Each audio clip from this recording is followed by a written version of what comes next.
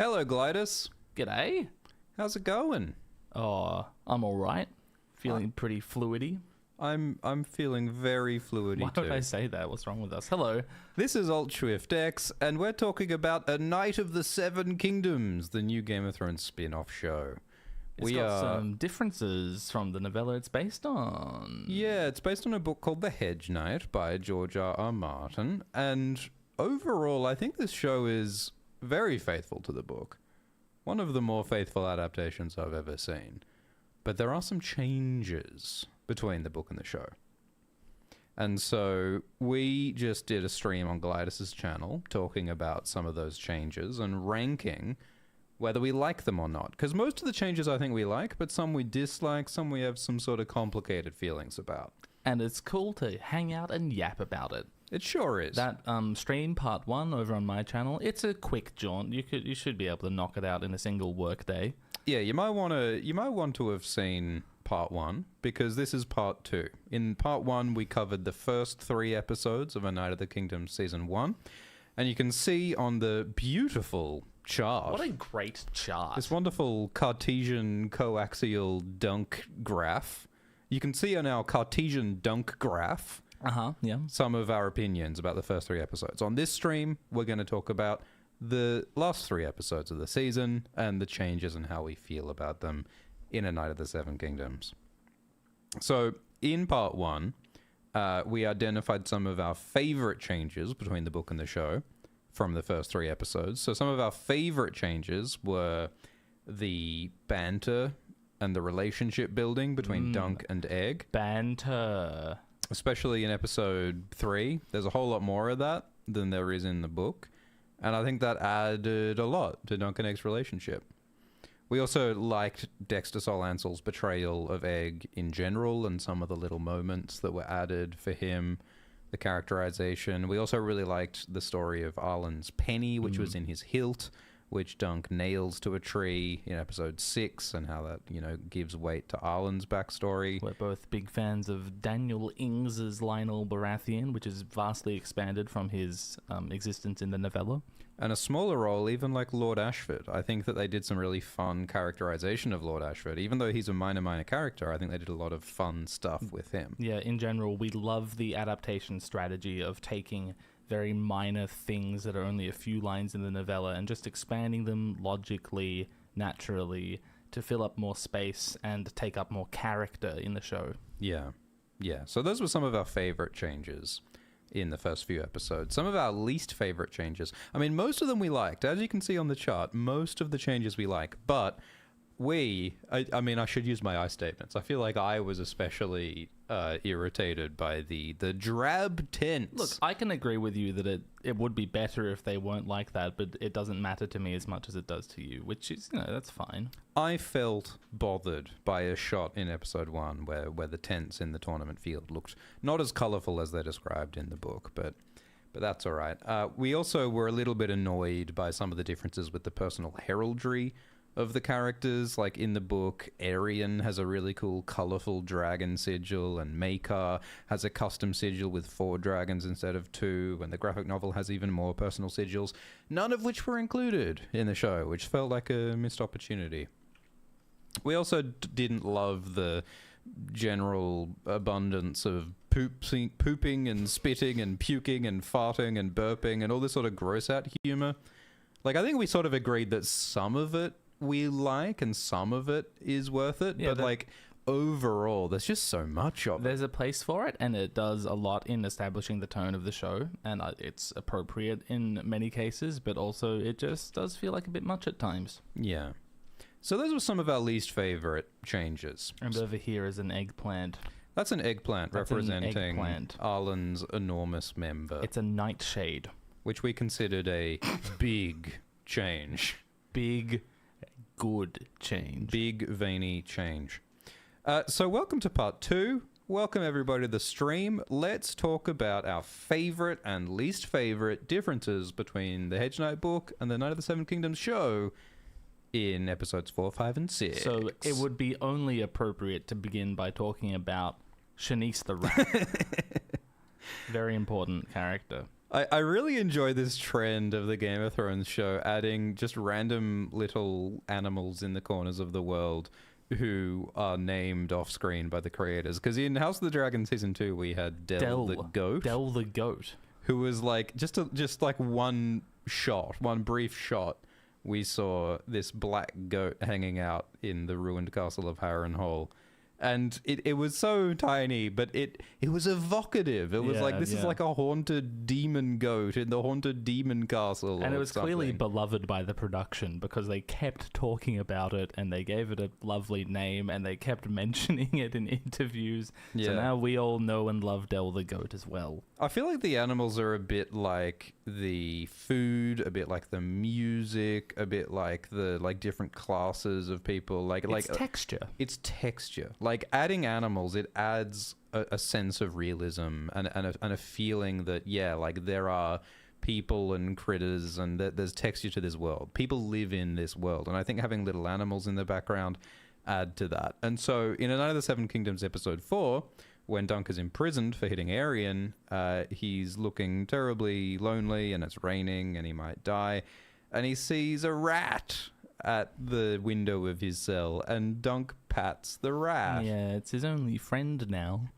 So it's this very odd little moment that just shows his loneliness, and I feel like Dunk would have a familiarity with rats, seeing as he grew up in Flea Bottom and lived in some kind of a basement. He probably caught a lot of rats. I mean, that's what he said to Alester, right, in the flashback, that he was catching rats to probably sell to a pot shop cook. Yeah. To do bowls of brown. So Dunk has hung out with rats, he's caught rats, he's eaten a lot of rats. He's well familiar with rats. Yeah, well, I mean, that's true. Do you think that given that Dunk probably ate rats at some points when he was in Flea Bottom, do you think Dunk is considering eating Shanice the Rat? Do you think, is that what's going on here? Because that adds a dark twist to his little patting the rat moment. As we found in our many years of discussing the food in the A Song of Ice and Fire novels, there is a fine line between friend and food when things get dire, right? Well, I mean, that's like what Lionel told Dunk. Like, if you're in my tent, you're either here to give me a gift or to fight me. Yeah. You're either here to eat me or screw me. And Dunk was there for supper. He was there for supper. Do you think if there weren't enough tarts to satiate Dunk's supper, he may have eaten Daniel Ings? One way or another. One way or another. My goodness. I thought Shanice the Rat is obviously a tiny, tiny change. It's a tiny, tiny moment at the start of episode 4. Teeny, tiny little girl. Teeny, tiny little rodent, but I thought it was lovely. Yeah.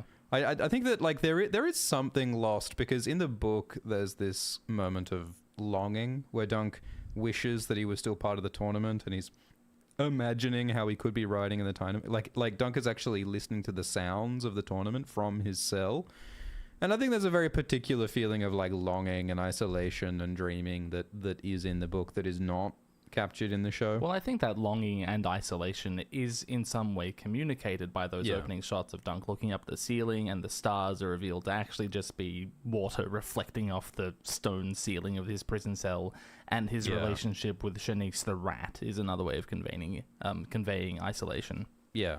Yeah, I agree. I think that the shot of the glistening water that looks like stars is the replacement for that idea of Dunk wishing that he was out in the tournament, because the stars are so associated with his ambitions and his dreaming and his hope in episode 1. So yeah, they did capture a similar moment.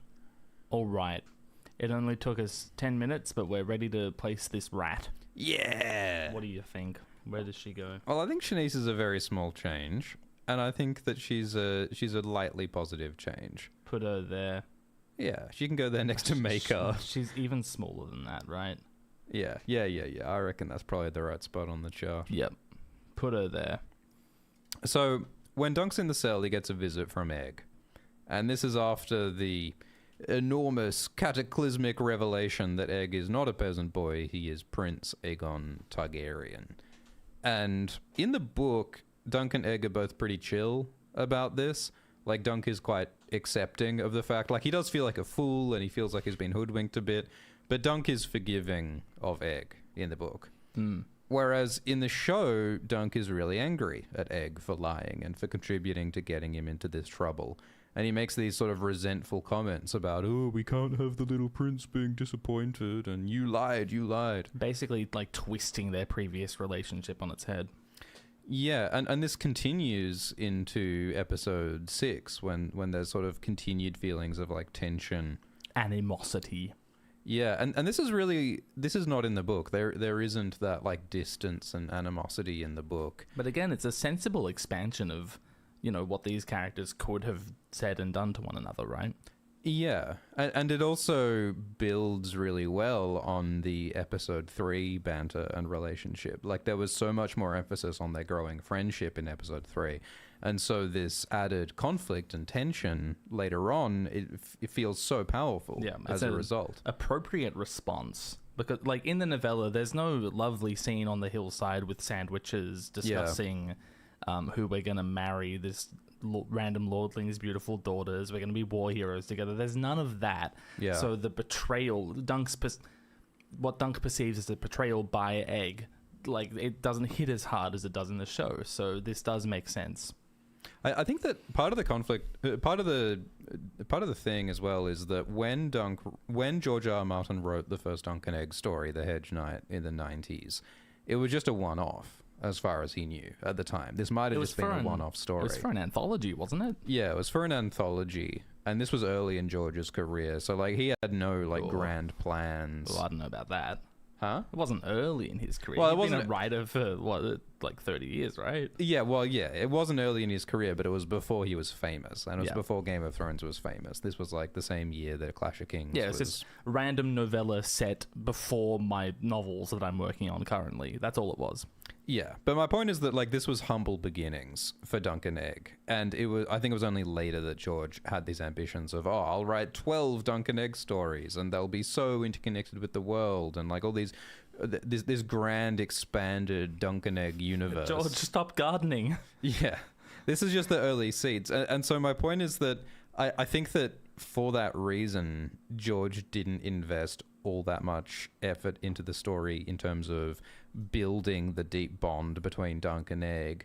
Yeah, it wasn't supposed to be... Because it might have just been a one-off. It wasn't supposed to be the initial installment of a long-running saga. It was supposed to be a self-contained story. Whereas now, in A Knight of the Seven Kingdoms, like, we know, like, everyone's hoping that this will be an ongoing series, potentially covering not just the 3 published Dunk and Egg books, but maybe another 10 Dunk and Egg stories based on George's plans. 100 years Dunk and Egg. So, like, when they're trying to lay the foundation for what they're hoping will be a big, grand, long-running series, it makes sense to really invest in the relationship, really build the relationship, really make us bond with these characters and their relationship. And so that's why I think it makes so much sense to emphasize their friendship and to really, like, go through a conflict and to go through tension in order to cement their eventual coming together. It's going to sound like we're sort of big fans of this show because I think this is a good change. Oh, yeah. Yeah. Oh, yeah, I think it's huge. Like, I never... When I read The Hedge Knight, I was never like, oh, they should have done more here. But now that I've seen the show... It's kind of like, how did George not do more? It's extraordinary how many things are like that. Because as a reader, you read The Hedge Knight and it's like, oh, that was brilliant. I don't see how that could have been better. And then this show's like, here's all the ways this could have been better. And you're like, what? What do you mean? How did you think of that? That's crazy. And they thought of it just by naturally extending things that were already there. Because I think it's a necessity of blowing the short novella up into a 3.5-hour show. Is we have to expand. So they just found the most natural things to expand. Yeah. Like this Dunk Egg conflict, Shanice the Rat, poops and farts. Yeah, well, this has never happened before with a Westeros story. Like, Game of Thrones in the early seasons made some good changes, made some bad changes, but it never felt like this. Like, I mean, There were some things. I mean, I know that we always bring up like the Robert Cersei conversation in season 1, where For they're me, talking it's about the relationship. Ned pointing Arya out to Yoren on Baelor's statue. Yeah. Because that's Ned saving Arya as his last action. And I think I think George has said, I wish I thought of that. Yeah. Another thing I'd add is Ned farewelling Jon Snow in season 1 and saying, I'll talk about your mother when I get back. Yeah. So yeah, those are examples of good changes in Game of Thrones season 1. And the showrunners had the advantage of hindsight in making those changes. Like, we're not going to blame George for not thinking of that. Yeah. Like, did George know that Ned would never talk to Jon Snow again when he wrote that scene? I mean, he could have edited the book because, he wrote the rest of the book where Ned dies. Spoilers. But, he didn't include that because maybe he thought it wasn't that important. But they did because they were blowing it up into a show. But I feel like not since Game of Thrones season 1 have we seen so many changes and additions to a Westeros book and gone, oh my god, what a great idea this should have been in the original book. Because obviously late season Game of Thrones, like, they weren't directly adapting books anymore, and they also happened to be mostly shite. Like, House of the Dragon does a lot that is like, oh wow, this is like a cool idea. I think that a lot of that would not have worked in the book, though, because the book is not a character-driven drama. It's a historical... It's a history book, and that a lot of the changes House of the Dragon made, especially the good ones, would not have worked in the book. Yeah. Whereas, like, this show, there is so much... There are so many additions, like Lionel, like Rand. I mean, Arlan's penny, I think we said, is one of the biggest ones. It's like, why? This should have just been in the book. Arlan, of course, Arlan of Pennytree should have a penny in his sword hilt. Of course. Dadoy. Of course he should be rambling in Dothraki. And of course, Dunk would be angry at Egg for everything that goes on. Because I think that, like Dunk getting angry at Egg in the cell, it also shows how afraid Dunk is, because he's he's at the mercy of the royal family. Yeah, so his outburst isn't just about getting angry at this 9-year-old boy. It's about Dunk is probably going to die, and he's terrified, and he's stuck in a cell, and there's a horrifying situation. And I think it's an outburst for that reason as well. But yeah, the way that they handle Dunk and Egg's tension to more forcefully feel them reaffirming their friendship in the end is great. So I feel like it's a pretty big change, and I think that it's a great change. I think it's a really good change because it not only makes sense and it makes their relationship stronger, but it really helps set a foundation for the whole series. And whatever ending we get to Dunk and Egg, whatever ending we get to A Night of the Seven Kingdoms, I think it's going to feel stronger as a result of this tension that we saw way back in season 1. Do you think it's bigger than those other changes there, the banter and the questioning of Arlan? It's probably about as big as the banter. This is... I covered up Lionel anyway. Let's put it there. Yeah, it's a big change. I think it's a great change. Huge. Awesome. Love to see it. What about Baelor, Glidus? What about Baelor? I mean, you put this chart together. What did you mean exactly by questioning Baelor? So... in episode 4, Dunk talks to Baelor, and in the book, it's basically Baelor saying, "Hey, make him really big." It's big, Baelor. In the book, so they're saying that Dunk, Aerion wants you dead, and Maekar's supporting him, and you're being accused of kidnapping Egg as well as hitting Aerion. And Baelor is like a wise, thoughtful guy, and he's like, "Well, I don't think you deserve to die for protecting Tanzil from Aerion, so maybe you should consider a trial by combat." And we get insight into seeing how Baelor is thoughtful and wise, and Baelor is in a difficult position because he needs to protect his family, the royal family, but he also recognizes that Dunk was correct to oppose Aerion. And to defend Tanzil. And that's kind of what the scene is in the book. In the show, they add a few lines that really subtly interrogate Baelor. So it's not just about Dunk and what Dunk's options are. Dunk has a line where he's like, "Well, I swore to protect the innocent. Don't all knights swear the same oath?" Mm. And so that raises the question of, well, Baelor also swore that oath as a knight, so Baelor should protect innocent Dunk. And that does tie in with him doing that at the end of this episode. Yeah. And so Dunk also says to Baelor, "Do you really believe that Tanzil intended treason?" And that's another question that's not in the book scene. But it turns the focus onto Baelor. In a way that does not happen in the novella, where this conversation is about Dunk, but it's also about Baelor. Yeah. And so we really... the show introduces these questions of, like, you know, Baelor needs to face his oaths and his responsibilities, and he is caught in a really interesting tension between his family and his knightly values, and it all pays off at the end when Baelor declares he will side with Dunk, and that doesn't happen in the book, and it's really subtle. It's only like 3 additional lines in this scene, but it creates an arc. Yeah. We talked about how, like, the show creates this structure. It creates these arcs focused on different characters in each episode. And this becomes the Baelor episode where, you know, it's... just by these few subtle additions. Yeah. So it's so subtle, but it makes Baelor a much richer character. He's already pretty rich. He's the prince of the realm. Hey, He's the next king. Hey. Hi. So I love it a lot. It's a small change, but I think it's a great change. Yeah, I agree. I really, really love how Baelor dodges the question. The scene where, the line where Dunk says, "Do you believe that Tanzil was doing treason by doing that puppet show where the dragon dies?" And Baelor's like, anyway, moving on. It's funny and thoughtful, and I like it. Yeah, we feel Baelor's pain The of the tension. situation that he's in. Like, That's it what really, it's all about, the human heart in tension with itself.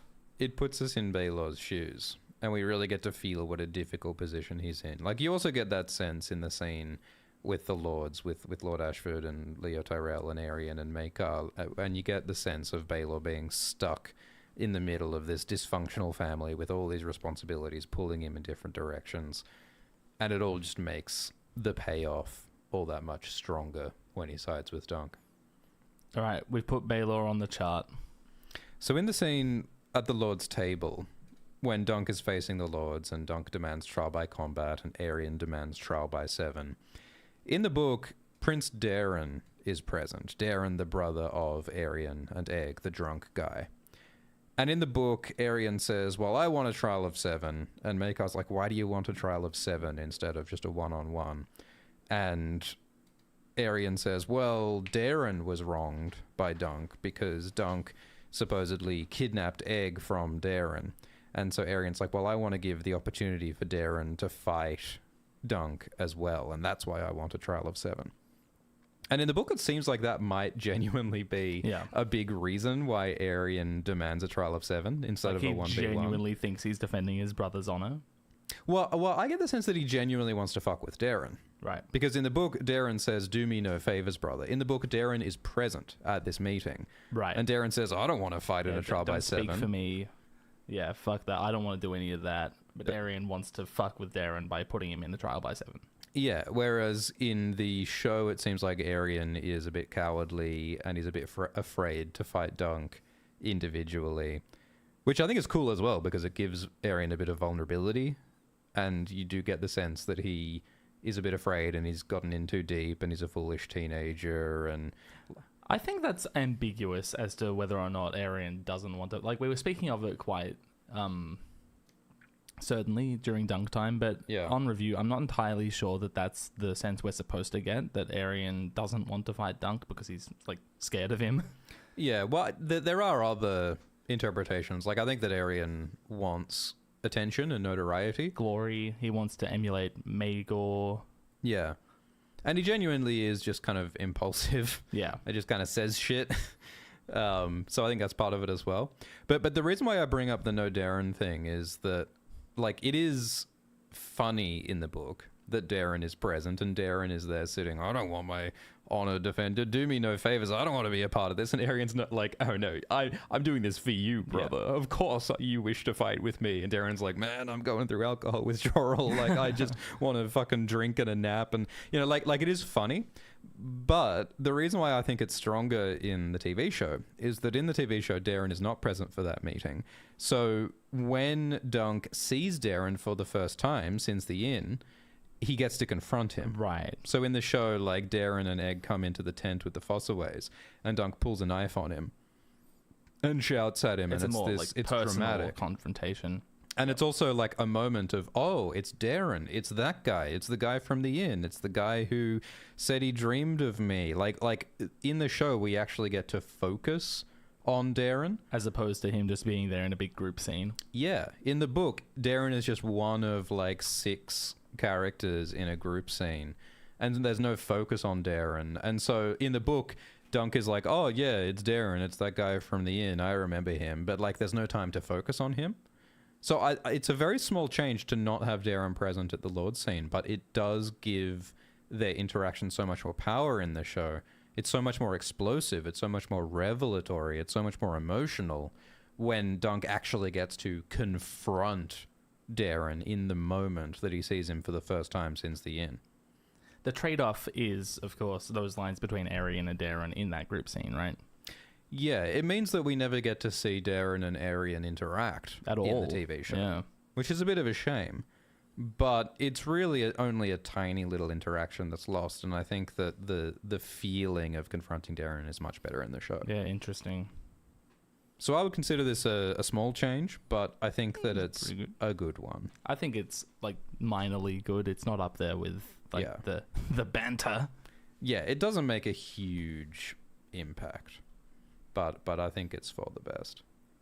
There's actually like one other tiny little change, like the tiniest of tiny changes, which is that in the scene with the Fossaways and Daeron and Dunk and Egg, there's that bit where Egg is talking about how Aryan abused him and threatened him with a knife. And in the show, not in the book, but in the show, Raymun laughs. Raymun snorts at Egg's traumatic story, which is really inappropriate and horrible. And then after that, Daeron makes a joke about, well, you know, if only Aryan was born a Fossaway, and then he would think that he'd be an apple and we'd all be a deal safer. And then Daeron sort of like looks at Raymun Fossaway going, you know, haha, screw you, man. And the feeling in the show is that Daeron is kind of dunking on Raymun. And he's defending Egg. To defend Egg. Yeah. Like, Raymun laughed at Egg's traumatic story, and so Daeron gets back at Raymun for Egg. Who do you think you are, you fucking apple boy? Yeah.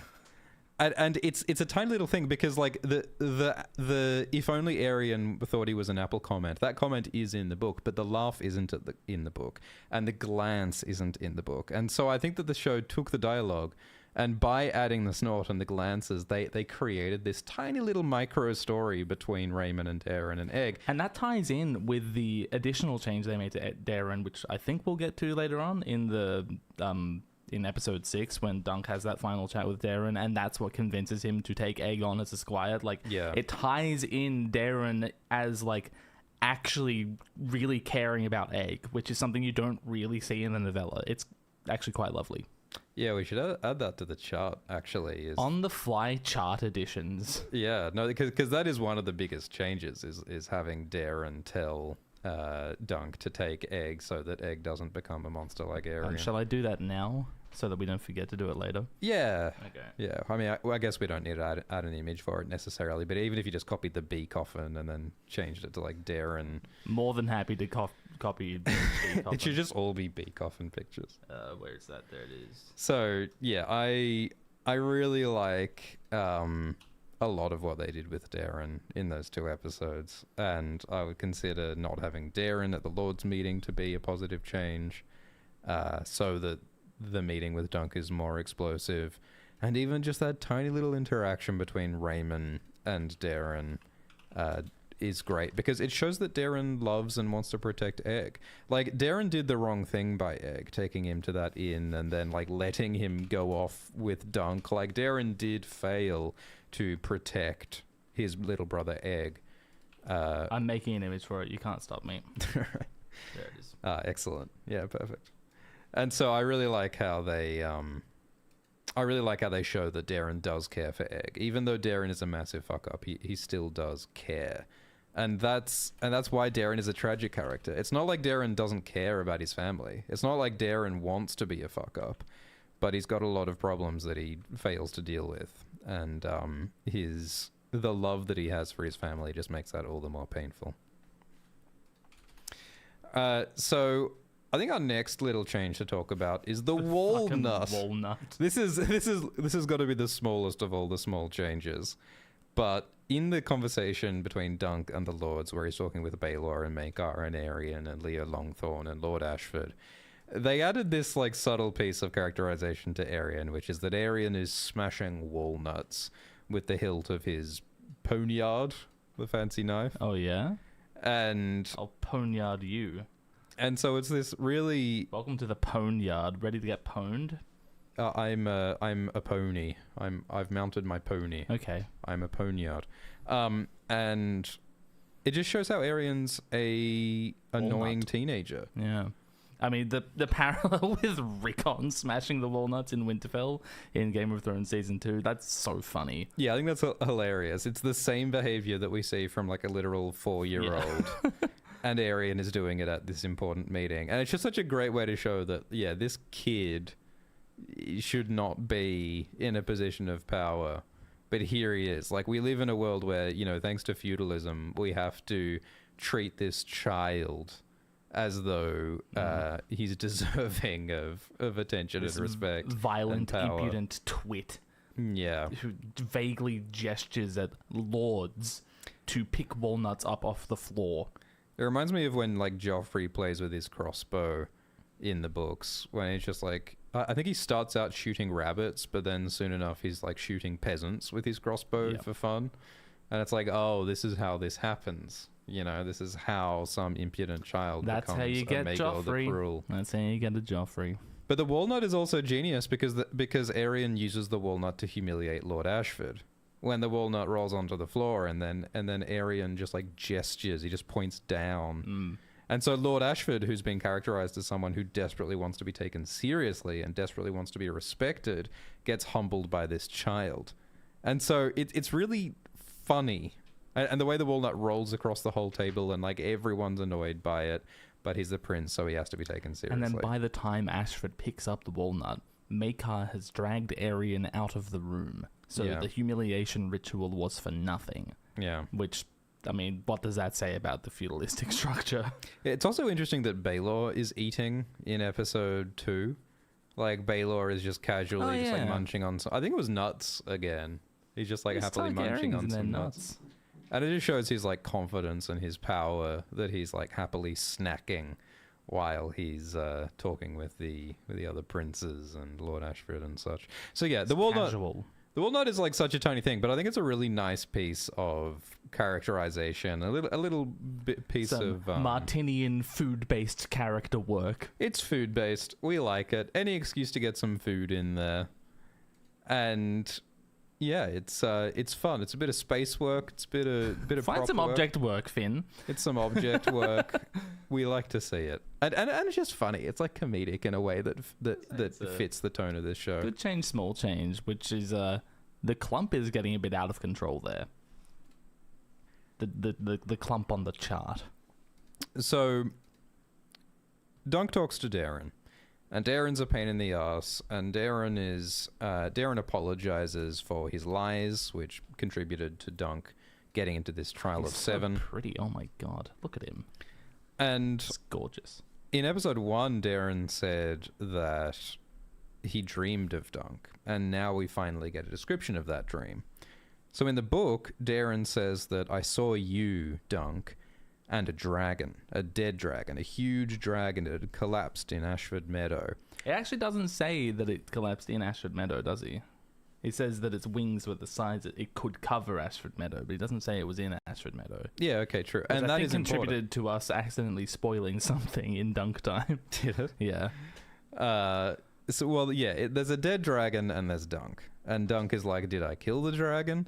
And Daeron says, I don't know, but the dragon is dead and you're alive. And so that's what it is in the book. And so in the book, it seems to be foreshadowing the death of Baelor, who was a dragon because he's a Targaryen. And we see how Daeron has interpreted this dream, thinking, oh no, maybe I'm the dragon and I'll die and I'll be killed by Dunk. Yeah, so I've got to stay away from this guy. But Daeron and Dunk are hoping that, well, maybe Arian is the dragon who'll die. Let's hope that Arian will die. But then it's a surprise twist when it turns out that Baelor dies. And that's always the pattern that George does, is he sets up an expectation. Like Cersei is like, oh, Tyrion will be the Valancois who will kill me, but you know, a lot of people expect that Jaime might be the Valancois who will kill Cersei in the books. It's actually rocks. It's actually bricks. Rocks are the Valancois. And like R plus L equals J, like we're introduced to the mystery of who is Jon Snow's mother, and like in book 1 it's saying that, oh, maybe it's Ashara Dane is the mother of Jon Snow. So there's all that going on. That's the red herring for Daeron's Rhaegar and dream. Lyanna. Just in the novella, the show adds yet another meaning. Yes. And I mean, this is a spoilery thing. I don't think we can avoid this being a spoiler. Yeah. Should we save it till the end? Yeah, maybe we shouldn't talk about what specifically that does mean, but we can rank it still. Yeah, I think that maybe we'll address the spoilery aspect of it at the end, and I think that we don't spoil anything. This change also comes down to George not having any grandiose vision for Dunk and Egg beyond the Hedge Knight when he wrote the Hedge Knight. Yeah. Because if he had planned everything that he currently does have planned, maybe he would have included this. So it's just like a completely naturalistic, normal retcon, I guess. So the change is that in the book, it says Daeron saw Dunk and a dead dragon. And in the show, Daeron says he saw Dunk and a fire and a dead dragon. And, you know, no spoilers, but like this is referring to Summerhall, and if you know what that means, you know what that means. Yeah. And yeah, maybe we'll talk about it more at the end of the stream, but or maybe we'll forget. But they're adding a Summerhall thing Throughout the season, really. Throughout the season. And so it's a tiny little thing, but it's something that like book nerds who know the ending will pick up on. And it's funny because I think we sort of landed on we don't like the fortune teller very much. The fortune teller was way too direct for my liking. I much prefer Daeron here. I agree. I think that this alone communicates everything that the fortune teller did in a way cooler way. Yeah, it's kind of like, you know, you've added the Daeron change, so why have the fortune teller's prophecy as well? And also, like, the fortune teller's feels so out of nowhere when like it's not really connected to anything else that's happening. I mean, it does make sense that like a wandering fortune teller would be on the tourney grounds. Like, I don't think that requires any further explanation. It is, but like in terms of tone and vibe of the story and the episode at that time, sometimes it's so a wacky person comes up to you while you're having a good... They're eating hot dogs on a stick, right? at the fair, they're just walking around with their hot dogs, and then a fortune teller comes up to them like, it's gonna happen sometime. Sometimes you're just enjoying your cotton candy and you get a prophecy about your death. Sometimes that's how it happens. But Daeron feels so much more fitting because the episode is about Dunk's fate. The episode is about what is the future for Dunk and for Egg. Do they have a future? Are they doomed? And all of Daeron's feelings, like all of the emotion and the arc of the episode is about their fate and their future and their death. So this is a great time to add a tiny little hint about what Dunk and Egg's future is. So that's great. Yes. And it also fits with what George often does, which is like multiple meanings and multiple interpretations. And also like the broader sort of esoteric lore thing of, you know, the idea that kind of every Targaryen who has dreams of the future seems to be having effectively the same dream referring to the same events. Which appears to be Daenerys.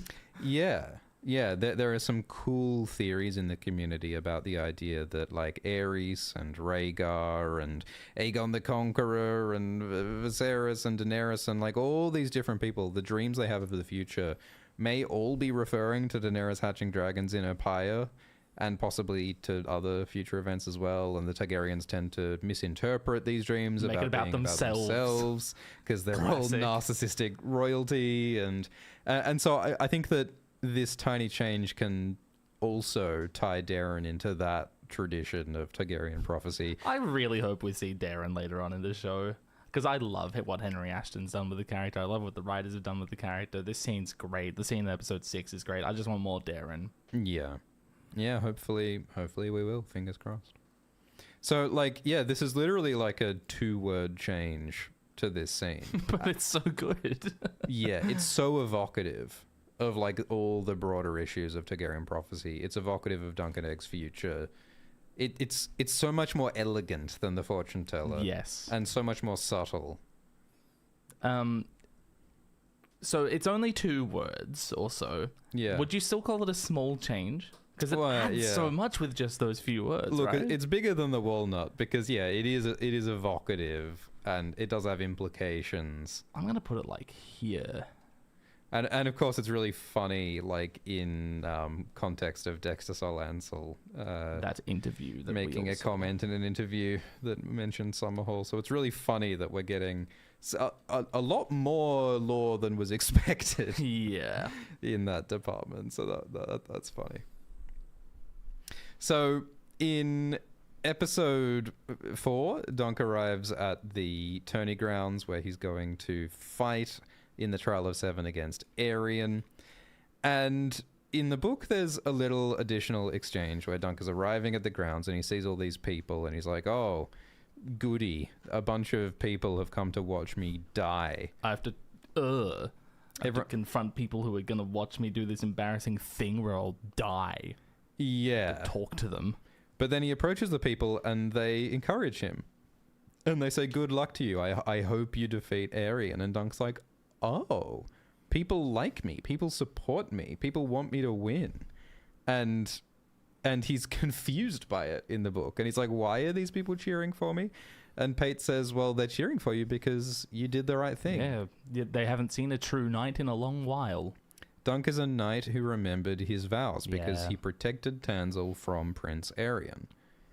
And I think it's great for so many reasons because, like, this story is about what it means to be a knight. And basically the argument is that being a knight is not about swinging a sword. It's not about swearing an oath. It's not about being a fancy lad. It's not about ceremony or pageant or events of any sort. It's about a way of life. It's about a system of values. Yeah. The values of standing up for the innocent, doing the right thing. Being brave, which means romantic, heroic foolishness, as illustrated in the show, right? So that's why Dunk is a knight who never swore an oath and isn't fancy and isn't rich and doesn't even have a sword belt. Because that's not what matters. Yeah. What matters is he remembered his vows, even though he never swore them. So in the book, this is a really important moment that it sums up the whole thing that and asserts that. Like, in a lot of ways, this line is the heart of the story. I would also like to point out that this small group of small folk that Dunk encounters here is representative of the 7. There's a father, a mother, a maiden, a warrior, a smith, and a crone. Pate being the smith, of course. So this is basically the 7 encouraging Dunk. Oh, that's cool. I haven't seen it like that.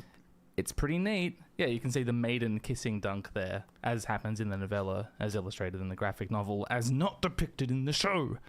Yeah. It's like the gods themselves are praising Dunk for keeping the oaths of the 7. It's interesting. I think the Hedge Knight is probably the most evocative example of the 7 actually existing.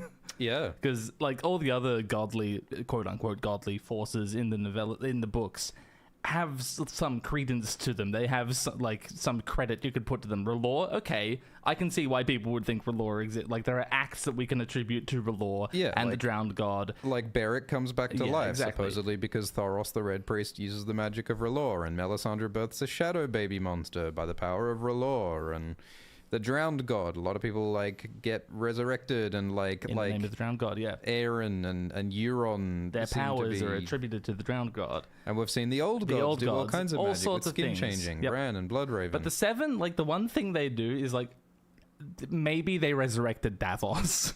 Maybe the mother saved Davos. They resurrected Davos. Oh, but he reckons maybe. I do enjoy the theory that the maiden or the 7 gods resurrected Dunk in episode 5. Yeah. I mean, that's why this is important to me, because this is the 7 giving Dunk their blessing. Yeah. And then they resurrect him in the fight, but this moment isn't in the show. So did they? I don't know. So in a Reddit AMA recently, Ira Parker was answering questions about the show, and someone said, why didn't you include the line, a knight who remembered his vows in the TV show? He basically just said, oops. Yeah, Ira Parker said on Reddit, oh, yeah, shit, I forgot to include that line. And, like, it's a shame that it's not in the novella, but how fun is it to have a showrunner of an HBO program say, oh, yeah, whoops. on a Reddit AMA, just like talking to some random. Yeah, it's very funny. It's very funny because he made a similar comment about some of the personal heraldry changes. Oh, we should have done that. Like, Whoops. oh yeah, shit, we should have given Arian and Maekar their proper personal sigils. From the sound of his AMA response, it seems like they actually did include this in the script initially, and it just got cut at some point. Yeah. Yeah, it wasn't... Yeah, I think that Ira was saying on the Reddit AMA that he, like, forgot. It was in the script, but, like, that he forgot to film it. Seems to be what he was saying. To me, it sounded like it was just one of those things that, like, you know, we need to account for the runtime. There are so many other things we need to communicate in this episode. This scene is, in some ways, tonally accounted for in other places, question mark maybe. So let's cut that bit because we've got to make room for something else. Yeah. And I think what he was admitting to in that AMA response was we should have remembered how important that scene was before cutting it, like we would have cut anything else, right? Yeah. He might not be saying that we literally forgot about this line. It might be more Like, that there are its lots of different importance, lines, and yeah. there are lots of different reasons why a bit might be included or might not be included. It's always a constant negotiation between a lot of different factors, I imagine. But I think it's bad. I think it's bad. I think that if this moment was in the show, it would have hit... It would have been just very special and lovely and beautiful and tied everything together in a complete way. And it's not there. I agree. And it could have been 5 seconds. Like, it could have been like a 15-second thing. There's no special effects. Like, that's the thing. Like, if it's a whole elaborate sequence that doesn't add much, then I'm like, okay, fine, maybe you don't need it. But this is such a small, simple thing to add, and it is the thesis statement of the entire book. Yeah. So I think it absolutely is a loss to not have this. And it's not tiny. Like, it's a small scene, but like the impact of it and the meaning of it is substantial. I'm actually going to make this our worst change yet. I'm going to put it down here because it's substantial and it's very meaningful and it's just not there. And it has no redeeming factor to it. Like even like the drab tent thing is kind of like as we were saying. We thought about that. Yeah. Yeah, like there is another side to it. It's like, oh, okay, Dunk's coming in like the back way. It makes sense that the workers' entrance would have the more boring looking tents. Yeah, like, and that's the world that Dunk's from. There's a purpose to it. Actually, there is another small change I'd like to add to the chart, which is no 3 white knights, 3 black knights shot. Right, in episode 5. Well, that's not a change from the... I mean, I guess it is a change from the novella, isn't it? Because it is described. It's a change that it is described and it is emphasized. Should we... I suppose we should go to that now, shouldn't we? Yes, we should. So if we make another little nodule... I'll just copy the Otho fart. No, I'll copy that. So in the book, when Dunk is on the tourney grounds and all the knights arrive for the Trial of 7... there's a paragraph that describes Maekar and Arian and Daeron and the 3 Kingsguard knights arriving at the field. And it's some of the more detailed, evocative description in the book, talking about how, like, the 3 Kingsguard have, like, their beautiful snow-white cloaks, and Maekar, Daeron, and Arian have their ornate black Targaryen armor, and they emerge from the mist. And it's captured really nicely in the graphic novel, in the artwork, the way that they emerge, and the black knights and the white knights, they're like chess pieces. And, you know, obviously the concept of a white knight is like a good guy, a chivalric white knight, the ideal of what a knight is supposed to be, and a black knight evokes like villainy and evil and antagonism. And so I think there's a lot of like subtextual symbolism in the white knights and the black knights, and it's also just beautiful the way that it's described. And so I think that they should have included it in the TV show.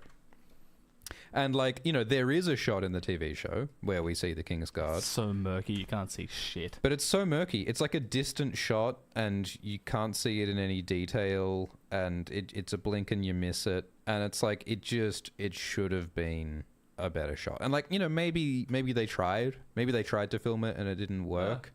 Like, I'm sure it's a hassle trying to deal with, you know, 6 horses and 6 dudes in the armor, and is it stunt performers or is it the actual actors? And I'm sure it's a hassle, but it's like, it could have looked ace as hell. It could have looked really badass. Ace as hell. Ace. It could have been hella ace. It could have been hella grouse. And so I was disappointed that it wasn't in there. And I'm sure a lot of people who read the book wouldn't even like notice or care. It is only like a few lines, I guess. But to me, it felt important because George R. R. Martin cares about this stuff. George R. R. Martin cares about the color, the heraldry, the pageantry, the beauty, how it's inspiring, even in the face of all the mist and mud and cynicism and corruption. It's important. Thank you for saying all that while I futzed around with the graphics. Anytime. So I think it's a shame because this story is fundamentally about the difference between the beautiful visuals and the inspiring, hopeful splendor versus the realities on the ground of what it means to try and be a good knight. And I just would have loved a comparison shot or like a cut between two shots of Arian's team, 3 white knights, 3 black knights, the bastard apple knight, cut to Dunk's team, like the most mismatched motley crew of knights you could picture. Yeah, true. The contrast is a big part of it. It's very funny to have Dunk's weird bunch of motley randos up against 6 of the most storied, powerful, important men in the continent. And the man who just doomed him by betraying him. Yeah. And I guess like maybe part of it, like I know behind the scenes they talked about, they really want to focus on Dunk and Dunk's perspective. And so, it's sort of a narrow field of view that he has, but we could be seeing it from Dunk's POV as these enemy knights arrive. Like it totally could have been from his POV. So yeah, I'm going to call this a bad change, a small change, certainly a small change, because there is a shot in there. It's just not nothing. A good shot. It's just nothing. And like it also could have been an opportunity to show us these individual characters, right? Like they never really distinguished the 3 Kingsguard knights in episode 4 and 5. They never took advantage of the fact that they did establish some character of Roland Crakehall and Donald of Duskendale. Yeah, and I think that they could have done more to show us Daeron and Maekar. Like there is a brief shot where we see Daeron putting on his helmet. But we could have spent a little more time with them before the fight. I quite like that shot because it shows him he's like sighing pensively, putting his helmet on. I like what they did with that. Yeah, and I like his helmet, the green feather coming out of his helmet. Yeah, his quirky little feather. Yeah, what's up with Daeron, hey? I did like that shot of Daeron. I think it did some work. But yeah, that is a small bad change. Do you agree with that placement there? It's quite small and. How do you compare it to the drab tents? I would move it down a little closer to the drab tents, personally. Wow. I mean, it's a similar complaint. Like, it's purely a visual complaint, and it's a single shot. Yeah. So, before Baelor agrees to ride for Dunk petitions the crowd. Dunk gives this passionate speech where he's saying, "Are there no true knights among you? You guys all swore to be knights. You all swore to protect the innocent. That's all I was doing by attacking Arian to protect Tansel. So why don't you guys stand up for me? Amongst all these powerful lords and powerful knights, surely you all should be clamoring to join my side, the righteous side, but no one does." Otho Bracken, the Brood of Bracken, does stand up for Dunk to fart at him. He farts in his general direction. Yeah, this is not in the novella. Otho Bracken does speak and say, "Yeah, no, sorry, not going to help you," and that's the extent of it, really. Yeah. But here in the show, he stands up, makes a show of it. There's this big music swell. The crowd's like, "Oh my god, the Brood of Bracken!" And then he farts. And it's not even like an explosive, very loud, very, "Oh my god, what a fart!" Like you wouldn't write about that fart. You wouldn't tell your dad the next day, right? I mean, it's impressive that it was loud enough for Dunk to even be able to hear it, like across. I agree. Across from the stands. And for me, that's actually sort of like this is an extraordinary nitpick. How the hell did everyone hear that fart? Yeah, I mean, what kind of like sound did he design? just shit his pants? That's the thing. Like, if I was doing a fart, and if I wanted to do a really loud fart, like I don't know how much confidence I would have in how loud the fart is going to be. Check this out, everyone. I'm going to shit myself. Yeah, like what? I feel like if I stood up like Otho and I was trying to fart in front of everyone, I feel like there'd be a high risk that it just would not be a loud fart at all. Well, that's how confident he is. And there's just, and there's like a percentage chance that I'm just going to shit myself in front of all the princes of the realm. Yeah. Like I feel like that's the bravery of the Brood of Bracken right there. Yeah, that's why they call him that. Like this guy knows his gastrointestinal system with a degree of expertise. He knows it like the back of his duodenum. He wields his sphincter like Arthur Dane wielded Dawn. Yeah. Like he knows how to use his cloaca. In the show, Arthur Dane actually had 2 cloacas. I like that they highlighted Otho Bracken. That's fun because that's something that could come up in A Night of the Seven Kingdoms season 5. 5, I think, because 4 is She-Wolves of Winterfell. Is that confirmed? None of this is confirmed because George hasn't actually written the books. But I feel like it makes sense for them to go to the Riverlands on the way to the north, but it also makes sense for them to go to the Riverlands on the way back from the north. I think the theory is that there's a Winterfell Dunk and Egg story for the 4th story, and there's a Riverlands story for the 5th story. Okay. But all of this is like George hasn't finished it, so who knows? But like Otho could be significant in future stories, so it's fun how they introduce him. I just don't know if this was the time and place for a fart joke. I see the argument for and against.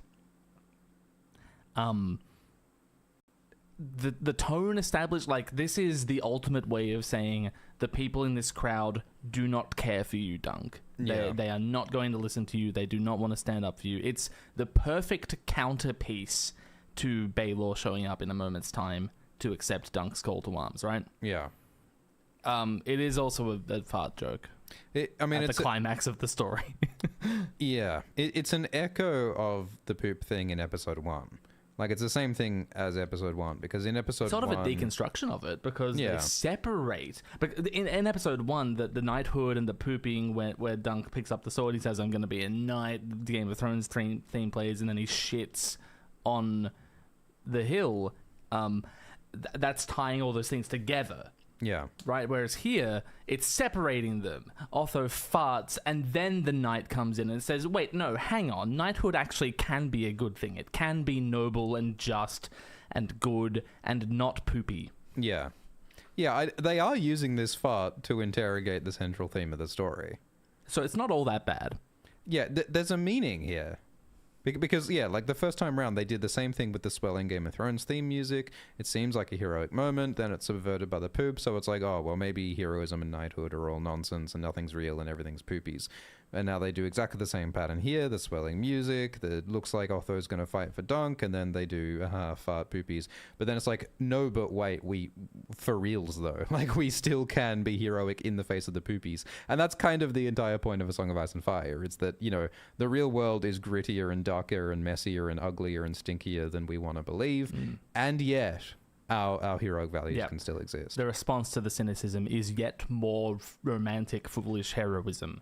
So all of that subtext is there, but I feel like for the experience of most viewers... It's still just a fart joke. It's still just a fart joke. Yeah.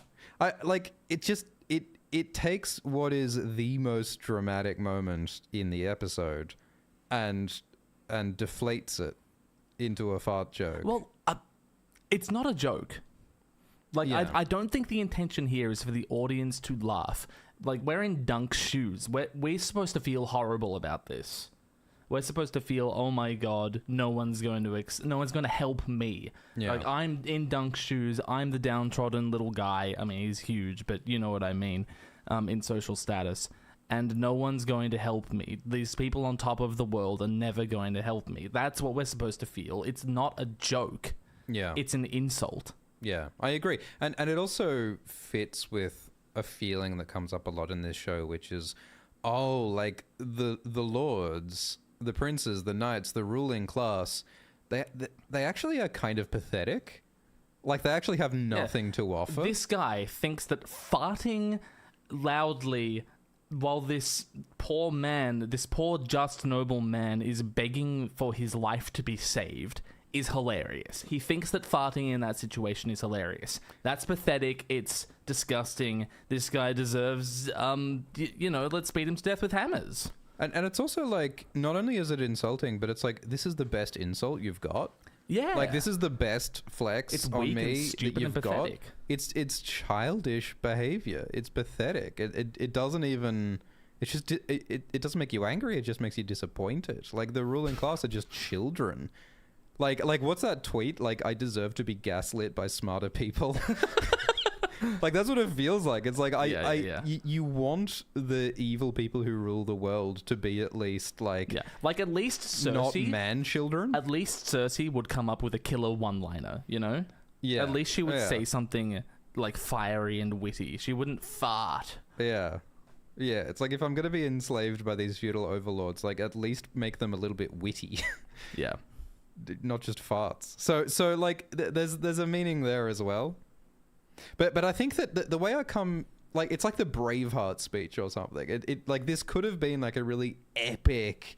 Like, yeah, man, Dunk speech. I mean, epic. It is epic. Peter Claffey performs the fuck out of it. He does. And there's just a weird fart moment in the middle of it. And I think that the fart does take away from the drama and the beauty and the excitement of the speech. And, like, yes, that's the intention, but, like, think how much more powerful the scene could feel without the fart. Because the whole flow of it is kind of mucked up. Like he's building the tension and then the fart happens. And that just kills all the tension, but then Dunk just keeps going. Yeah. Like maybe it's an issue of the pacing and the editing. Like, maybe they could have tweaked the pacing differently. Like, maybe the fart could have happened earlier in the speech, or maybe they just could have rejigged it in a way that made it flow better for me. But the way that it is, I think that it destroys some of the excitement in what could have been a more powerful scene. I think that's my feeling. I think it speaks to the quality of the writing and the performances that it still is a fantastic scene. Yeah. I mean, it could have been a lot worse. Oh, absolutely. They could have made so many worse decisions than Otho farting. Like, you know, think of what went on in Game of Thrones season 7, season 8. Like, there was so many scenes and episodes in late season Game of Thrones where they deflated otherwise dramatic scenes by going, guess it's all just cocks. Aha, Varys, you have no balls. Like, they constantly did these just baby, like, childish little dick and balls references. Yeah, jangle the keys. It's like, oh, don't worry, we're not emotionally invested in this story. This is dumb. This is just fantasy. We don't actually like fantasy as a genre. Like it takes you out of it. It's like, what if Frodo was like dicks and tits, you know? Like, Game of Thrones season 7 and season 8 feel like that they were written by Otho Bracken. They feel like they were written by someone who didn't respect the material that they were adapting. Yeah. And so we the fans, Peter Claffey, Dunk shouting, "Are there no true knights among you?" and Dave and Dan are just farting at her. Yes, that's how I feel. We're begging for our lives. Is there no good adapter among you? Did no one on that writing team read A Feast for Crows? Yeah, that's how it feels to watch late season GOT. And I think that watching this fart in this episode, it doesn't feel like that because we relate to Dunk, not to Otho. Yeah, and after Dave and Dan fart on us here, you know, Baelor, Ira Parker rides out and says, "I will adapt George R. R. Martin property for you." Yeah, because that's the other funny thing that we talked about. And then Daeron is Ryan Condal, like, "Oh, I meant well." I feel like the pooping, we talked about the pooping in episode 1 is kind of Ira pooping on D&D, I feel, on some metaphorical level. It means a lot of things. Yeah, it means a lot of things. And it's like, and if Otho embodies the disrespect to the source material, Night of the Seven Kingdoms is saying, yes, like, some of our source material is not great. Some of the past shows are not great. But we will soldier on in face of all the compromised, flawed shows that have come before, and we're doing our best Rage to do the right thing anyway. Dying of the Light, adapt against the awful Game of Thrones seasons. Yeah. So, like, it could have been a lot worse, the fart thing. It's not without merit. The fart is not without merit. But I feel like it overall is a poor change. I think there's a reason that George Martin wrote it the way that he did in the book, and I think the way it is in the book without the fart is stronger. That's my feeling. Yeah, there's a lot of reason to put it in there. There's a lot of meat on this fart. I won't argue against that. Ew. But yeah, sorry. Yeah, I think overall a little negative. Mm. Do you think it's a large change? Do you think it's a large fart? Oh, I think it's like a medium change because it's momentary, but it is in the middle of one of the most significant, epic, emotional speeches in the story. So I'd call it like a medium-sized change, and I'd say like a bad impact change, personally. To give After Effects a moment, but I have put it here.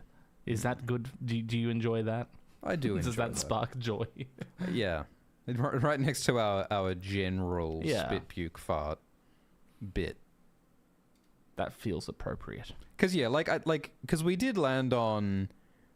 We're not against some of the additions of body humor, gross out, pooping, spitting, puking, but it just feels like they turned the dial up a bit too high. It feels like we don't go 20 minutes in this show without having some kind of bodily fluids emitted on screen, and it's just like, I would have preferred that they dial that back a bit, and the fart is part of that. So then we get to episode 5. Oh my god, we did it. It only took us an hour, but we got through episode 4. The fight episode. Did you enjoy the fight episode? Did I enjoy the fight episode? This is like... It's the fucking best. I enjoyed it. I enjoyed it so much more than I thought I would. Yeah. I went into it with reservations, but I thought it was great.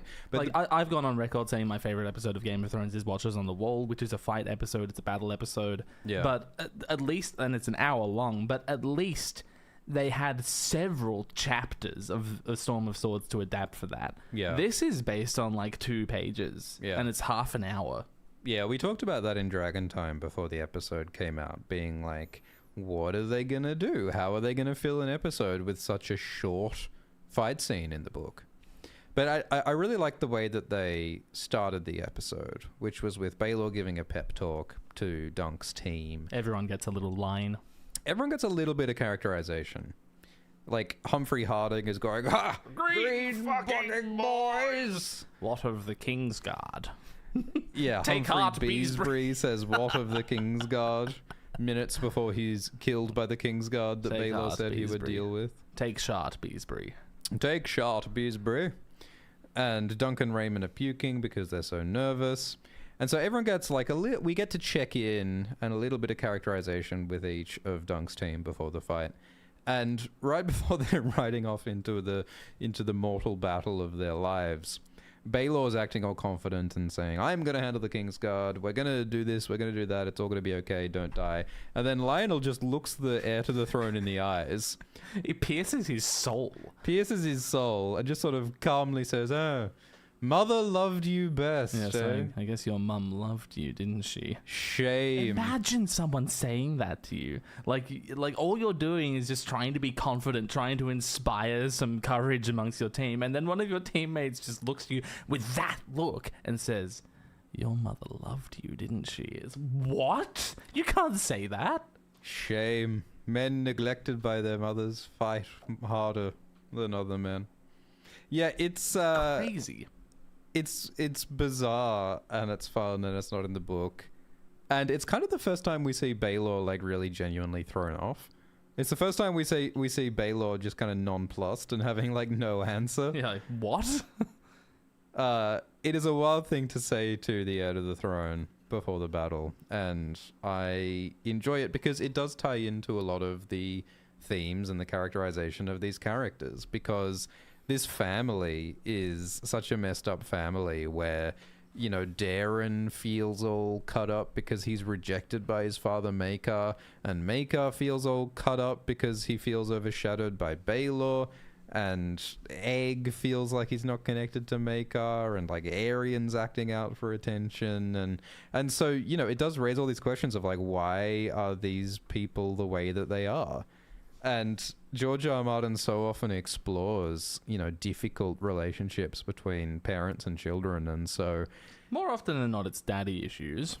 Yeah, George often explores daddy issues with like Tyrion and Tywin and Sam and Randall, but here Lionel talks about Baelor and Maekar's mother, who is Miria Martell, and I think it's like they made a deliberate choice to bring up mothers. Like in this episode, Arlan says, "In the name of the mother," and the Septon says, "In the name of the mother," and Lionel, when he's knighting Raymun, says, "In the name of the mother."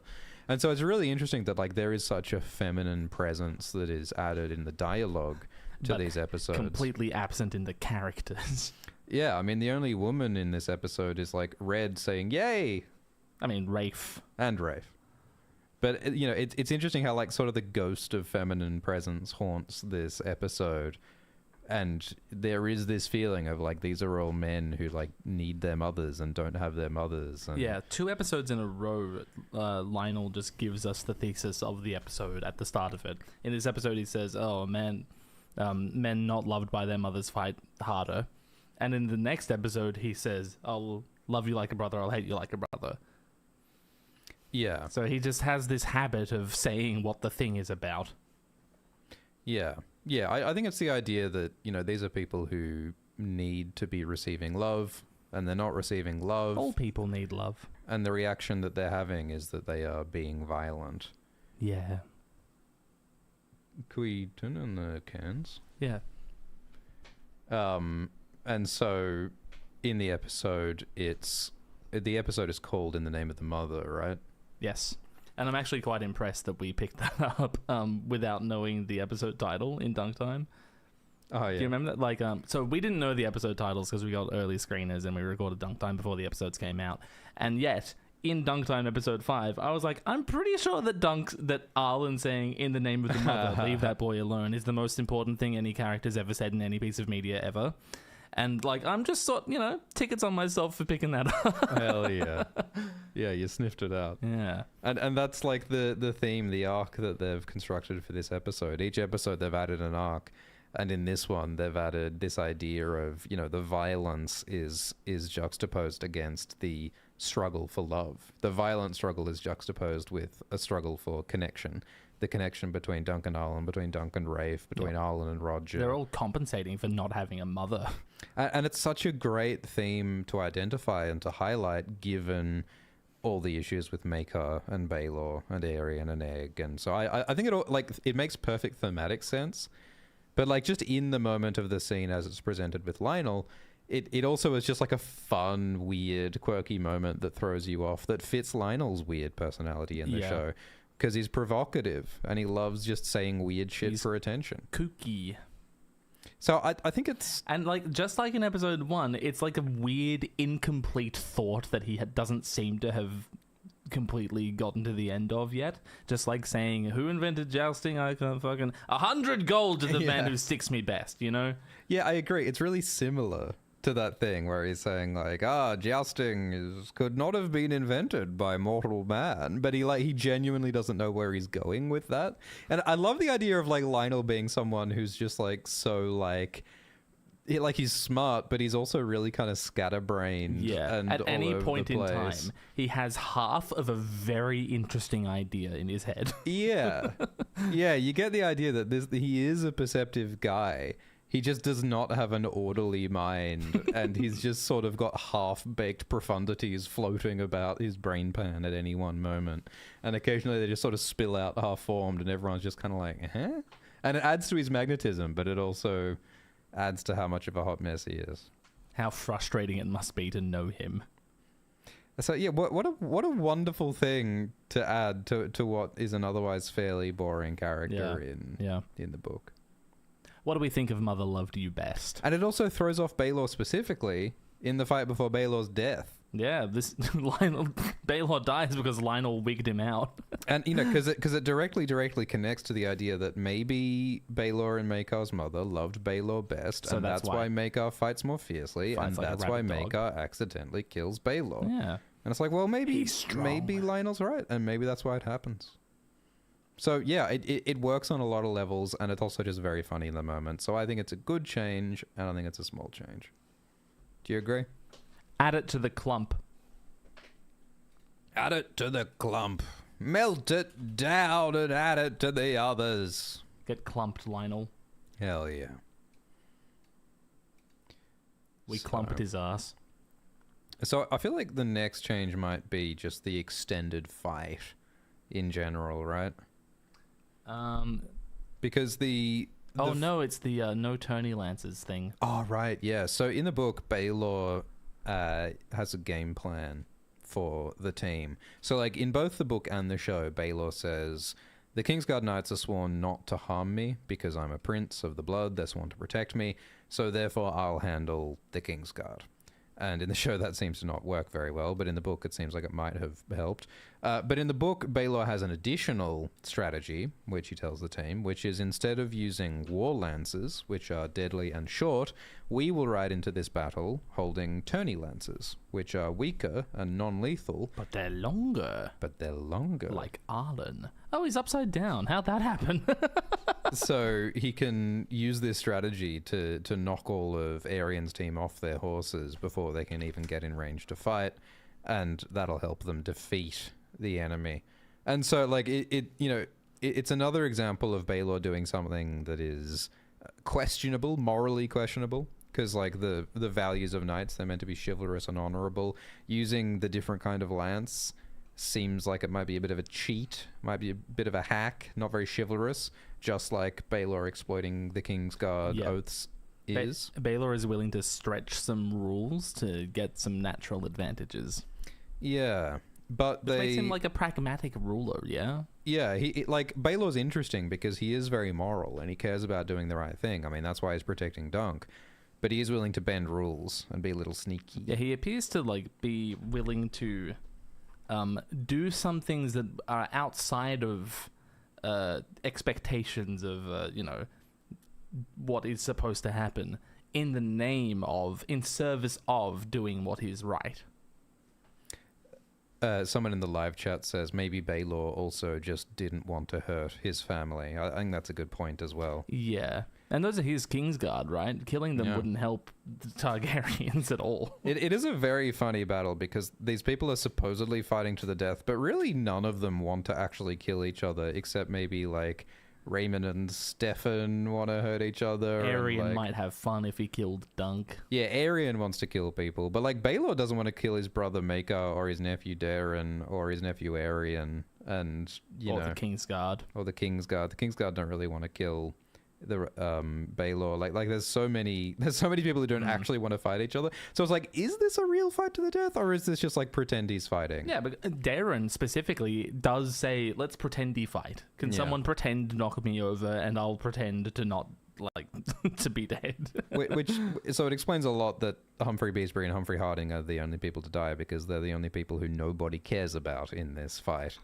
You don't want to be those people, do you? Oh, no, surely no one cares about Robin Riesling. Well, yeah, not a lot of people care about Dunk. Yeah. So why did they not include the Tourney Lance thing in the show? Well, it's a bit clunky to explain, I think, to an audience when, we haven't had much time committed to jousting so far. They also haven't. It also would be very annoying to film, I imagine. Yes. Like, having to... Like, the stunts are complex enough when you've got real stunt performers on real horses with lances exploding, and it would be a tricky thing to show on screen in a way that people understand. Because I think that a lot of viewers were already a bit confused by the exact rules of the jousting. Like, do you win when you knock them off? Can you keep fighting on foot? Can you get back on your horse like Longthorn? It's enough to explain to the audience, this one isn't a play fight, this one's for real, we're trying to kill each other. And the whole Baelor's questionable honor in regards to, like, the morality of the rules bending thing we were just talking about, that's communicated by the whole Prince of the Blood, Kingsguard can't hurt me thing. So, like, it's not like anything is really lost. Yeah, I agree. By leaving this out, so I think it makes sense. Also, it's not even clear if the Tourney Lance thing pays off in the book. Does anything. Because we see it from Dunk's POV, and Dunk doesn't actually see whether Dunk's team successfully knocks Arian's team off with the Tourney Lances and such. I don't think that really matters. I think it matters more in that it tells us about Baelor. Yeah. That's all it does, and we're already being told about Baelor with the Kingsguard thing, so I think it's fine to leave it out. Yeah.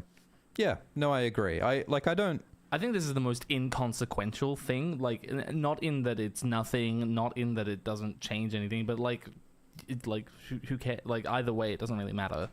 Yeah, I agree. It feels fine. It feels fine. Yeah. It feels like this belongs in the center. No, it's a very small change. So let's put it at the far left edge. Yeah, very, very small change, and I think it is a good change, but it's a very lightly good change. It doesn't matter all that much, and they got the point across anyway. Like another tiny thing is that in the book, it's Lionel Baratheon who says, "Is it honorable? Is it chivalrous to exploit the Kingsguard vows?" Whereas in the show, it's Robin Risling who says, "Is that chivalrous to exploit the vows?" And that reflects the different characterization in the show, where Lionel is the more boisterous, irreverent one, and Robin is the more moralistic, chivalrous, crazy one. Are you okay with me having put that off screen? Is that okay? Sure. You're going to live with that? All right, Sure. good. I think that's grouse. I mean, we've got a giant eggplant on the screen, so I think true. that anything goes. Anything goes, man. Anything goes. Got to rearrange it. So, all right, here's a biggie. Here's a biggie. Wherever we land on this, we know it's a big one. I think is this the biggest change in the show? Rafe and Alester, the whole flash, because this was a shocking change. In the fight starts, Dunk rides in, Arya knocks him down, and then we get like a 20-minute flashback of young Dunk with his friend Rafe dealing with the corrupt Goldcloak Alester, then Dunk meeting Arlan, none of which is in the book. I think this is the biggest change. I don't know, that eggplant's pretty big. But yes, you're probably right. I guess like Maekar... I mean, it constitutes like an entire 2/3 of one of the episodes. Yeah, in terms of like runtime, this is like the meatiest addition to the show for sure. And so it starts with young Dunk and Rafe on a battlefield, which is apparently the goddamn Redgrass field. Probably, maybe. Like supposedly. I think it has to be the Redgrass field because Didn't Elio once say that it was near King's Landing? Yes, but also the Blackfire Rebellion is over because Dunk is saying that the Black Dragon is dead, and the battle seems to be recent, so it must be the last battle in the Blackfire Rebellion. Yeah. And like I guess it's possible that there were still other battles to clean up other rebels after Daemon Blackfire's death. Yeah, we did speculate that in Dunk time because it did not occur to us that it could have been the Redgrass. Because we expected some more gravity to be given to the Redgrass, but that could have been the Redgrass. There was no grass. Yeah. It is very odd that they did the Redgrass and they didn't have any Redgrass at the Redgrass. That honestly is weird enough that like maybe it's not the Redgrass. But it looks like it could be the Redgrass. Look, even though there's a Tyrell banner, and we know that in the novella, Lord Tyrell was not at the Redgrass. Whether it's the Redgrass or not, it's a battle it was.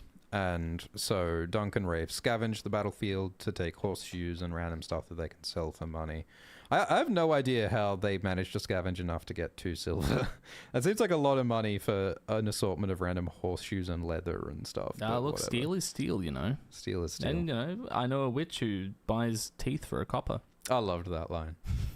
I loved seeing that there were other scavengers on the battlefield in the background. Oh, were there? Yeah. And the blacksmith says we'll all be raiding that tomb for an age. Yeah. And he said, that guy had 2 lines and he delivered the fuck out of them. I gotta say, like, Rafe, played by Chloe Leah, has a very strong personality. Yes. It's a very strong, you can see defined personality. The dynamic they have is Rafe is in charge. Yeah. Like, you can totally see how this person would, even though Dunk is enormous, like, just be able to command him. I mean, it's quite similar to the Dunk and Egg relationship, right? Yeah. Where, like, Dunk is sometimes taking the lead from Egg, and Egg knows more and has more, like, initiative in some ways. And, like, Egg is more confident about his knowledge of the world, like which is a lot like Rafe. Like, Rafe is very mischievous in a way that Egg is also mischievous. So it's fun seeing that dynamic. But, I mean, it's quite a big change to young Dunk's personality, I think, because in the book, we don't get much information about young Dunk. Except that he was a little monster and he was the worst of them all. Yeah. And young Dunk used to beat up other children to take their stuff. And they would tease girls with severed heads. And also, Dunk was only 4 or 5 years old when he met Arlan. So There's huge changes in every regard there. yeah, I mean, I don't like. Is it possible that a 4-year-old was beating up other 4-year-olds for food? I mean, yeah, I mean that's dark, man. It is. It's real dark in the book. Like the book says that young Dunk lived more like an animal than like a boy. Like this is some real, like this is serious, like poverty, orphan, gutter snipe situation. My mind jumps to Rickon, who also is a 4-year-old who is like becoming an animal, supposedly. Yeah. Because he's gone to Skagos to live with the cannibals. Yeah. And he's being like influenced by his extremely wild-ish dog, Shaggy Dog. Like this is like a Donnie Thornberry situation. Like if Donnie as voiced by Flea, as portrayed by Flea. Like book Young Dunk is like if Donnie Thornberry had a shiv and ate rats. Fucking hell. You know what I mean? Like this is like toilet wine Donnie Thornberry, you know? I love the Wild Thornberries, man. Why are we doing Wild Thornberry every episode ranked? I'm free after this. Hell yeah. So Dunk in the book, like, first of all, the timeline is really different because Dunk is apparently quite a lot older when he meets Arlan. No, that's a 4-year-old, actually. So the timeline is quite different. Like, Dunk has more years in Flea Bottom in the show, and his relationships are different, and I think his personality is fundamentally different. Very different. Because young Dunk in the show, in this flashback, he seems quite meek, he seems quite gentle, he's following Rafe's lead. Yep. Which is so different to the sort of violent little monster that he is in the book. This is pretty much the opposite of the little monster. Because in the book, like, he's a reformed monster. Like Dunk thinks that Arlan taught him not to assault people and taught him how to be chivalrous. And that's important because, like, those are the moral values of knighthood. Like the moral values of knighthood made Dunk who he is in the books. Yes, it's a... he was reforged by the vows of knighthood. Yeah, whereas in the show, he seems like he kind of already was a pretty moral person.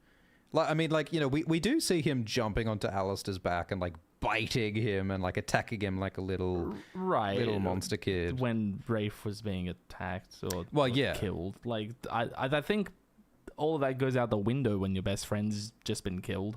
Yeah, of course, yeah. But, so like, we never see... He's supposed to just shrug and oh, well... Yeah, no, of course that's it. Guess I'm not supposed to hurt anyone. Of course. But we never see young Dunk, like, commit crime. Like, in the books, young Dunk was a thief, and he beat people, and he did that because those were some of his only options to survive. But we don't see that in the show. Yeah. And Rafe seems to be more the instigator and the troublemaker, and she's the one who has the plan to go away to the east. And so... Is all of this done just to, like, make our protagonist more easily likable? Yeah, well, like, I think... Would it be harder for the general audience to jump onto Dunk's side if we saw the things he had done as described in the novella's flashbacks? Yeah, I think it would be. Like, if we did see, like, young Dunk being a monster and beating up children, I think it would be harder to like him. But I think it could also be really bloody powerful, yes, right? It could communicate a lot about the transformative nature of Arlan's guidance. Yeah. If we, like, hard cut from, like, lovable Peter Claffey into, like, a bit of a scary child monster just, like, running through the filth of Flea Bottom and doing crazy stuff to survive, like beating that... people up for a scrap of food. That'd be powerful. Yeah. But they decided instead to do a bit more of, like, a likable, fun dynamic between Rafe and Alester. And I think, like, what they're trying to do... Between Dunk and Rafe, sorry... I think the story that they're trying to tell here is a story of connection and love between Dunk and Rafe that is lost, showing how desperately that connection was needed and the horror of isolation and loneliness. And then, like, attempting to reforge that connection in others. Yeah. And so finding why the bond with Arlan is so important, and then why the bond with Egg is so important. Like, that story works. That story makes sense. That story, I think it really succeeds in showing the importance of Arlan, and it also it's a story of tenacity. It's a story about getting up again. Is that not the nature of a dogged spirit? Is that not? So Dunk is Three Finger Alice, he's Florian the Fool, he's everyone you love. So I think the thematic meaning is there. The importance of connection, the importance of tenacity, it's there. I also think it's fun and cool how they connect it to the Blackfire Rebellions, which isn't in the book at all. but which makes sense given the later lore that's added. Yeah, that's another George hadn't planned that one yet when he wrote the Hedge Knight. Yeah. So I think thematically it makes sense. What do you think about like the specifics though? Like the whole thing of like Dunk and Rafe want to go east, and so they get money, but then the crooked watchman Alester takes the money, and so then Rafe steals Alister's stuff, and then Alester kills Rafe, and then like does that work for you? How do you feel about all that? I don't have a problem with any of those choices, like the narrative justification for Dunk having a life and then that life being taken from him, and then him finding another life in Arlan. Going east, that's all fine. Scavenging to get the money, that's fine. The one problem I have is the fridging of Rafe. Yeah. Aside from that, I'm actually quite on board with all of it. It just now occurred to me that Rafe's impulsive violence of like stealing Alister's shit, that's like, maybe I'm being ridiculous here. I think it sort of echoes Arian's impulsive violence. Or maybe Dunk's impulsive violence of defending Tansel from Arian. That, like, if Arian had been in Rafe's position, a city watchman would have just killed him. Yeah. If Rafe had been in Arian's position, she would have gotten away with it, were it not for, like, Dunk. Yeah, it's the idea that like people without power have to behave responsibly and to regulate their own emotions somehow, whereas princes have no consequences. Even in situations that would force emotions to be harder to be regulate. Regulate. Yeah. That's right. I mean, certainly, like it's also about inequality, and it's cool that we get some eyes on the ground on Flea Bottom. Because we've very rarely seen in Game of Thrones. Like, there's the few scenes with Arya in season 1, and that's it, really. Yeah, most of Game of Thrones is lords and kings and princes in castles having meetings about world politics. It is really cool to see some like just average people at the bottom of the totem pole on the streets dealing with problems on their level. I do enjoy that a lot, and that's something that George Martin, the author, has talked about wanting to do, doing a Flea Bottom show, etc. Yeah. So I like that aspect as well. But yeah, I also agree that I feel like the death of Rafe, it feels like a generic fridging thing. It feels like the hero's backstory is that he loved a girl and she got murdered, and that's why he became a hero. Like, I feel that's quite a stale trope. And the girl's importance is that she got murdered. Yeah, and I don't want to act like Rafe is generic, because I think that Rafe's personality... Rafe is a good character. She has a lot of fun personality. She has a lot of, like, unique quirks. She has some really fun lines. She's fun, and I think she's also... You can draw so many parallels from Rafe to Egg, and I think that's really fun to see. Yeah, Rafe is a lot like Egg. Rafe is also a lot like Arya Stark. I think there's a lot that they're doing there that's fun. But her death feels unimaginative to me. Yeah. And I feel like Alester feels like an unimaginative villain. Alester reminds me so much of some of my least favorite Game of Thrones show characters. Is he going to say Carl Tanner? I'm going to say Carl Tanner. How dare you? I'm going to say Locke as well. No, not Locke. We love Locke. We love Locke. No one remembers Locke. Locke was like the replacement for Vargo Hoat in like GOT season 4 and stuff. But Locke is so funny because it's like Roose Bolton's henchman that he's just sent. It's so fucking random how he shows up at the wall, having been in the Riverlands in season 3. Season 4. You know what I mean? It's bewildering stuff. But they all have the same behavior, which is like random psychopathic murder. I like hurting people. And also there's like an implied like sexual assault threat that both Carl Tanner and Locke and Alester, Alester like grabs Rafe's hair, and like there's like this implied threat there as well, which is unpleasant. I mean, obviously it's all unpleasant. But Alester just feels like a bit of a stock character. I do like they added the detail of him being one-handed and like tying that into his backstory. I used to have quick hands. I like that. They did a lot with this cheap, unimaginative setup they have. Yeah. Alistair's not completely boring. He's got a little bit of something to him, but it fundamentally just feels a bit of a stock, generic, unimaginative villain, killing the hero's female loved one. My girlfriend, Duncan Rafe may not have been romantically in love, but she killed my platonic girlfriend, and that's tragic, and now I'm going through tragedy, and you're going to see the consequence of tragedy. Do you think it would have been more interesting if Rafe had ditched Dunk and taken the one passage east? Yeah, and I think that's a great idea. Dunk just has abandonment. It's the same outcome where he's alone. Yeah. Like the tragic, morbid effects of death don't really apply, but I don't know. I think it's still could have communicated something very interesting. Yeah, like maybe Dunk regrets for the rest of his life that he didn't go east with Rafe when he had the chance, and maybe that's the issue. Opens up a future possible narrative thread of Dunk trying to go east to find Rafe the way he wants to go to Dawn to find Tanzel. And people do speculate, based on some of George's comments, that George is planning to have adventures in the east with Dunk and Egg, because they're bump into Arian and Lise. Yeah, right. So yeah, I think it's a cool idea. Like, yeah, maybe Rafe could have just left Dunk, and that is the trauma. And I feel like there's a lot of options they could have had like that, a lot more imaginative options than just a nasty, crooked cop murdered the hero's girlfriend. Like, I feel like they could have done something more fun. Seen that one before. Yeah. So, look, I don't hate it. I mean, I think that the other aspect of all of this is that they chose to put this 20-minute flashback in the middle of the battle episode, which is bold, and like, that surprised people.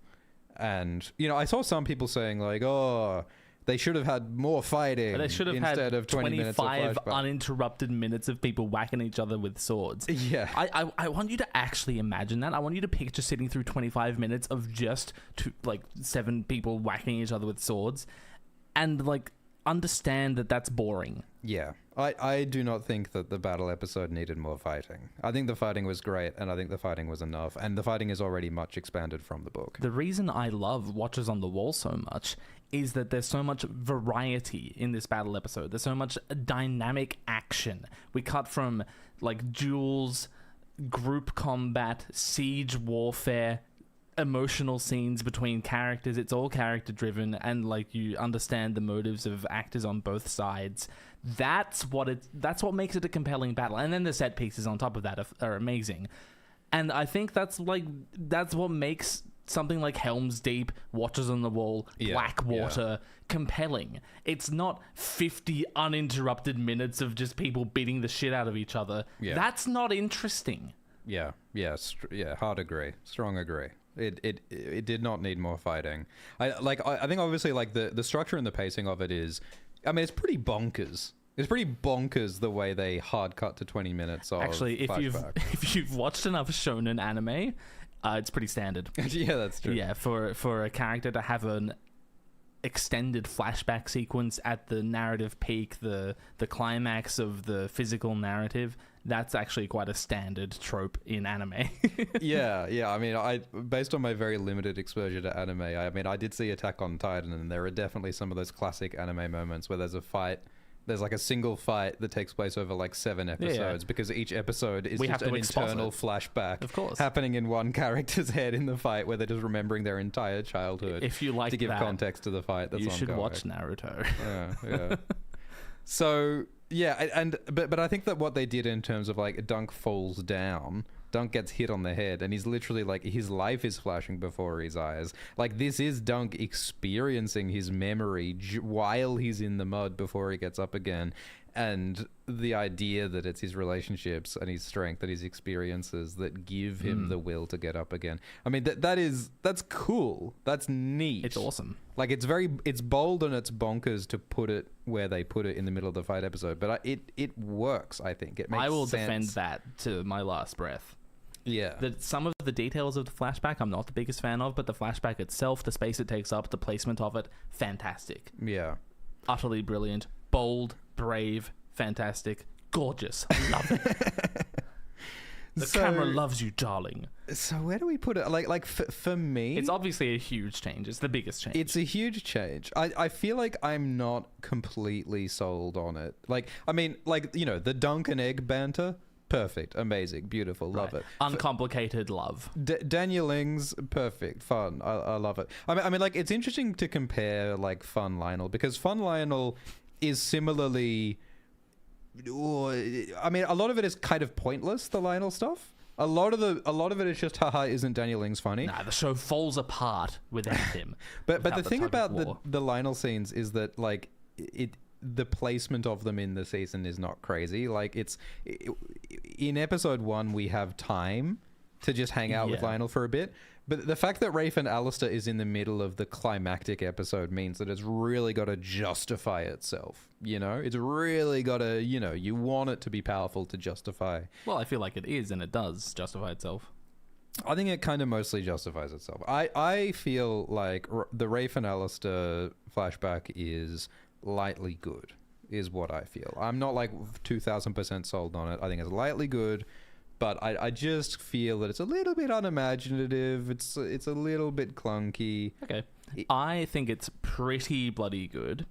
Are we just talking about the Rafe and Alester aspect of the fight? I guess we are. That's what it says on the graphic. Yeah, I feel like the sort of Arlan portion of the flashback is the next sort of separately thing graded. Okay. That's if that's the case, I'll agree with you. It's a lightly good, enormous change. Yeah, that's what I reckon. I think it probably would have been better if... I mean, let's just be fanfic writers for a moment. Rafe decides to go east, and that means that Dunk's alone, and that means that it's easier for the cops to bully him. Yeah. And that's the setup that makes Arlan have to save him. I mean, look, here's an alternate version. Like, what if instead of scavenging the battlefield, Rafe and Dunk are just out being pickpockets? Like, Dunk and Rafe are out, and we see them working together as a team. Like, maybe one of them provides a distraction so that the other person can steal, and we see, oh, cool, like, Dunk... They've got a system. And the system falls apart without Rafe. And Rafe decides to leave because Dunk wants his mother, and he's hoping she'll come back to King's Landing, and Dunk's like, wow, I really, really needed my teammate, and now I don't have my teammate. And then he meets Arlan. Like, I mean, maybe that's just an alternative to what they went with, which was corrupt cop murders Rafe. I mean, Rafe really created a lot of problems for herself when she stole Alistair's ale skin and then stole Alistair's knife. It's kind of weird in the way that she antagonizes the man who murders her. Yeah, she wanted to feel big in the face of someone who just had unchecked authority to feel big in front of her, right? Yeah. It's like, no, fuck you, I'm a person too. Yeah. She was antagonizing him out of her insecurity in a way that I think is kind of interesting. Like, obviously she's not Aryan, but it is interesting to compare that to how Aryan antagonizes people out of his emotional insecurities, albeit in a different way. I think the next change to talk about is when Dunk and Rafe go to the blacksmith and sell their scavenged goods. Right. There's a particular detail that upsets us a little bit. Glidus, would you like to discuss the detail on the leather? Are we calling this a change? I guess it's a change. It's something. Okay, so as we all know by this point, the Targaryen sigil is a 3-headed dragon with 2 wings and 2 legs, because George's dragons have 4 limbs, because by George's justification, they are reptilian, and reptiles have 4 limbs. So if dragons evolved wings, they would have come from what were their arms, or their 4 legs. That sounds perfectly cromulent to me. The 3 heads is justified by that being a symbolic structure of 3 heads, Aegon, Visenya, Rhaenys, and there might be some even deeper lore concerning 3 heads, as expressed by Daemon in that song in House of the Dragon season 1 episode 10. Sorry, which song? The song Daemon sings to Vermithor. Oh, in Valyrian. Yeah. How does everyone not remember this? Yeah, well, you are going to have to go onto an archive of our own to read David J. Peterson's translation of that Valyrian even though song. It is foundational to my understanding of the lore. Or I guess you can simply learn Valyrian on Duolingo. So yes, 3-headed, 2-legged, 2-winged. Game of Thrones shows have been all over the place with depicting the Targaryen sigil. I made a video all about it. It's called... What did I call it? Just type in Glidus dragon legs and you will get the knowledge. Yeah, so half the time, more than half the time in Game of Thrones, it's 4-legged. House of the Dragon goes crazy with it. Rhaenyra's always got 4 legs. Aegon's always got 2 legs. Rhaenyra has 4 legs? Rhaenyra has 4 legs in House of the Dragon. Send tweet. But A Knight of the Seven Kingdoms appears to have committed to book lore and kept with the 2-legged sigil most of the time. In fact, all but one of the times. And that one time being here when Dunk and Rafe try to give some leather to this blacksmith, and he says, "Oi, don't give me that, it's Blackfire leather, and it's got 4 legs on it as well," which might be how he noticed that it was Blackfire. Yeah, I do really like the idea that, you know, since the Blackfires, who are the bastard offshoot of the Targaryens who fought a civil war against King Daeron, Egg's grandpa, I do like the idea that since the Blackfires are kind of anti-intellectual in the books, maybe they just choose to believe that dragons had 4 legs. Like, maybe they're like flat earthers and they have like a contrarian opinion, because like the dragons have been extinct for like 50 years. So maybe they're like, nah, man, dragons did have 4 legs. What are you talking about? They've always had 4 legs, even though the skeletons are still in the Red Keep in the throne room. But like, it is something that the books explore, is the idea that people have misconceptions about the world, and like they weaponize those misconceptions. Yeah, and like different places and different times are mysterious in like a medieval like world. So maybe some people do think that dragons had 4 legs. I mean, it's a very funny fan theory that the 4 legs thing comes from the Blackfire cadet branch being like misunderstanding and like peddling misinformation.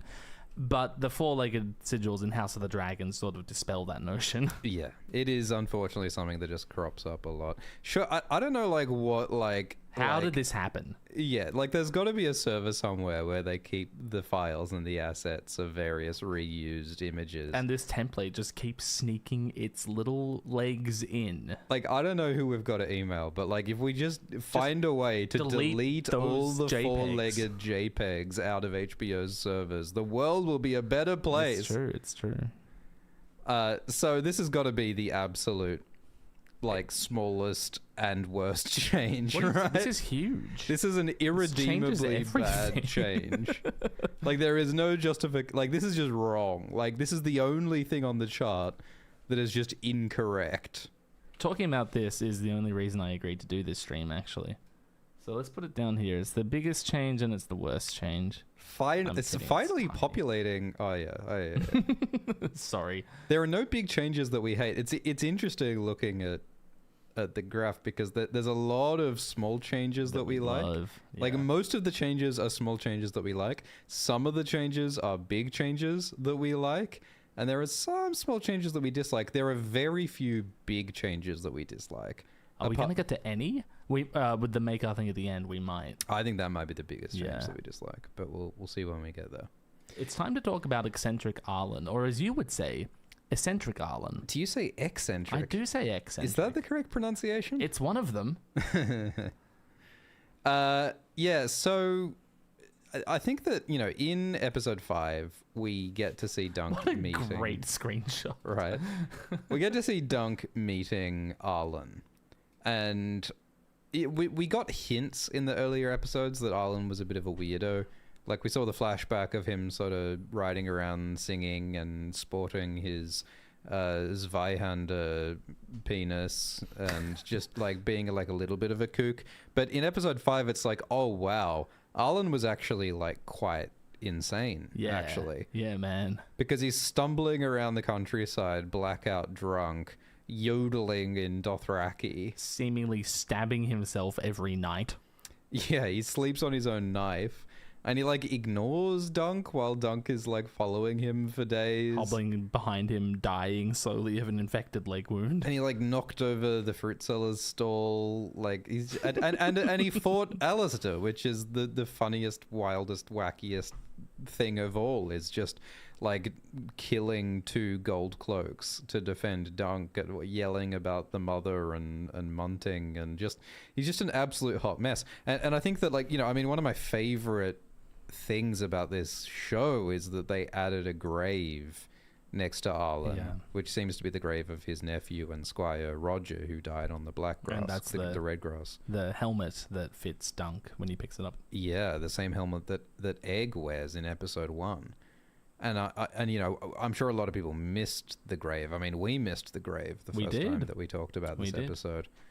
So it's there's a lot of small things here, but also I think there's a big sort of central big thing here, which is that they decided to make Arlan wildly eccentric and unusual, which is something that the book doesn't do.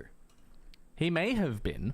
There's no reason to, like, that 0 equals 0. There's no disproving that Arlan was a fucking wacky guy stumbling around singing Dothraki. I feel like it may have come up if he was that weird in the book. I don't know, because, like, we see Arlan through Dunk's eyes, and this flashback stipulates, like, it depicts reality, whereas the novella depicts Dunk's thoughts. Yeah. So I don't know, but it's certainly a choice that was made. Yeah. The way that it was filmed was a lot as well. Like, the way that it had Arlan singing in Dothraki playing over the sort of montage of Dunk following Arlan. Yeah. It became quite trippy, the way that, like, time was passing and the chanting was happening, and just it was a very disorienting, hallucinatory sequence, which I thought was fun, the way that it was shot. Don't see that in Game of Thrones.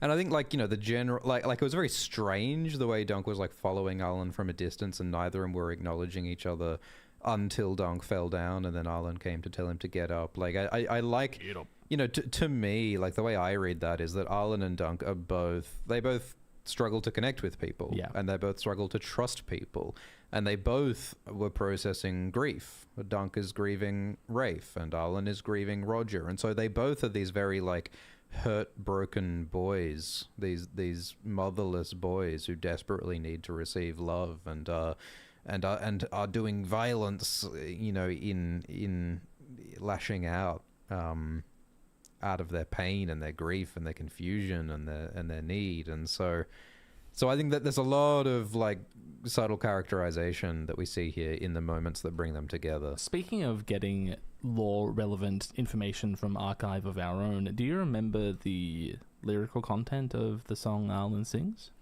Yeah, it's about, like, grief and destroying enemies and strength and tenacity. Apparently, it is very closely... it's very close to a Bible verse. I forget which. It might have been Ezekiel. There's some Bible verse that is very, very similar in its lyrical content to the translation of the song. So Arlan is singing the Bible in Dothraki? As if it could get any weirder. Yeah, it seems as though David J. Peterson may have used some Bible verses as inspiration behind these lyrics, which does sort of raise further questions of, like, what is the theological overlap between Dothraki values and the Bible? Like, there is a fair amount of smiting that happens in both biblical and Dothraki culture, I suppose. Well, to connect it to the Seven and Arlan's association with the Mother, the Dothraki have the Mother of Mountains in the womb of the world, right? So a lot of their, like, top-level theology, their culture is based on feminine imagery. Which I suppose is universal. There are some similarities that carry across in a lot of different cultures. And we can have a whole other conversation, which I think we've had, about, like, how the hell does Arlan know Dothraki? And I think the answer is that, Arlan is a mercenary. He's hung out with other mercenaries. In the books, there are many foreign mercenaries in Westeros. Some of whom are Dothraki. Like the Brave Companions. So I think it's entirely plausible that Arlan would have met some Dothraki in Westeros, or even in the Free Cities. Had he, Maybe Arlan has worked in the Free Cities as a mercenary. I think all of those are plausible explanations. But like, just, the question itself is fascinating, because we're reminded that, Arlan is an older guy. He had a whole life before he met Dunk. Yeah. And that's the reality, that, like, when someone who you love died, you you think of all the ways that you do know this person, but you also discover the ways in which you do not know this You person. think of all the time you didn't get to spend with them. There is some mystery to every other person, ultimately. What do we think of eccentric Arlan? What do we think of wacko, weirdo, what the fuck Arlan? I think that it's a questionable choice, because in the books, Arlan really feels like, at least to Dunk sort of sees him as the paragon of what a hedge knight should like be. a solid, complete virtue. Yeah, and the only moments that we see of Arlan in the books are like little flashbacks to Dunk. You know, Dunk is like, oh yeah, I remember when Arlan said that a hedge knight is the truest kind of knight because they can fight for what they believe in. It just sounds like a simple font of wisdom. And Arlan liked giving an apple to Sweetfoot and Chestnut. Like, he really just seemed like a simple, kind of two-dimensional, good paragon of knighthood to Dunk. Well, yeah, that's the description that Dunk gives in episode 2, you know? He sought to be a benefit to those around him. He never, like, benefited much from his own actions, and he just, like, went around helping people. Yeah, but with his enormous cock. Yeah, helping with his enormous cock. But it shows us that the reality was maybe more complicated. And so you know, I think that it's good because it makes him a person.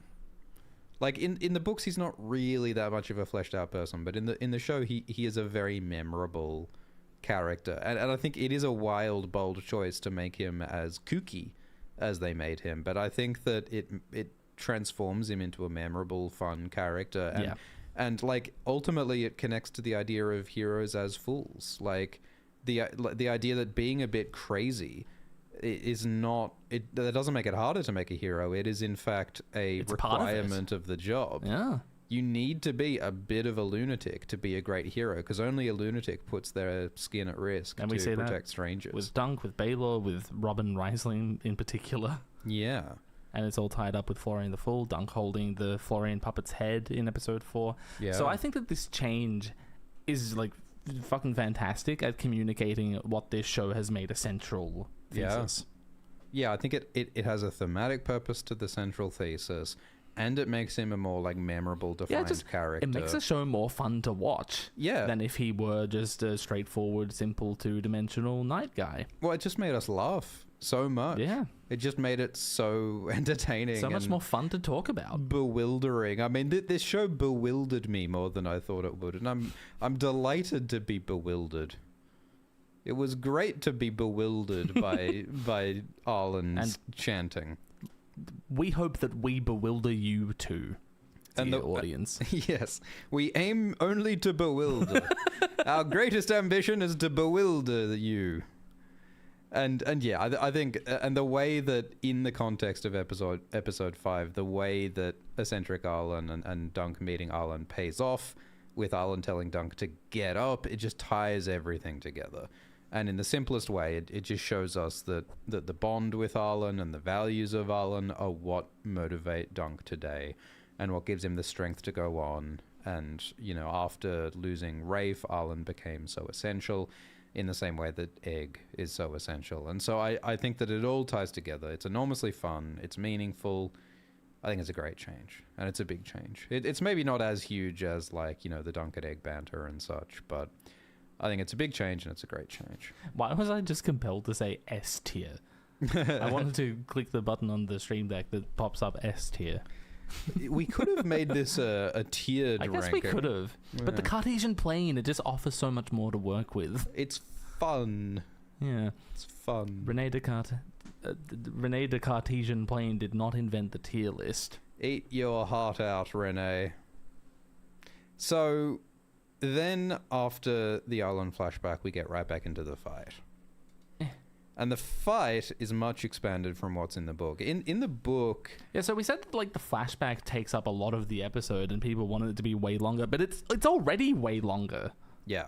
Yeah, they did add a bunch more fighting. In the book, Dunk and Arlan don't have a sword fight in the book. Like, Arlan attacks Dunk with his Morning Star a bit, and then Dunk gets on top of Arian and beats him, and that's kind of it. Like, Arian doesn't use a sword in the book. Arian like gets his knife out at one point, but I don't think he ever actually stabs Dunk. Like Arian stabs Dunk with the lance at the start, knocks him off, goes after him with the Morning Star. Dunk manages to get on top, disarms him, beats him with the shield, disarms him of his knife, and that's it. Yep. The TV show adds a much more elaborate fight where there's lots of back and forth, and, you know, Arian stabs Dunk multiple times, and Dunk manages to get some hits on Arian. Arian throws his fucking sword into Dunk's leg. Oh Yeah, my god. Crazy. And, you know, Dunk takes his helmet off because it's full of mud and blood. What a great moment. I went on about that last stream, didn't I? Yeah. And Arian gets on top of Dunk, and then Raymun knocks him off. Like, I do really, really like how they included the other characters in the fight. Yeah, I loved all the background details and the way they, like, sometimes dovetail into the, like, main focus of the fight, Dunk and Arian. Like with Raymun knocking Arian off of Dunk and then going on to continue doing things in the background, right? The way that the fight integrates with itself, like the foreground and background layers keep connecting with each other. It's just brilliant. And I think it makes it the most complex, impressive fight sequence we've ever seen from Game of Thrones. Yeah, I think that, like, the sequence is really elegantly tied together, and it mustn't have been easy. I'm sure wrangling all the horses and stunt performers are tricky because the horses and the stunt performers eat so much hay. Yeah. I mean, look, you say the most impressive sequence. Is it more impressive than the Battle of the Bastards one shot? Yep. That's pretty Well, impressive. it's not actually a one shot. Well, it looks like you a know one that, shot. right? Well, yeah. Did I just dispel some movie magic for you? Well, still, there are some long-ass Right, shots in okay. there regardless. What I mean, though, so that is it's spectacular. It is of spectacle. But there's no narrative included in that. It's all sort of just meaningless look at this. And it looks great. It's so much fun to watch. But this sequence here, this one that I love, has characters that you know doing things to each other, coming in and out of focus. Yeah. Right? Like, you can follow any given character through the fight. Like, pick one of 14 people, except for the Kingsguard, who you can't really distinguish, and you can see what happens to them through the fight. Yeah. You can't do that in Battle of the Bastards. It's just Jon. Yeah, we actually, like, care about so many more people involved in the Dunk fight. Whereas in the Battle of the Bastards fight, I mean, at least with those shots, it's just Jon, right? Yeah. And, like, while Dunk survives the fight through grit and Being friendship... revived by the Seven. And being revived by the mother, like there's a lot of, like, emotional thematic things going on in the fight that allow Dunk to win. Whereas in the Bastard fight... There's nothing emotional going on at all. Yeah, like, Jon... Rickon dies and that's it. Like, Jon, like, kind of wants to die, but he survives It would be through nice if pure he luck. was able to save Rickon, but that happened. That's over before the fight begins. Like, Jon doesn't really make any decisions except for the decision to stand in front of a cavalry charge, a decision which has no consequence because it misses. How did it miss? Well, the other cavalry charge caught up with him. Okay. That's how. All right. Yeah. It just, like... It missed. I mean, it's like that Hitchhiker's thing. Like, the secret to flying fall is over to and miss. throw yourself at the ground and miss. Yeah, I think that I think that both fights are visually spectacular, but I think that the Dunk fight is something that has more meaning and fun to it the more you think about it. Yeah. And it's something that sort of, like, holds up to scrutiny in a way, whereas the Battle of the Bastards fight is something that you're asked to please don't think about it. Yes. So it must have been a logistic nightmare to make this, and it comes off so well, and the continuity is insane. Yeah, like with the mud and the mist and all of that, and, like, who's horsed and who's not. Like, they do a good job of putting it all together. To do all of that, and still each of the characters, their placement from shot to shot actually makes sense. I haven't spotted any continuity errors in this fight, which is, to put it bluntly, insane. It's insane. Yeah. That they were able to do it that well. Behind the scenes, they complained that there were zillions of wasps that were attracted by the fake blood that they were using, which was made of sugar. Sucrose based. and so they were just constantly beset by wasps. I wonder if they had to digitally remove wasps from these fight shots. That must have been so annoying. I wonder if that contributed to the tone of everyone just being miserable and fucking dealing with all these insects. Yeah, it must have felt like all the more of a slog. Especially Beesbury would have been pissed off by it. Yeah, a bee must hate a wasp. Yeah. I imagine that the mist was like a godsend, because like the book does say that it's misty when they fight, and I bet the mist made it a lot easier to get the continuity right. Because if you could see clearly all of the background characters fighting while Dunk and Arian are fighting, I imagine it would have been a lot harder to get all that continuity correct, and having all the crowds correct and all of their continuity correct. Like having the shroud of mist meant that we only really saw the characters in the foreground, which I imagine must have made all the choreography and logistics a bit easier, I imagine. But yeah, look, the fight is also just fucking brutal and powerful. It's awesome. And like you feel the pain and you feel the struggle and the grit, and it's all locked into Dunk's POV so well. And they're wearing armor and they're wearing helmets, which they normally don't do. They're wearing helmets. And like it feels heavy. It feels muddy, it feels and weighty. Bloody. Like, I suppose it's not realistic how many wounds Dunk just tanks throughout the fight. I have no frame of reference. I can't gauge whether it's realistic or not. And some of the moves with, like, Arian throwing his sword seem quite fanciful and, like, maybe not something you would do in real life. But, like, it works. It's fun. It's cool. I mean, it reminds me of Hot D Season 2 Episode 2, the Cargill fight, which is one of my all-time favorite on-screen fights in anything. Like, this similarly feels gritty and heavy and powerful.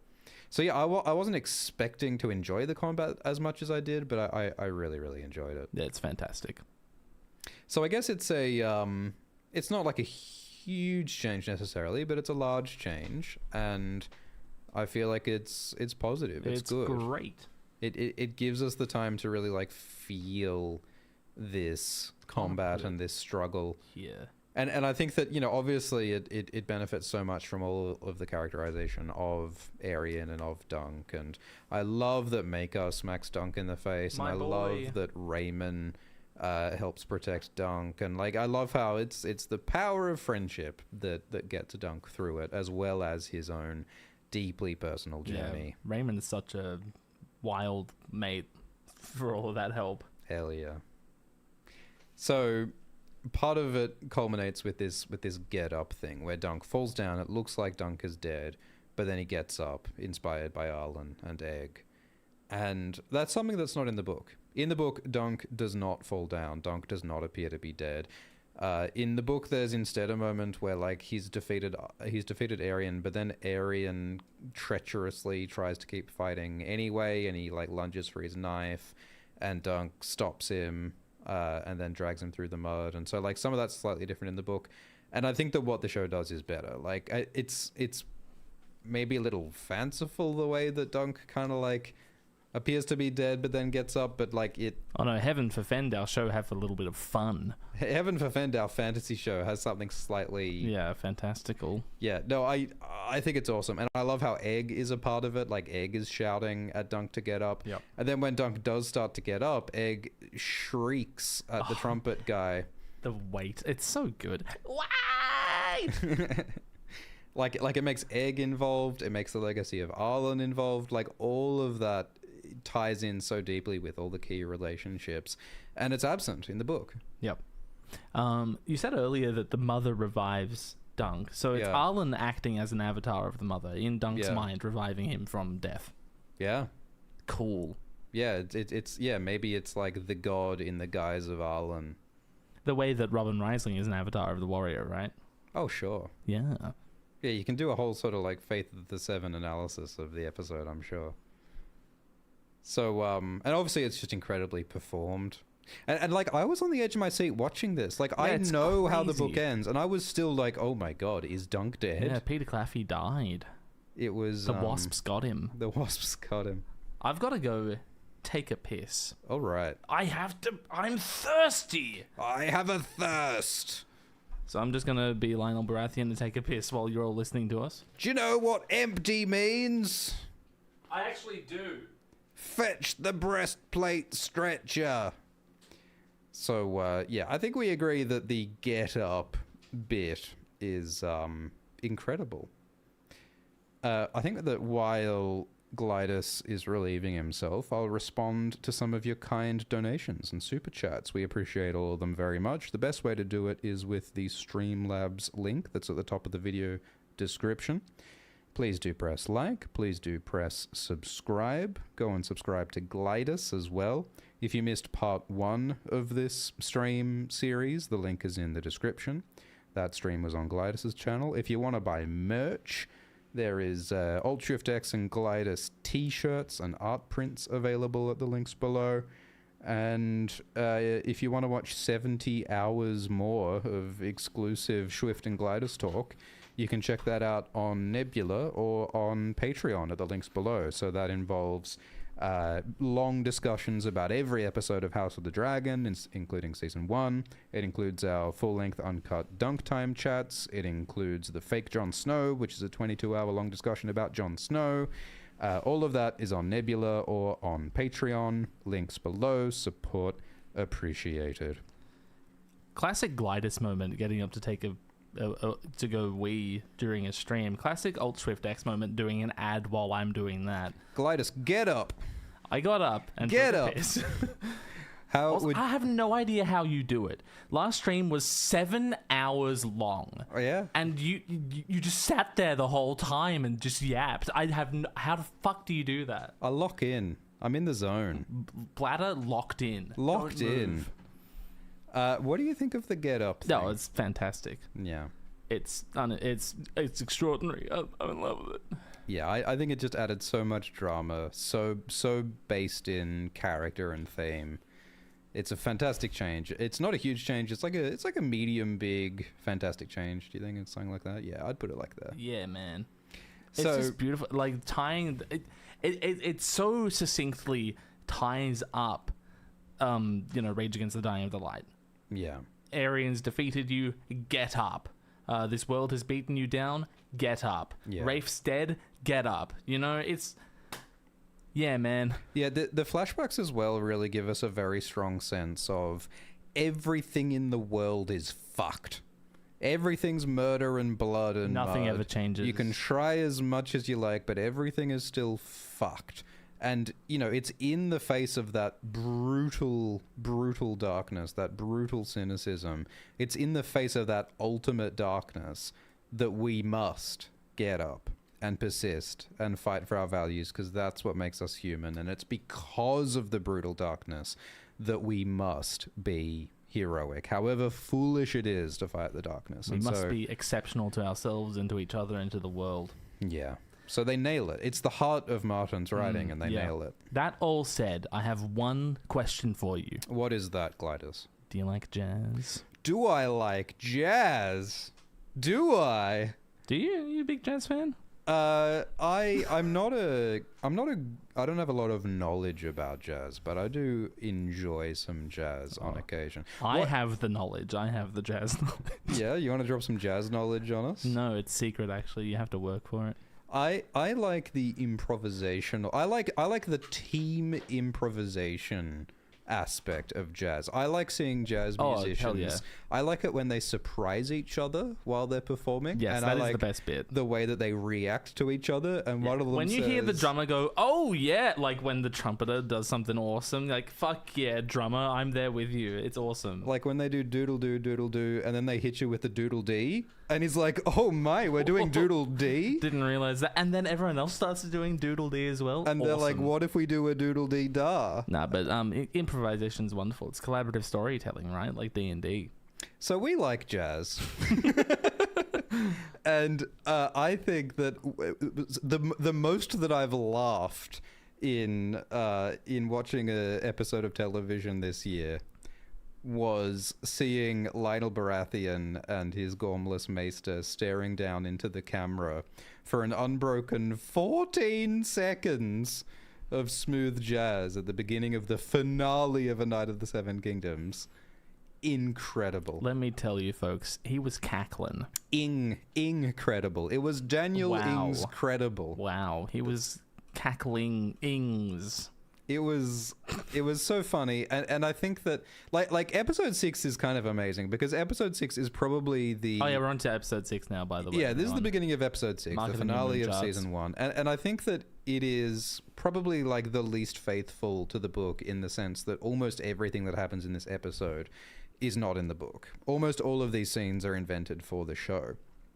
The book only has like 3 or 4 pages after the fight in the book, but I think that tonally they toe a line perfectly because the episode is about the trauma and the horror of the violence that just occurred, but it's also about the sort of just whimsy and absurdity of life continuing after tragedy. It's about hope. It's about absurdity. It's about grief. It's about loss. And sort of the interconnectedness of those things is the identity of this show. Right? It's what's unique about this show because no other Game of Thrones show, Game of Thrones or House of the Dragon, they never smooshed and integrated and combined their absurdity and their whimsy with their grief and horror in the way that this show does. Like the sad moments in Game of Thrones and House of the Dragon, they are sad moments. Straightforwardly sad. House There's of- like no emotional layer to it, which is like fine for the most part. Like Game of Thrones, like it had its whimsical moments and it had its sad moments, but not at the same time. Yeah.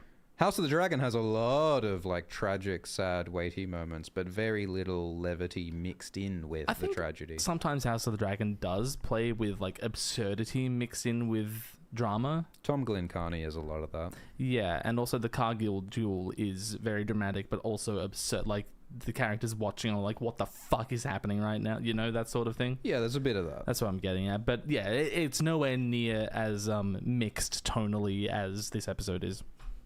And I think this connects to our love of the music and the sound design in this show, because this show is absolutely the most like creative and playful of all of the shows in how it uses sound. I love the ways that they use sound, and like Egg's little whinny and like 16 tons at the end, and all the diegetic music and the Dothraki chanting and Aerian's villain music when he attacks Harding, So and then like at the end of episode 3 the quick shots and the dramatic classical music. Like the way that this show uses music is so fun, and the jazz is maybe the most like in your face expression of that. That's so unexpected.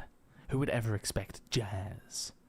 Do you think that Lionel Baratheon has like a full-time like quartet at Storm's End who are just like Lionel is invent jazz. yeah, it's just like, put on some thinking music. I need to think. Stop it. I need That's too thoughty. more exciting. I'm hungry. Cook me dinner. Like I feel like that's what Lionel does when he's stomping around Storm's End.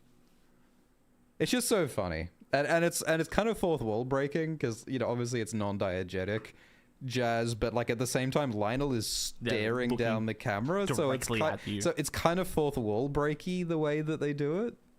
And the jazz at the start connects with the 16 tons music at the end, so they've got like unexpected music at the start and end. It's all just very symmetrical and pleasing and kooky and bold, and it's like, he thinks it's neat. I think it's neat. Am I waxing too lyrical? Can you try it in the Marge voice? Can you try to say that like Marge Simpson? No, your No, Marge is better. We're not going to subject anyone to that? Okay. Do you want to do your Marge? I'm not going to say the line. I can only go, help me. Donuts. Donuts. I love it. I love it. You love jazz. I love it. Very small change. And I would be furious at it if I felt like it undercut the grief and drama, but it actually doesn't. It highlights the grief and it's drama, part because of the it. whole point of this scene is that Dunk's world has just been destroyed, and every part of his body and soul hurts, and life sucks. But Lionel's like, no, it's just another Tuesday. And like that is part of Dunk's pain, is that no one else is really fully experiencing his pain, because grief is alienating. Grief is isolating. Compare that to the pain he was feeling when Rafe died. He had Arlan crazily chanting in Dothraki. So at least that was like tonally appropriate, that this guy's also going through the worst time of his life. Yeah. Whereas, yeah, for Lionel, Tuesday.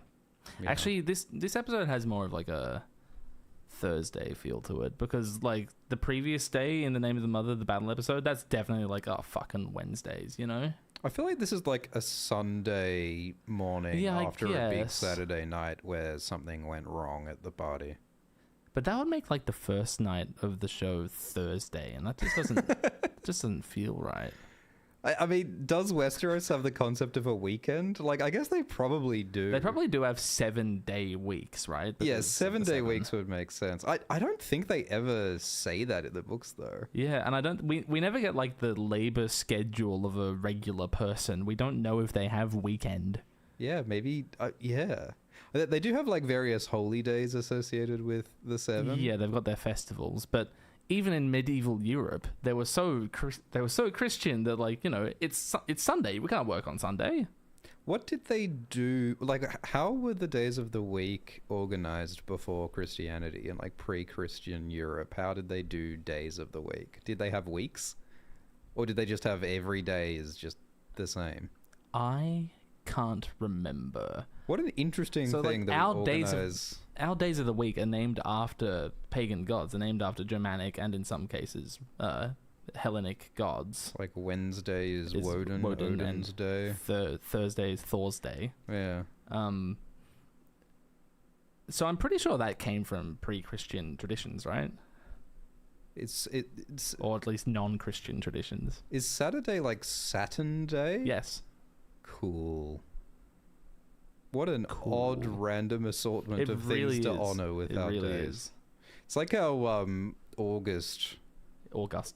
For Augustus. Before that, it was Sextilis. And then September Sept should be the 7th month. Yeah, but Julius Caesar added 2 months in before March. That's like what a dick move. It's insane. Thanks for ruining the calendar. No. The Julian calendar is probably the best thing Julius Caesar ever did. Is it? Yeah. Why? Because before that, it was a complete fucking mess. He brought in like Egyptian and Babylonian date counting technology. Oh, right. So that was the one that made sense before they added August.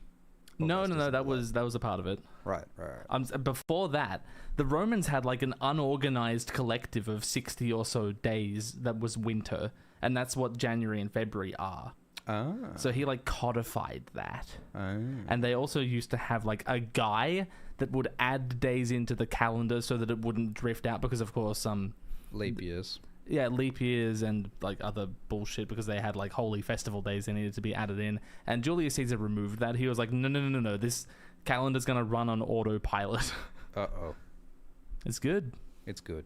We like the calendar. We're going to have a separate live stream where you explain the calendar properly. And then Pope Gregory adjusted it slightly. Do you want to do a tier listing of all of the months?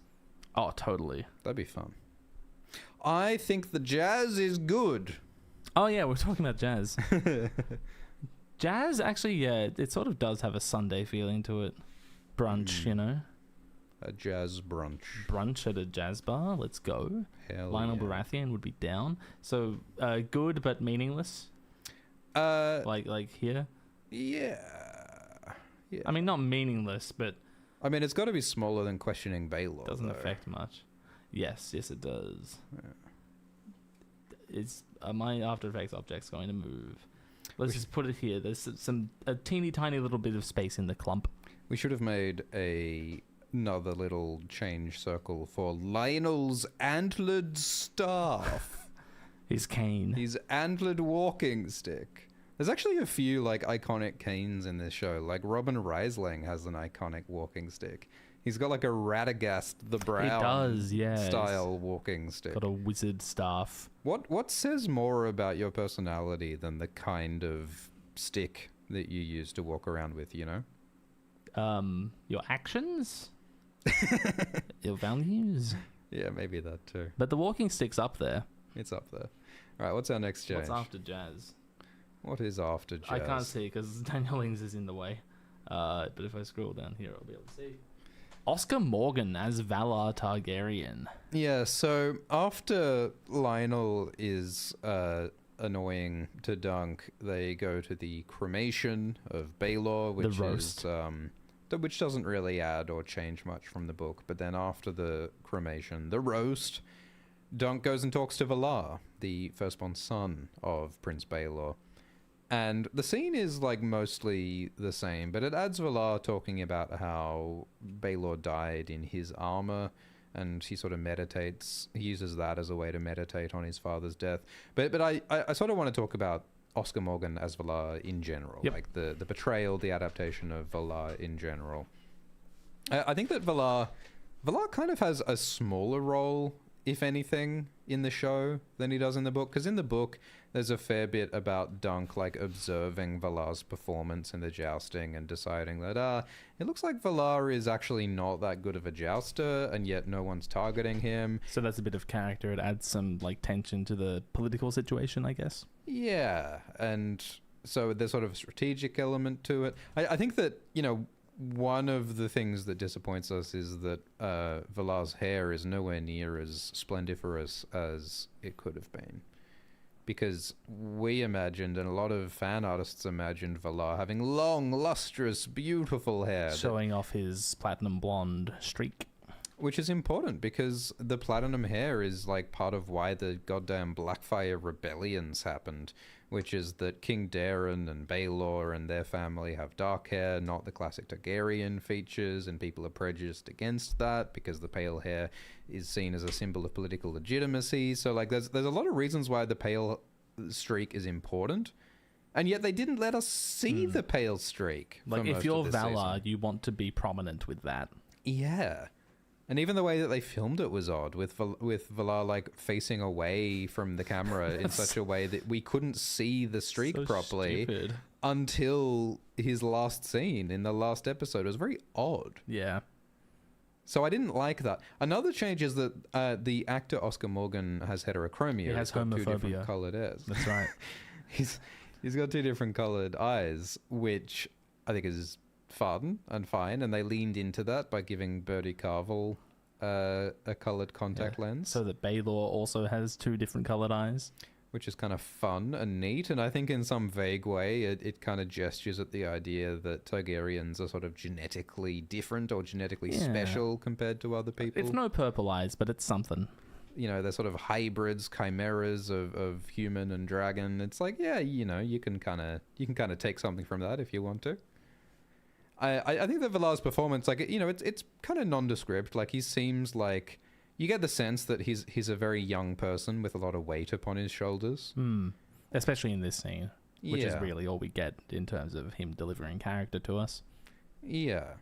So, yeah, it's not radically different. Like, Valarr is the sort of character who they could have expanded on him. Yeah, this is like the one that they chose not to really touch, I guess. It's kind of surprising because they gave us so much more Lionel. They gave us so much more Robin. They gave us so much more Gwyn. They gave us so much more of the minor characters. Yep. But Valarr, who really is at the center of the story in a lot of ways, they chose not to expand on, which is interesting. It is interesting. Surprising. You'd think he'd be like the first on the list to be dramatically expanded. They give Baelor an arc. We have more scenes with Maekar, and Maekar's characterization is, you know, the performance adds a lot. Yeah. Aerion also, like, there's a lot to talk about with Aerion, but Valarr, like, just not really. Yeah. It like maybe this is a missed opportunity. I think that one thing that they should have emphasized is that Valarr is now the heir to the throne. Like, it's something that I think a lot of people are confused about, and I've seen people online thinking that Maekar is the heir to the throne. That's not how primogeniture works. Which is not helped by the fact that the actor Sam Spruill has been incorrectly saying that Maekar is the heir now. Like the fact that Valarr is now the heir, it's really important. It's extremely important. I mean, it's arguably the biggest broad consequence of Dunk's actions. Yeah. Of this story is the fact that Valarr is of now Gwyn Ashford's birthday. Yes. So it's kind of like, why didn't they get in a line about that? Like, they could have had Dunk saying that, oh, you know, Valarr, like, you know, you're the heir now. Well, I mean, there's some elegant way to get it in there. Yeah. Like, you know, Valarr could have just sort of, in a sort of shell-shocked way, Valarr could have been saying, like, you know, I thought that Baelor, but I thought that my father would spend years, you know, teaching me how I will rule after he does. Like, I thought that I would have years to learn from my father how to be a good king. Well, yeah, there's a line where Valarr says, Baelor had it in him to be the greatest king since Aegon the Conqueror. Like, they could have just added on to that. And I wasn't supposed to be king until after that. Yeah. There's a lot... And they also could have... Like, one of the ways they could have explored Valarr was maybe with his wife... Kiera, who is here. She's there. And Kiera is funny because she has some later connections to some other characters. So, like, investing in some characterization of Valarr and Kiera actually could have paid off. Yeah, true. A little further down the line as well. It is crazy that they cast Kiera of Tyrosh and put her in the scene and, like, did nothing with it. Like, that's just the tiniest little detail simply for fan service. Especially the pink hair. Yeah. Because, like, that's fan service that services, like, how many fans at, like, the 1,000-odd people who remember that piece of art by Riot? Yeah. Where she gave Kiera pink hair. Yeah, they used a fan artist's idea in how they depicted the appearance of Valar's wife Kiera at the funeral, which is neat. But yeah, I don't know. I guess Valarr does sort of stand out to me as a missed opportunity because he seems like the one character who they kind of really, really could have expanded on but didn't. And I think that's it's a little odd, and there is a lot of drama to mine here, you know? Like there's so many sort of unanswered, unaddressed threads here. Like, you know, what is Valar's relationship like with his cousin Arian and Daeron and Egg? We got a little bit of the relationship between Arian and Valarr. Wait, that's true. Arian says, I'm not going to shame you today. Don't worry. Yeah, no, that's true, and that was good. But yeah, they could have done more. It's also in the novella, so it's not an expansion. Yeah. So I think it's fine. Leave them wanting more. Like, I don't really see a problem with them not milking Oscar Morgan for everything he's worth, you know? Phrasing, Glidus. Intentional. I think that it's fine, but I'm angry about the hair. I am angry about the hair. It's just like they really did like it's like the least smallest way they could have done it. Like it kind of feels like the laziest possible way to do his pale hair. Like maybe they tried a big lustrous wig and it just didn't look right, so they decided not to do it. But it actually, like, this is one of the rare changes that actually kind of goes against the world building and like the political significance of things. Like, it's really weird that they did lean into the Blackfire connection. They leaned into the small folk being rebellious. They leaned into the Fossaways being treasonous, but they didn't lean into like Valar's connection to those political goings on and like Valar's anxiety about it asserting himself. Like, they didn't really do anything with that when they really kind of could have. They're leaning into the Targaryen short hair thing at this point in time, which you know, is understandable, justifiable, but I like maybe Valarr should have been a divergence from that. Yeah, I think there's sort of an implication that the short hair thing is like a less confident thing, and like the long hair thing is a more assertive, proud thing, extravagant thing. Yeah. So yeah, I think Oscar as Valarr, like I guess it's sort of barely a change. I mean, it's barely a change, and it's a very small change if it is a change with, you know, short hair, heterochromia, less of the stuff about Dunk planning to target Valarr, because they sort of like put in the Andrew Ashford match fixing plot instead of Dunk's plans to target Valarr, which I guess is fine. So I would call it a small change, which to me is like very lightly bad, the hair thing, even though that doesn't strictly go against the text. It feels like an obvious, like, it's not what George would have done. If George was in charge, it would have been a lustrous mane of long hair with a great big streak like Darkstar. What do you think of his performance, though? I think his performance does the job. Like, I think we see the grief, and I think that it's understated, and I think that it's a fine choice for it to be understated. I really like him in this scene. I like, why would they take him and leave you? Like, the contemplative, pensive way he says it. Like, not accusatory, just, like, wondering about why are we in this world? I think it comes across as kind of numb to me. Yeah, I really like that. His delivery of that line. Like, I think the first time I heard that line, I was like, I would have preferred a little bit more bite. Emotion? Yeah. Yeah, a bit more bite. But like, I guess that, this kid's dad just died. And I think he's shell-shocked. And he doesn't know what to feel, and he doesn't know how to feel right now. So, like, yeah, I think the performance works for me. But Valarr does feel like a bit of a missed opportunity. Leave him wanting more, I say. Sure. So then Dunk goes and chats with Raymun, his buddy, his wingman, his apple pal. The apple of his eye.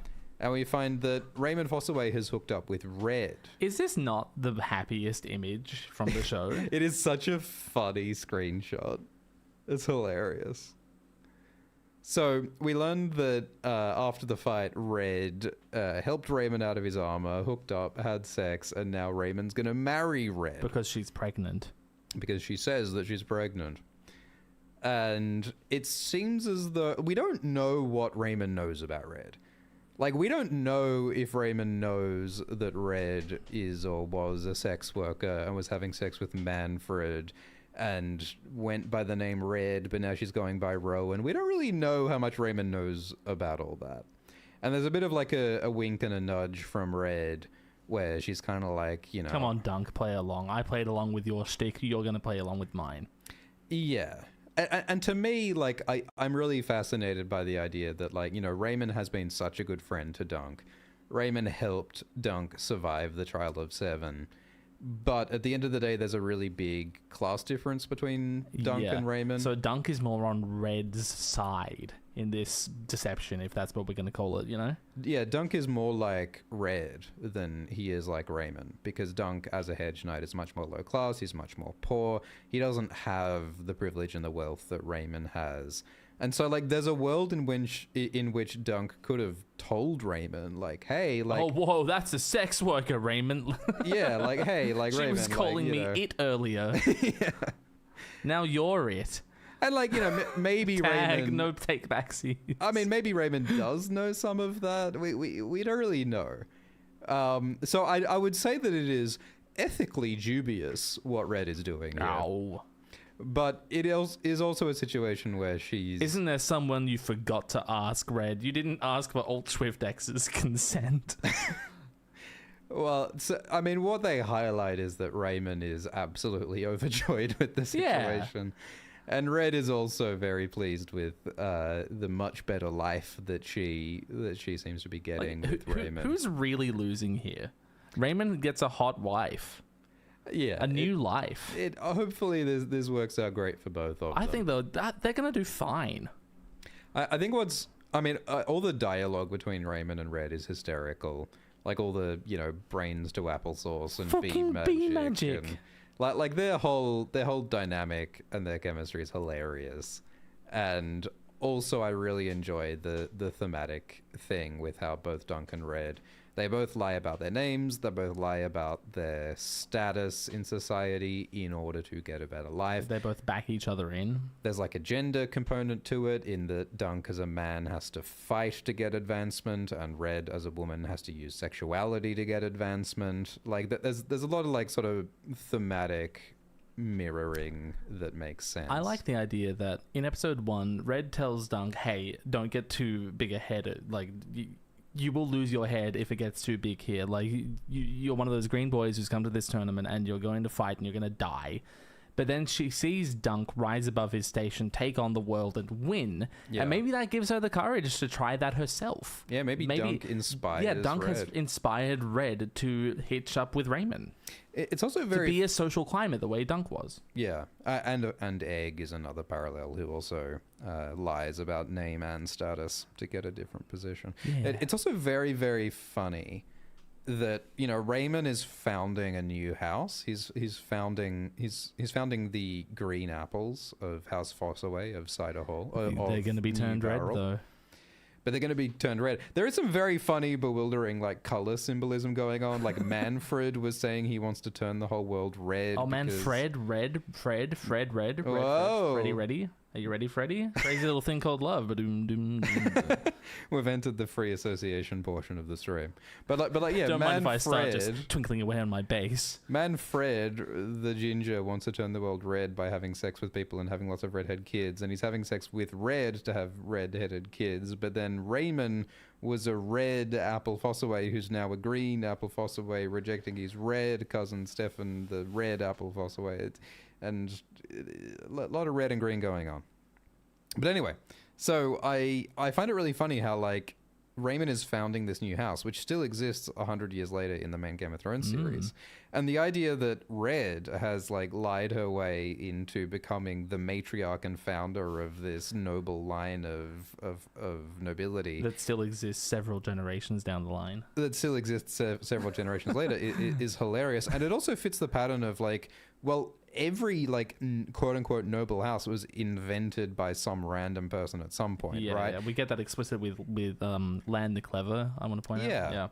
Yeah, Lan the Clever was just Winkle some the guy. Castellese. Yeah, he just lied and tricked his way into getting Castle Rock and founding House Lannister, one of the most rich and noble families that there are. Bael the Bard with the Starks. Because I think that one of the sort of subtextual things in this whole show is the idea that status and names and class are all made up.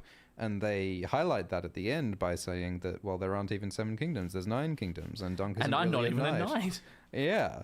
And so I really like seeing that in action. I wonder, like, the counter to, wait, you're not actually a knight is like, well, your being a prince is actually sort of made up too, Egg. Yeah. All of these ideas, all of these constructs These are just roles. created, and so we get to see it in happening in real time. Yeah. And you know, Red, I think fundamentally is just such a great reminder that, you know, there are a million other little people living a million other little stories at any moment of the day, and they're all out there, and like whether we're paying attention to them or not, there's all kinds of people having their own little struggles. They might not be as dramatic and on screen as Dunk's fight with Prince Aerion, but everyone's got their little struggle happening. Yeah. Everyone's the main character at some point. Yeah. Yeah. What do we think of Raymun and Red? I think it's fun. I think it's some of the most, like, delightful, titillating, like, all the dialogue and all the jokes are fun. The performances are fun. And it has a lot of, like, thematic meaning to chew on. It gives you a lot to chew on. And it's lovely. It's nice to see Red, like, when the show introduces a couple of sex workers in the first episode, you're thinking, oh god, it's Game of Thrones, we're gonna see some sex workers killed or something, you know? Yeah. But no, it's like she has a happy ending. We get happy ending. Yeah, well, Game of Thrones. it's a contrast to Roz, isn't it? Like, Roz is another redhead sex worker who the show elevated and made more of a character. And she's a social climber the way that Red is. And she gets murdered by Joffrey with a crossbow, so it's kind of like, oh, For great. not knowing her place, as Dunk would say. So it's nice to consider the possibility that maybe an ambitious woman can, like, survive and maybe, like, live and, you know, maybe have a nice relationship. Her name is Hope. It belongs to all who invoke it. Hell yeah. Yeah, it's nice to see just a little bit of hope. Small change, good change. And it's nice to see that murdering people with a sword is not the only avenue to getting a better life in this world. Bron moment. I guess it's sort of like a medium-sized change, sort of small, medium-sized change. How good? Well, what do you reckon? I think it's good. I think it's pretty good. I'm just trying to find room, man. I think it evokes, like, a lot of... I'm going to put it here. A lot of, like, thematic stuff about... This is the stuff. Ambition and class. If and all only that good someone had stuff. said to Lionel Baratheon, this is the stuff. Like, for me, you know, could someone... Ira, come on. This is the stuff, Lionel. Do that for me. Or if, like, Lionel's, like, you know, annoying Dunk, and Dunk is like, this is not the stuff, Lionel. Or, like, they're leaving, and, like, how we get an end credit scene with Maekar. We see Lionel in the background, and he's leaving as well, and he says, that's not my stuff! Or, where's my stuff? This is my stuff! You know, something like that. Something stupid. Just ruin the show for fan we just service. really want some dialogue that only us is going to enjoy. Yeah.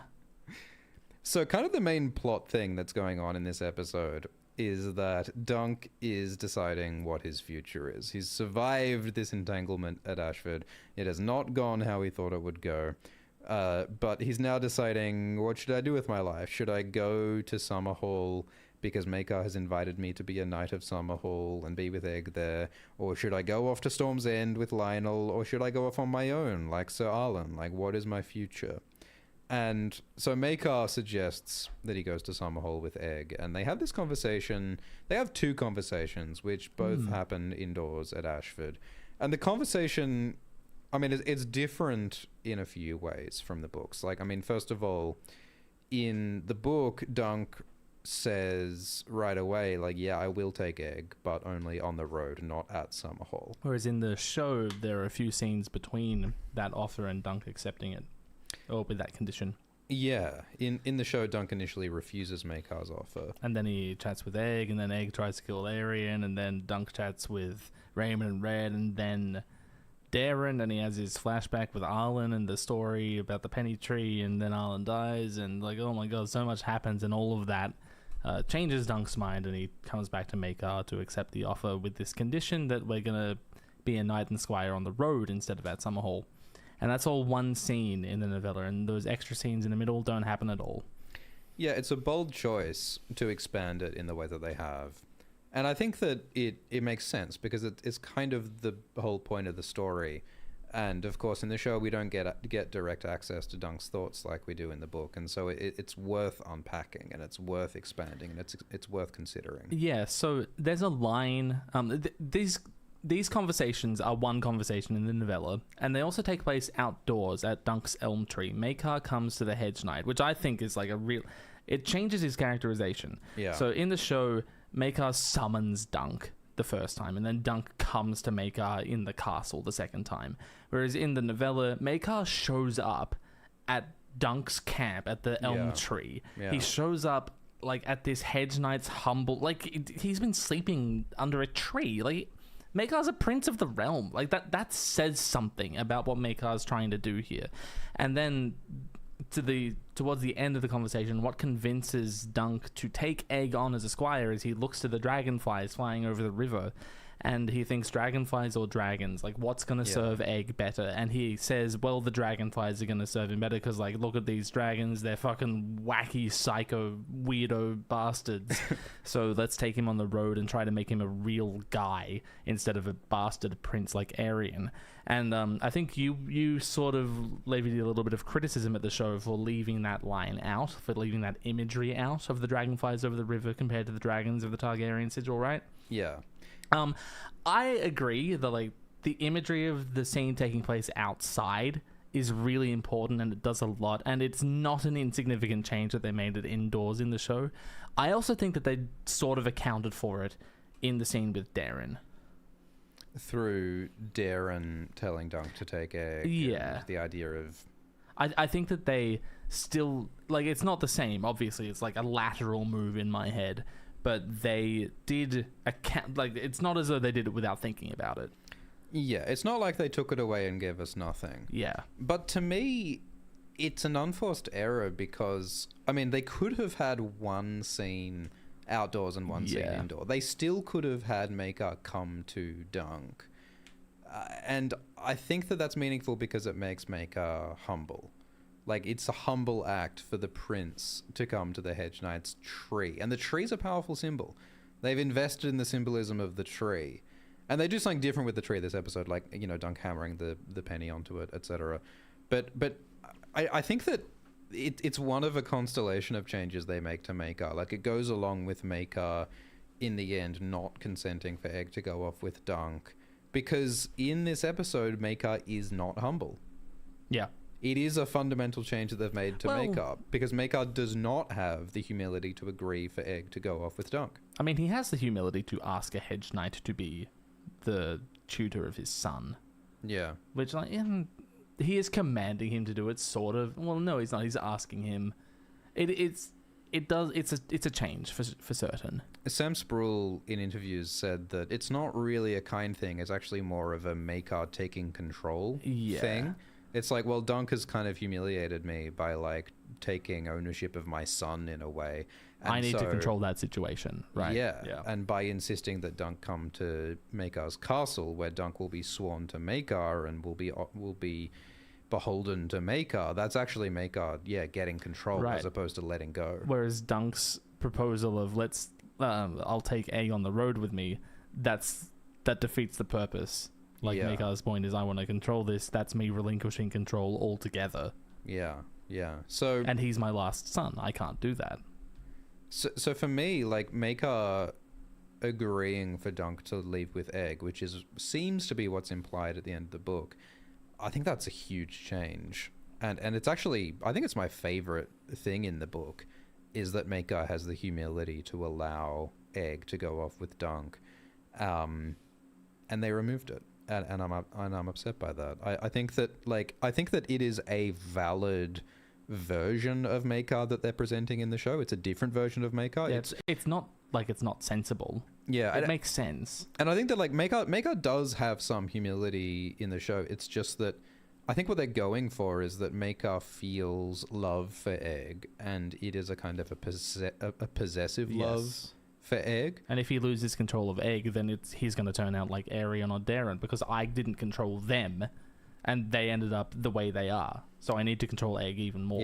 Yeah. Even though, like, so Maekar fails to realize that control is what turns his sons into these monsters. Yeah. I think there's a realism to that. I think there's a tragedy to that.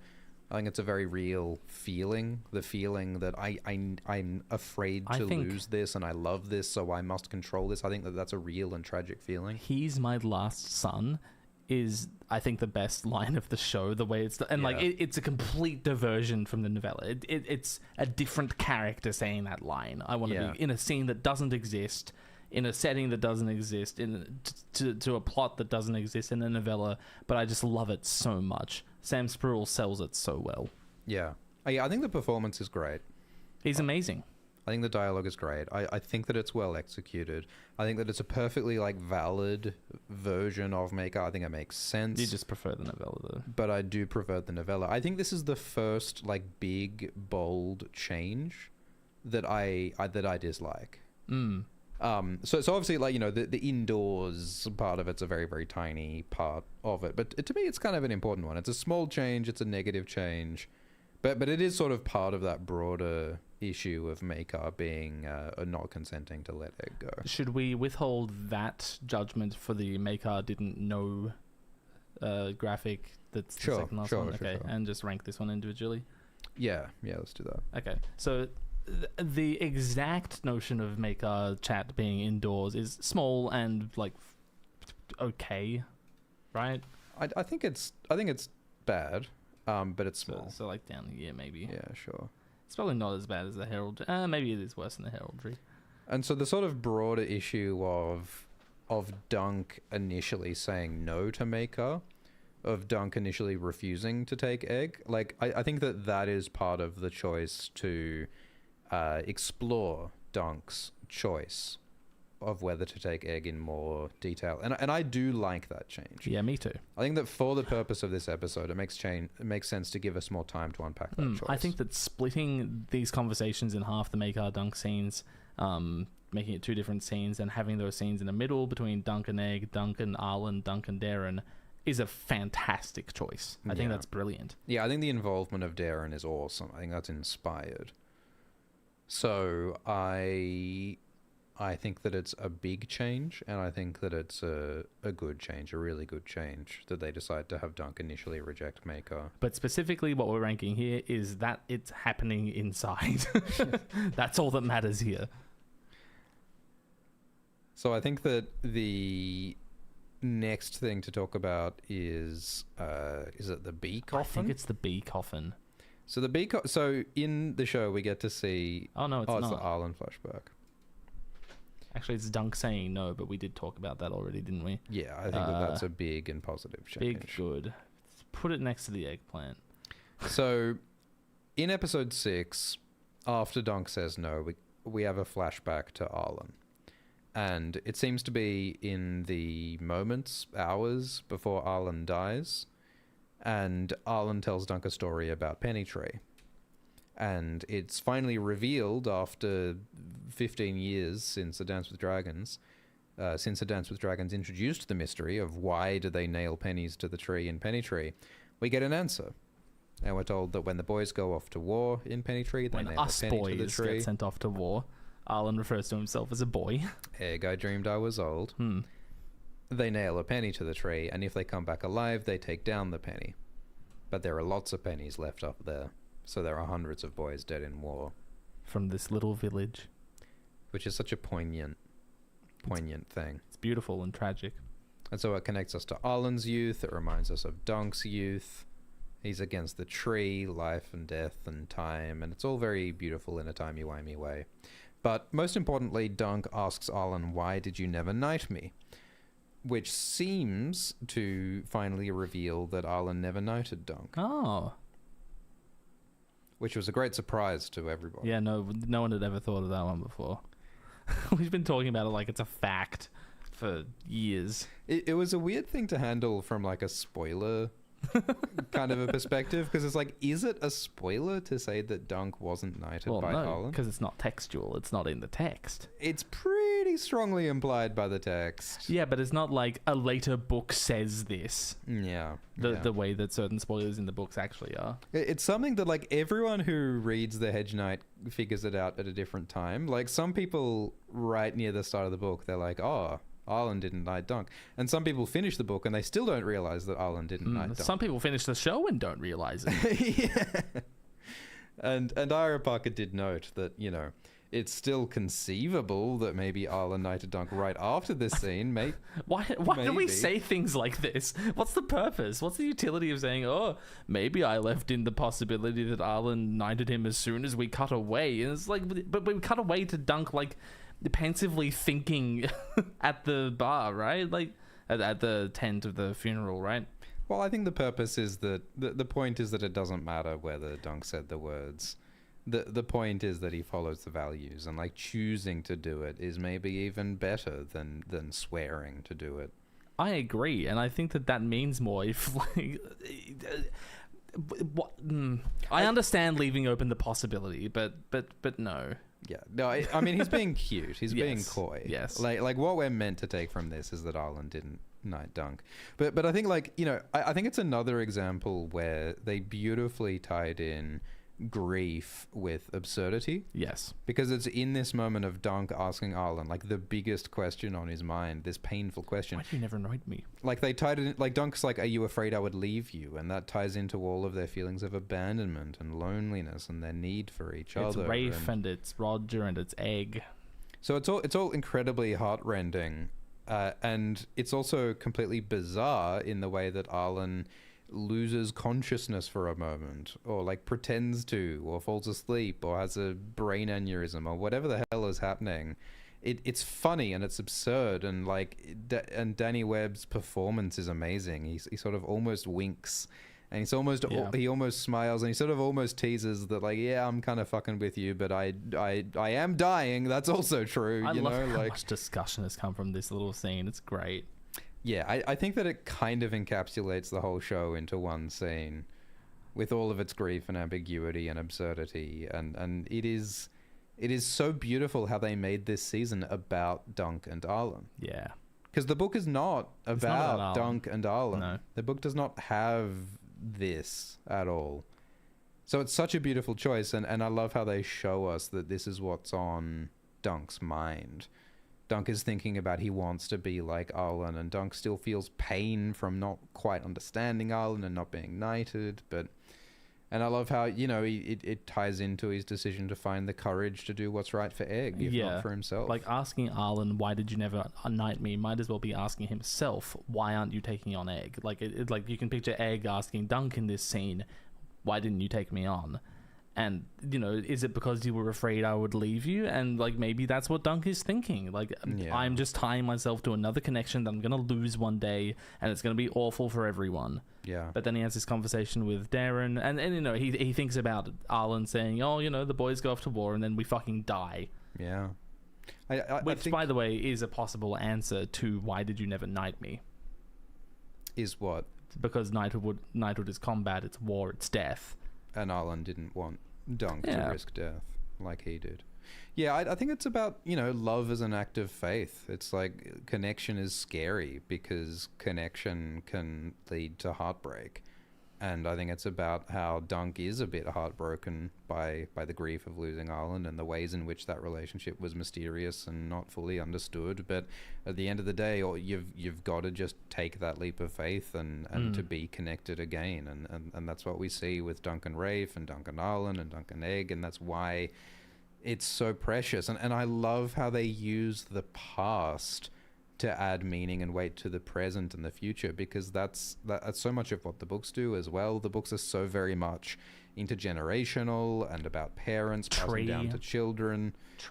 Well, trees past, are present, simple. future, life, death. Yeah, I mean, the ways that George writes about the weirwoods and the old gods and the trees, like, they are timeless. So of course it's at a tree that we get a flashback of the past, tying it to the present and future. I always future. think about the mud pots in Guardians, the George R. R. Martin story from Tough Voyaging anthology. You know, and the way they perceive time, because they're so long-lived and sentient, and they like take so much time. It's like the Ents in Lord of the Rings. Like, it's a bit like George in his writing yeah, schedule. they just experience time in a different pace, you know. I love that in episode 3, Dunk sort of already lost his connection to Egg, because Egg was a boy that it was an invented identity, as all identities are actually. But you know, that boy no longer exists because the lie collapsed, and Aegon Targaryen is a prince of the realm, and Egg never existed. So Dunk's already gone through the loss of connection and the heartbreak that comes with that loss of connection from knowing Egg. So he's already experienced that. Like, do I want to go through that again? And the answer is, I'll do it for Egg. That's what he comes up with. Yeah. I think that it's about how loss and pain are an inevitable part of connection and love, and you just got to accept that, because you got to love anyway. Because a true knight always finishes his story. Well, yeah. I mean, that's another fascinating layer to all of this. The line that a true knight always finishes his story, like, it can't not be a jab at George R. R. Martin for failing to finish the Game of Thrones book series. Jab is the right word. Maybe it's a cute little wink. If you want to, like, absolutely huff some copium, it's like, well, maybe Ira Parker knows. Maybe George Martin has shown Ira that he's almost finished the Winds of Winter, and so the line's in the show because they're just about to announce that the Winds of Winter is complete, because George will, in fact, finish his story. That would be the delusional, hopeful interpretation. He's actually already finished A Dream of Spring. Oh, is that what you heard? He's going to release that before the Winds of Winter. He's just ironing out the last few chapters of the Winds of Winter. I saw that on a very reputable X on x.net. Look, hope is the act of a dogged spirit. I think that in hindsight, that line about a true knight finishing his story, I feel like that line will feel more tragic than hopeful in the future. But look, we will have to wait and see, because we are dogged spirits over here at Ultrift X and Glidus Productions. Hope is the thing with feathers, Ultrift X. We are dogged spirits. I've seen interpretations that Arlan does die in this flashback. Like, that's him dying when he sits still for 30 seconds. And then, like, when he comes back and says, and that's why we call it the penny tree. A true knight always finishes his story. That's, like, Dunk imagining the next lines. That's him, like, trying to put a full stop on Arlan's life. Yeah. Because, like, it makes sense that he would die there. And, like, the response to Why Did You Never Knight Me, and this tragic story about boys from Penny Tree being sent off to war and dying. Like, that just, what an extraordinarily sad thing to experience. Yeah, Jesus. Like, I would invent something different as well. Because, so you're saying that, like, Arlan actually did die in that moment. We watched him die. But the rest is Dunk's imagination. Yeah. But because that's just one interpretation, by the way. I'm not going to tell anyone to believe anything. So this is the one flashback scene that doesn't have the dark border vignette effect, isn't it? So like all the other flashbacks, they have like a dark faded border except for around the edges. Lengthy extended Rafe Alester sequence. I think that actually does have a dark vignette. Does it? Like, you don't really see the dark vignette in the flea bottom shots, because the flea bottom shots are dark. But I think that, like, the redgrass shots and such, I think that there is a dark vignette there. I think that you actually can see that. Yeah, there is. So it is unique. It is unique in the Arlan flashback. I see what you mean. Okay, yeah. Yeah, there is a dark border there. Oh, you can't see it. But hang on, let me zoom out for the people at home.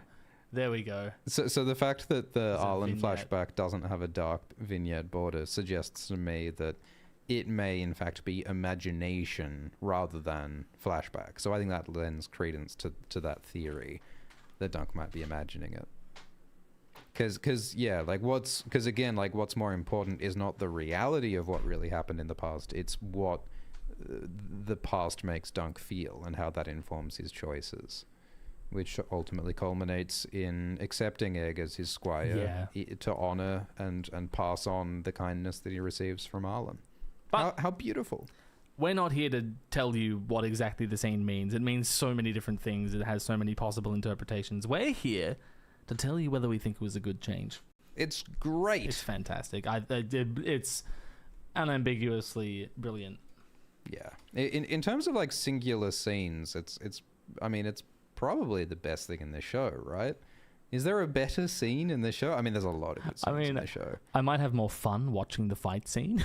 but it is also kind of hilarious. Yeah. Like, this is also a scene that will make you cackle in disbelief and bewilderment. And then cry.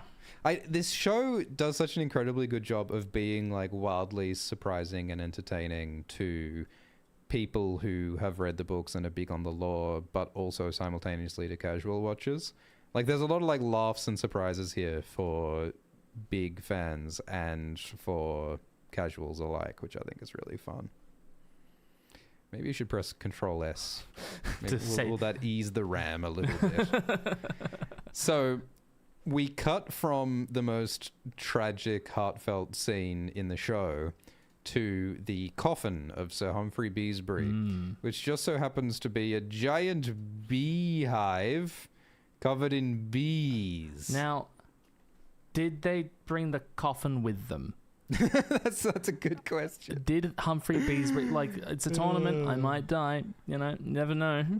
Well, yeah, I mean, and they also, I guess, just had beehives at Ashford as a Okay, here's what I reckon. You're a Beesbury, you got bees with you, okay? At the Beesbury tent, there's just some bees. Do bees travel well? They can. I imagine that bees are fairly attached to their... They're attached to their hive, and the hive can move. Like, I think they prefer it when it doesn't, but it can. But, like, the bees... Beekeepers do move bees. Yeah. I imagine that That's actually a large part of the job. Is it? It must be very disorienting for the bees, right? Because the bees must know where all the local plants are, right? I think bees are remarkably adaptable. Like, I think they have a better handle of it than you would imagine. Okay. Are the bees still disappearing, Glidus? Which bees? In the world, the bees. Aren't they disappearing? Yeah, there was a big, like, panic about, the bees are disappearing, which is quite funny just to say out loud. The bees are disappearing. What that was about, I mean, wildlife globally is experiencing a catastrophic collapse. It's not just the bees, it's not just the pandas. Pandas are doing pretty well, actually, comparatively. Well, the fish are having a bad decade. The fish, it's awful time to be a fish. But that particular panic was about economically productive, like the bees that impact the human... only animals that matter, the ones that make sugar for us to sell to the rubes. So when that panic happened, what was it, like a decade ago or something? That was specifically about economically productive bees for human purposes. Are they okay now? I don't know. The last update that I got on the bees was from Emma Stone in the movie Begonia. In Begonia, Emma Stone says that, oh no, the bee thing is fixed, actually, Jesse Plemons. You don't have to worry about the bees. We fixed the bees. That is my understanding as well, is that the specific thing that panic was about is no longer something to be panicked about. I think after this stream, I'm going to look up some bee updates that aren't from Emma Stone. Are you sure you don't trust Emma Stone for your bee knowledge? I trust Emma Stone for bee updates more than I trust most sources. Okay. But I might go and get a second opinion on that one. Okay. When I saw the bee coffin on episode 6 of A Night of the Seven Kingdoms... Oh, you pissed yourself, didn't you? I screamed. Yeah. I shrieked. I cacked my dax. Stop cackled. saying that. No! Keep saying that. I will never stop saying that. I think this is incredibly delightful, and it leans on the meme that the Beesburys have become. I don't think George Martin intended or anticipated that the Beesburys would become a sort of weird fan favorite meme house. But like Lyman Beesbury was a sort of a meme fan favorite in House of the Dragon. I think that George hoped we would love the Beesburys, because you don't put the fucking bee house in your books without hoping that it becomes a fan favorite. Like, you put that in there because you want people to love it. Like House Manwoody. Yeah. Manwoody, Sir Manwoody. Dickon Manwoody. Yeah, I think there's a lot of kind of goofy names and goofy side characters. I mean, Flement Brax with the unicorn horn. There are a lot of funny, goofy ones. But yeah, I am delighted that the shows are picking up on the Beesbury thing. And like, there was a risk that they do it too far, you know? There's a risk that it would have been too fan servicey. There's a risk that it's too much in your face. I think the way that they handled Beesbury is great. They gave him a bright yellow moustache. They made him dance at Lionel's party. He said one thing. He said one thing, then died, and then was buried in a coffin full of bees. I think that's fantastic. Is it bee magic? Yeah. I do wonder where they got this specific, like, beehive themed coffin, because that's definitely a beehive themed coffin, which they be very odd to bring that along, wouldn't it? But I'll pay it. Look, I'm willing to allow it. Also, just like these shots when like the children are playing under the bee coffin So and saying funny. "Eat shit, dragon whore," I think all of that was incredibly delightful as well.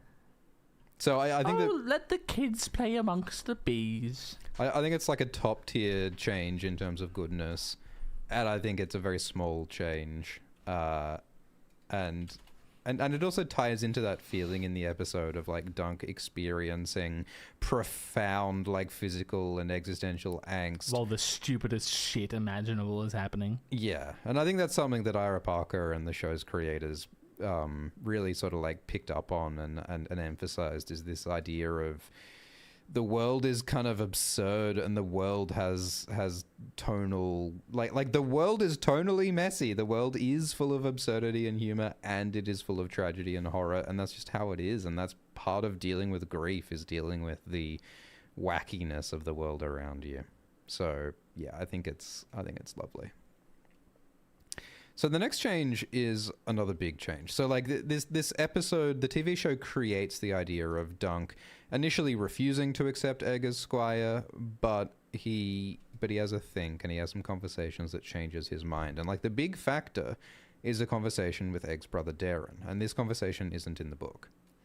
And so in the book, Daeron didn't want to be in the tourney. He ran off with Egg. He went to the inn. He shaved Egg's head so that he wouldn't have to be in the fight. And he lied about Dunk and said that Dunk kidnapped Egg, and Daeron got beat up a bit in the tournament. In the show, Daeron loses part of his ear. Yeah. In the fight, which is crazy. And that's a prosthetic effect they'll have to keep using if Daeron comes back, I suppose. But I love how they really like captured the idea that Daeron is irresponsible. He is a shitty family member. He's not good to the people around him. But like he also like cares and he wants to do the right thing, even though he fails to do the right thing. He does care about the people around him. He wants the right and thing. Egg especially. He just can't do it. And I think he's aware of that. He knows that he's not good. He knows that he's a bad influence. He's very aware that Arian's not a good influence. And he knows the systems that produce him and Arian. And he's looking out for Egg by trying to get him away from those systems. Yeah. It's such a beautiful Big Brother moment. Yeah, it is. And it's kind of like, you know, Maekar... They kind of take some humility away from Maekar in the show. Oh, yeah, and give it to Daeron. They kind of give it to Daeron. It's kind of like Daeron is acting as Maekar's conscience. I quite like that, actually. Yeah. I love the shrug. Yeah. Dunk says, you have no shame in coming here. And Darren's like, well, what do you want me to do? Yeah. Because we're at Humphrey Beesbury's funeral. Actually, both of the Humphreys' funerals, I think, are happening at this tent. I think just off shot was the giant red and white diamond coffin that they squeezed Humphrey Harding into. Understandably, that didn't have as much draw. The children were not playing around the diamonds. It's a bit gaudy for a coffin, honestly. Yeah, it's a bit overdone, don't you think? I think the bees are a lot more tasteful. A bit gauche. Diamonds are gauche. Come play with my bees. What if Humphrey Harding's coffin is actually like encrusted with actual diamonds, Oh my like God. the gems? Wouldn't that be cool? Or it's almost like a playing card sort of a motif, Yeah. a red diamond. You could be like a sort of a who's that X-Man who has the playing cards? Is it or is it the female mutant who has like magic themed? Who's the magician X-Man? Magician X. I don't recall. Her name starts with a Z. Yeah, Gambit throws the playing cards, so maybe I was thinking of Gambit. But I feel like there's also like a female magician superhero who like uses playing cards, whose name starts with Z. Maybe I think of chat's her got as well. nothing. I think you're on your own here. Zatanna. No, chat's got your back. Maybe, yeah, Gambit, Zatanna, yeah, something like that. I don't know. Anyway, slightly off topic. I think that it's a masterstroke that Daeron tells Dunk to take Egg, because it introduces this idea of Egg.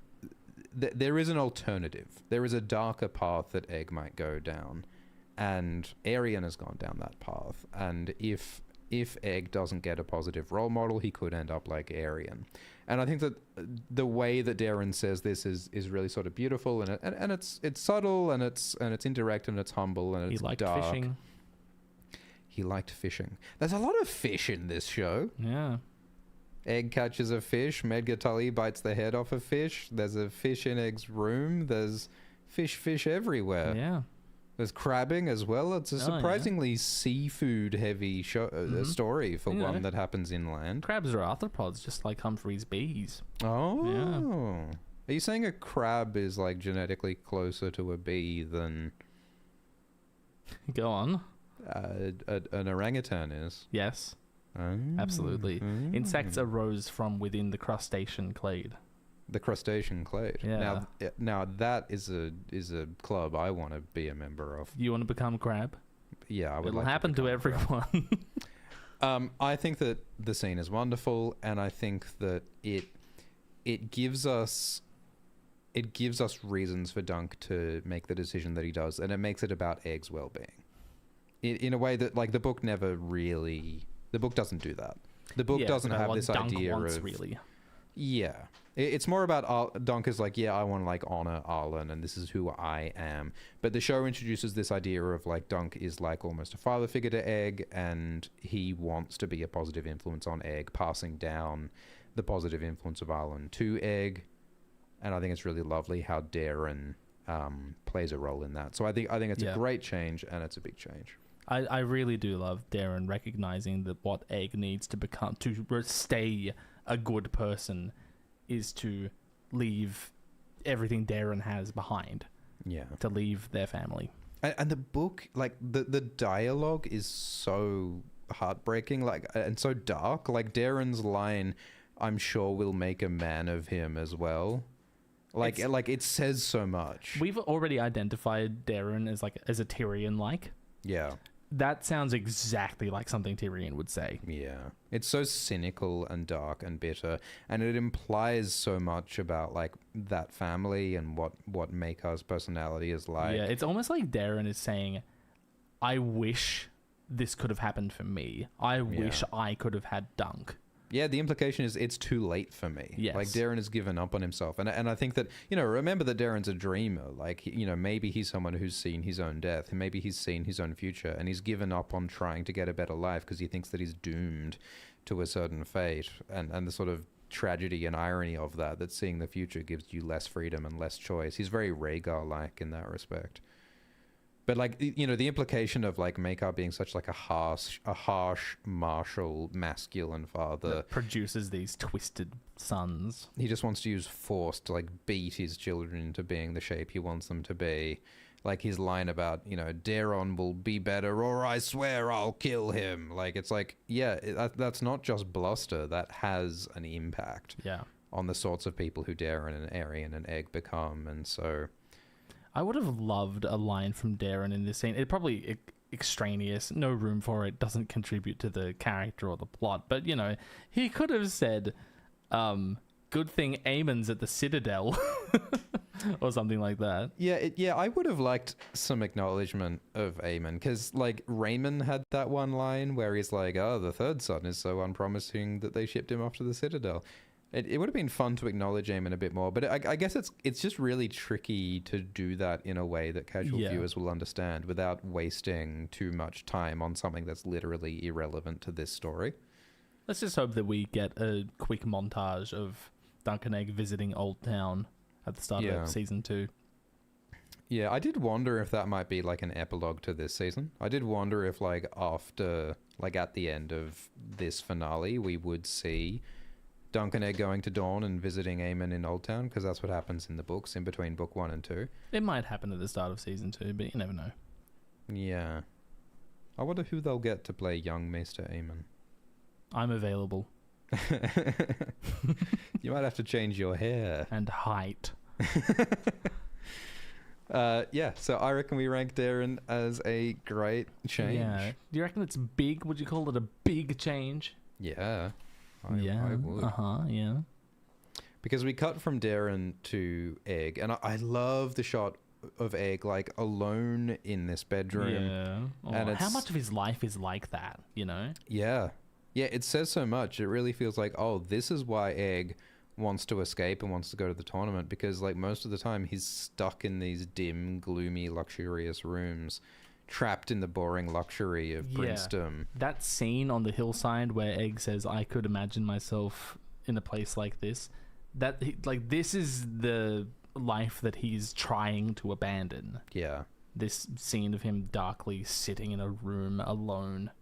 Yeah, it gives us so much more insight into Egg's motivations, and of course that like continues what they did in episode 3 with all of the Egg time that we got with like Thunder and Robin, and getting to see more of him. So even just that is so powerful. But I love the choice, and it's a creative choice, where they show Egg's hair growing back, and they show Egg looking in the mirror, examining his hair, and like thinking about, what does this mean to him? Like, can he escape his Targaryen family, or is he inherently Targaryen? Is it something inside him, in his blood and his genes, that he can never get away from? Like that idea of having that identity inside himself inescapably, I think it's so true to all of the themes in the books, and it is absent from the Hedge Knight. It's absent from the book, but it makes so much sense, and I think it really like gives us this visceral sense of like, there is a darker world in which Egg becomes a murderer and a kinslayer, like his father Maekar. Like Aerion. Yeah, I really do love... It contributes to Maekar as well, because you see the scene where, you know, Maekar comes in. He was already there. Egg comes in, he's going to murder Aerion, and then Maekar comes in, puts his hand on him, and says, doesn't say anything, but, you know, asserts some fatherly control over his son. And then in the next scene you see him, he says, "He's my last son. I can't let go of him." Like, it makes complete sense. They really justified that change, I think. Yeah. Yeah, I guess the escalation... They put the work in. The escalation of Egg considering killing Aerion does put new light on the change to make Maekar not let Egg go. I mean, compare this... Like, they introduced the idea of Targaryen madness, which is kind of controversial, because I think that some of the shows overemphasize the idea of some Targaryens being insane, whereas in the book it's more about individual personalities and some sort of prophecy shenanigans. But I think that one of the worst things about Game of Thrones season 8 was that Daenerys just went nuts and started murdering people for no reason, and I think that one of the great failures of Game of Thrones was that they failed to unpack that. They failed to convince us of that. They didn't really sell us on Daenerys and Jon's love, and they didn't really sell us on Daenerys's Wait, they were supposed to be in love? Madness, right? What? Yeah, right. And like compare that to Egg in this episode, because like we saw all the steps along the way. We saw how Aerion assaults people for fun. We got the story about Egg being threatened by Aerion. We saw Egg's face in the rain in the hood after Aerion stabbed Humphrey Harding. Like we really see like, oh, this is why Egg wants to kill Aerion. And also like we see the evil of brothers killing brothers, and like the horror, and it feels so visceral and real. We understand why Egg would want to kill Aerion, and we also understand why that would be evil and a bad path to go down. So they really sell it. Like, it makes sense in a way that, like, Mad Queen Daenerys never did. It never made sense for Daenerys to burn hundreds of thousands of innocent civilians because she was angry for Cersei killing Missandei and for Jon not loving her enough. Like, that never made sense in the way that this makes sense, Egg wanting to kill Aerion. It's like a direct flow-on effect from people's actions. Well, one of my favorite things about Egg in general in this show is that he feels like a combination of Maekar's harshness and assertiveness and brashness, and of Daeron's melancholy and self-doubt, and of Aerion's violence. Like, we see outbursts from Egg of, you know, we'll turn his bunghole into a lance hole, and we'll do this and that. And we see his fascination with fire, and we see his sadness, and oh, I'm a bit puny, and like we see flashes of all his family members in him. And so of course there's some Aerion in him, and of course we see him considering killing Aerion. It all just makes perfect sense. It's all been set up perfectly, and it all creates like a very real reason why Egg needs a different place, a different situation, a different role model. He needs Dunk. It's gorgeous. I'm getting from the sounds of this that you like Dark Egg. I like it a lot. Do you like it? I love it. I think it's a big change. I think it's a great change. Yeah, I'm tempted to put this in the top right corner. Yeah. I'm even above the banter. It's really shocking. It's really bold. I was not expecting it. It's a bold change. It's a big change. Have you seen anyone complain about it? Yeah, no. And like it also ties into all the Summerhall stuff that they've been hinting at. Like they've added things in this show that sort of hint at some future stuff for Dunk and Egg, and I think that playing with the idea of a dark, violent Egg is something that lays foundation for future stuff. And it just makes me want like a 10-season run of this show even more, you know? Because there are a lot of plans that George has for these characters, and this groundwork could pay off not just in season 2 and in season 3, but it could pay off in season 10 and season 11. And I think they're doing such a great job of not only setting up season 2 and 3, but setting up a whole 10-season arc if they get it. And I don't suppose it's likely that they'll get a 10-season arc, but they really could, man. They really could. Damn, man. Damn. Yeah, man. So then, here's a horse. Dunk I bought you a decides horse. to leave. You bought me a horse? And Raymun buys a horse. That's insane. So Sweetfoot was Arlan's horse, and Sweetfoot kind of embodies Dunk's dead master in some ways, and Dunk promised Sweetfoot that he'd come back and buy Sweetfoot back if he makes money in the tourney, but he never made money in the tourney because he didn't get to ride in the tourney because there was a kerfuffle and a trial instead. And so Raymun, since he's such a lovely, thoughtful friend, he's like, I have a horse. I bought the horse for you. And Dunk, in his humility and his altruism, is like, I think that you should look after Sweetfoot instead. He decides what's best for the horse, in that he also decides what's best for Egg. Yeah, Dunk's prioritizing everyone else in front of himself. That's what Arlan would do. Yeah, he sought to be the benefit to the people around him. Yeah, and I think it's also like Dunk feels like he doesn't deserve to keep all his horses. It's like Dunk feels like he deserves to lose something. He doesn't deserve to walk away with as much as he had at the start. I wonder if Egg had come to Dunk before Raymun came to him with Sweetfoot, he would have been like, oh, thank God, we need a third horse. Because they do. They need 3 mounts for the 2 people, and also Thunder's a warhorse. You're not supposed to ride him around the country. I think that it's also masterful setup for the shot of Arlan's ghost riding off in his own direction. Absolutely. Like, because they need to remind us that Sweetfoot exists before we see Arlan on Sweetfoot. And so just like the structure of it, I think is beautifully done. And, you know, the whole thing of, like, Raymun talking about new barrel and feeding an apple to Sweetfoot, all of that is very cute. Gorgeous. Yeah. It's fan service as well. And you know what? It's unintrusive, lighthearted, fun fan service. Yeah. Yeah, it's amazing how much stuff they add to this last episode. But I guess now's the time, you know? It's the epilogue. It's the scouring of the Shire. It's the... There's room. It's breathing. Yeah. And I love just seeing Dunk being kind to animals is something that comes up a lot. Yeah. He pets the goat in his little hovel. Yeah. Bottom. Yeah. So yeah, it's a small thing, but I think it's a lovely thing. And you know, it ties up a loose end that is still not resolved in the books. Because in the books, Dunk never thinks about Sweetfoot again after book 1. And it never, like, actually explains that, like, oh, I wish I could have bought Sweetfoot back, but I couldn't because I didn't make money. Like, it's never actually addressed. So it's kind of like a fan servicey thing for book nerds to actually tie up that loose end. Kind of like the penny tree thing. It's giving so much to book nerds in a way that the Game of Thrones show never did. Well, it's because Ira Parker is a book nerd, and Benioff and Weiss, I don't know, and that sentence yourself, dear viewers. Yeah, the Game of Thrones show felt like extractive in the feeling that they were trying to, like, take something out of the books that they could market, like they could twist it into the mold that they wanted to market. Yeah, whereas this adaptation, A Knight of the Seven Kingdoms, is like just accepting that the Hedge Knight is a beautiful story, and if we adapt it, people are gonna like it. And it does make big changes, but it makes changes that, like, are consistent with the values of the storytelling, and which are creative, and which also show reverence for the world and for the details. It's such a loving adaptation, even though it's not a 100% faithful adaptation.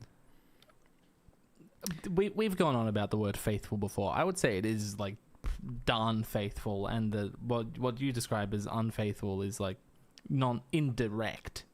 It's not a facsimile. Yeah. Yeah. Which is good because it's an adaptation. It has to be different. It's not being produced in the same medium. It's going to have to change in some ways. And so Dunk and Egg reunite and ride off together for more adventures. And they have a funny little exchange that I was not expecting about how many kingdoms there are in the Seven Kingdoms. Everyone says 7 kingdoms to refer to the kingdoms of Westeros, but in actual fact there's 9. Well, we'll get into it. And also they're not kingdoms. Yeah. Because there's only one king. There's only one king. There's only one kingdom. At the time Aegon conquered the kingdoms, there were 7 of them. There are 9 regions, those 7 kingdoms plus the Riverlands and the Crown Lands. What a mess. And so they even go so far as to put a new title card up saying a Knight of the 9 Kingdoms. So funny. I'm sure it caused a kerfuffle over at IMDb on whether they should change the name of the show. But I think the people at IMDb were having bigger problems with this show. Yeah. Are you aware of the... Yeah, we talked about it. The IMDb war with the Breaking Bad fans. Oh, that's so silly. So at first when I saw this exchange, I was like, what a weird thing to put at the end of this show. Why are they talking about, like, geographical anachronisms at the end of this show? Like, it feels so really out puts of a pocket. capstone on the themes of the show, debating geography. Well, except it does. It does. Like, yes. it somehow actually does, because It's just like Three Finger Alice. It's just like this wacky, what the fuck are we doing here sort of conversation that then you think about it for a single moment and you're like, oh my god, that's brilliant. yeah, so much of this show is like truth through absurdity. Because I guess, like, I guess in some ways this show's almost like a satire.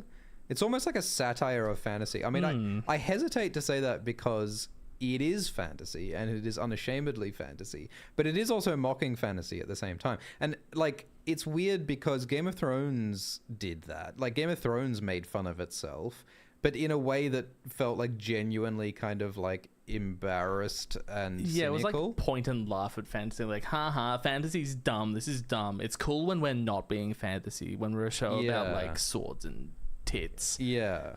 Whereas this show is like, isn't fantasy a bit silly? Isn't it cool that fantasy's like this and that we're doing fantasy? I guess it's kind of like the absurdity in the fantasy is also the absurdity of real life. You know, the absurdity of the grief clashing with whimsy, and the absurdity of the way people are, and the absurdity of... I think the strengths of fantasy, like the strengths of any genre of fiction, are when it can reflect the real world. Yeah. Real people. Yeah. So I think that like the banter about the Nine Kingdoms is not only just kind of like funny silliness. I think that it ties into that broader point that, like, you know, nations and kingdoms and history and geography are arbitrary and made up and changeable, in the same way that Dunk's status as a knight and like Red's status as a lady and Egg's status as a prince, and, you know, the name Dunk to Duncan, Red to Rowan, Aegon to Egg, all of that is changeable in exactly the same way. And the idea that knighthood is changeable and made up and flexible and arbitrary, and the idea that all that really matters is people and choices, not so much the arbitrary status and words that we make up. And so I think it's really fun how they sort of broaden that in the end to apply to everything. And so having the Knight of the Nine Kingdoms text appear reminds us that Dunk is not a knight and there aren't nine kingdoms, and all we really are is people. Yeah, people agreeing on things and disagreeing on things and making the world out of our collective agreements and disagreements. And I love that they continue to play with the title card throughout this season. It would have been so much more boring if they played the same Knight of the Seven Kingdoms. Dunk and Egg, right? Dunk and Egg, dunk and Egg, dunk and Egg, dunk and Egg. All right, now you say it like that, it doesn't sound that boring. Like, we've complained before that it was very cowardly for the House of the Dragon opening sequence to just use the exact same theme song played the exact same way as Game of Thrones. Like, they could have at least done, like, a different rendition of it or something.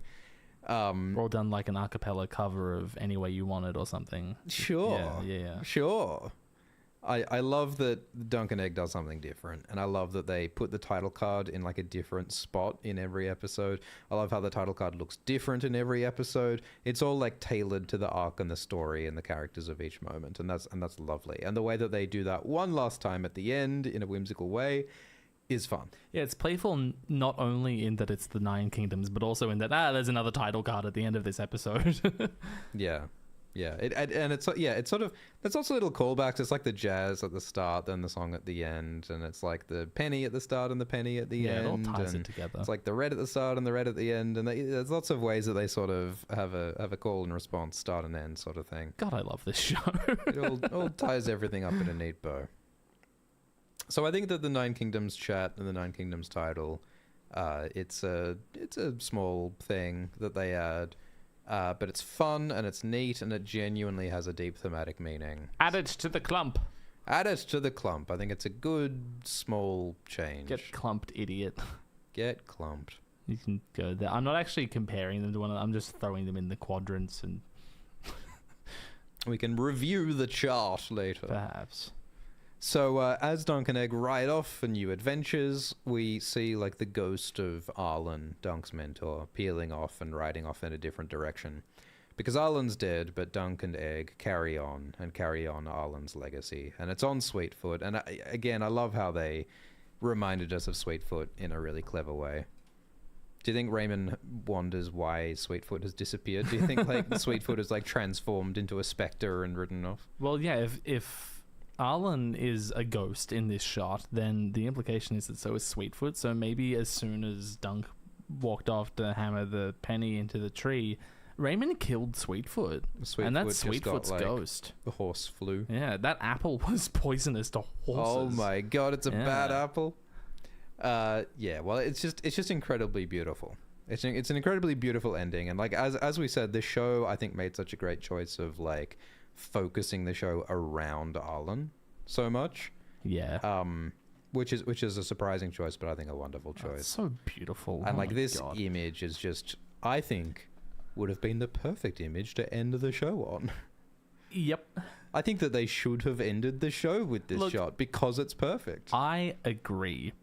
They've got the tree in there. I think that if they had ended it here, they still could have played with the ambiguity of whether or not Maekar agreed to send Egg off. Yeah. Because the way that scene ends with Maekar saying he's my last son, that's basically him saying no. Yeah. And then Egg shows up, and there's nothing in between. they didn't have to include that last scene if they wanted to communicate that. So it is sort of just like a joke they threw on at the end. Yeah, so in the book, we never see Maekar agree for Egg to go off with Dunk, but Egg turns up, and so it's implied that Maekar did give consent. And in the later books, there is another sort of hint that supports the idea that Maekar agreed, but there's no absolute proof. But the big change, the big addition that the show makes is that right at the very end, after we see Arlan's ghost, we see Maekar saying, "Where is Egg? Where'd he go? Where the bloody hell is he?" And so it's revealed that in the show, Maekar did not consent for Egg to go off. Actually, that's him just pretending for show. No. He did agree. That's why he doesn't have the ring. That is some 4D chess. Yeah, people have been proposing this, and I think that that's a bit ridiculous. Maekar is wearing rings in that scene. He's wearing a specific ring on his hand in the previous scenes that he is not wearing in that last scene. Is he? Yeah. Is it the signet ring, though? Probably. So do you think that Egg stole the ring? Yes. Okay. Yeah. Yeah, okay. Maybe that's what Ira Parker meant when he said that they will address Egg running off without Maekar's consent. Yeah, but no. Also in the Dark Egg scene where he goes to kill Arian, you can hear metal clanging on the ground after Maekar touches him. And, like, you may suspect that that's the knife hitting the floor. But actually, it's Maekar dropping the ring so that Egg can take the ring and run away with Dunk. Color me dubious. What color is that? It's like a shade of purple. Yeah, I'd say it's a mauve. Mauve. Yeah, I dislike Maekar not agreeing to let Egg go because my favorite thing about the book is Maekar's humility. Yeah. I like that Maekar's kind of an asshole and he's too proud and he's too harsh, but the idea of this proud, harsh guy having the empathy and the care to let go of his son, I find incredibly beautiful in the book. And the show kind of ruins that for me by having Maekar not agree. And also, like, another problem with this is that Egg already ran off from Maekar.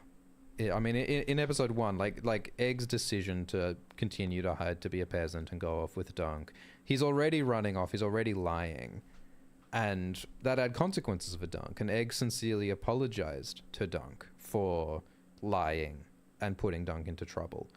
And now here in the end of the show, Egg is lying again. Egg is lying to Dunk. When Egg says, Maekar gave me leave to go, Egg is lying to Dunk. Yep. And it's like, doesn't that take away from the gravity of Egg's apology to Dunk for his previous lie? For the trust they've built? Doesn't, yeah. It really, like, it not only makes it takes away Maekar's meaningful choice, but it kind of stunts Egg's development and it undermines Dunk and Egg's relationship. It means that there's still a big lie between Dunk and Egg. I mean, I suppose Dunk is still lying about being a knight. There is unambiguously a big lie between Dunk and Egg. Yeah. So I think there's something to be said for there being a lie on both ends of their relationship. Yeah. Yeah, I agree with that. There is a symmetry to that. But pretending to be a peasant boy and going to the tournament with Dunk is, like, the stakes are different to running away with Dunk for, like, seemingly permanent terms. Well, the stakes are worse because, like, Dunk was already almost killed because of an accusation that he kidnapped Prince Egg. Yeah, what I'm saying is that Egg is going out on even more of a limb. Yeah. He's doing a way bigger lie than the first one. Yeah. Yeah, Egg is putting Dunk in mortal danger here because, like, Maekar's men will probably chase after Egg and might very well kill Dunk now. And now they have to address that. So it's a really big, like, plot change that they have to address. And Ira says they will address it, but it's like, how? Because Sam Sproul said that he's not returning for season 2. So how are they going to address this? I reckon it's going to be maybe someone will find out who Egg is, and then Dunk, like, it'll come up. Like, someone will ask, what the fuck is Prince Aegon Targaryen doing here? And then Dunk's like, hang on, I thought that you got your dad's permission. This is one of these, like, butterfly effect things. The poisonous butterflies, toxic butterflies. George R. R. Martin complained about toxic butterflies in House of the Dragon, where they made one small change from the books, but small changes lead to big changes and can kind of throw off the whole course of the story. I feel like this Maekar thing could potentially be one of those. Like, I mean, I trust that Ira has some kind of plan here, but I don't know. It not only takes away from my favorite thing about Maekar's humble choice, but it also makes Egg grow less by lying again and running away again, and it creates all these sort of weird plot complications that it might be clunky the way that they address it, and also it fucks up the feel of the ending. I feel like Arlan's ghost riding off as Dunk and Egg ride off into the sunset, it is a perfect ending. Well, I agree. That could have been the perfect ending. This show there are two tones going on in this show, as we've said.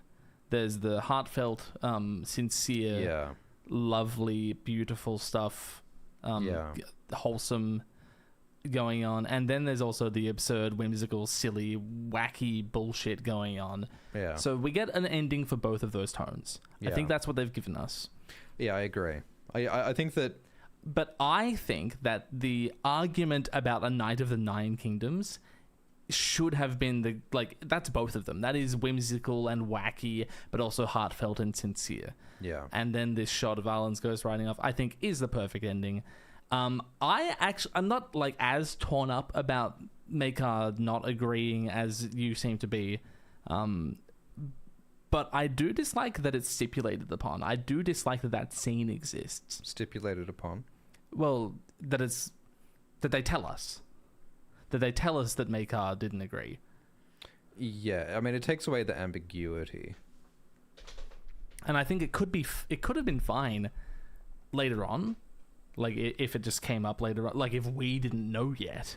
Yeah, it could have been a card they play later on in the show. It could have been a very funny, like, season 4, season 5, season 6 thing. Yeah, like Maekar shows up at some place Dunk and Egg are at, and he's like, where the fuck have you been this whole time? Yeah, that would be hilarious. Yes. But that could be done really well. I know, it sort of pulled the trigger too early. Yeah, put in a different context and in a different space and time, then maybe it could be addressed in a fun way. For that reason, I'm going to say I dislike the scene.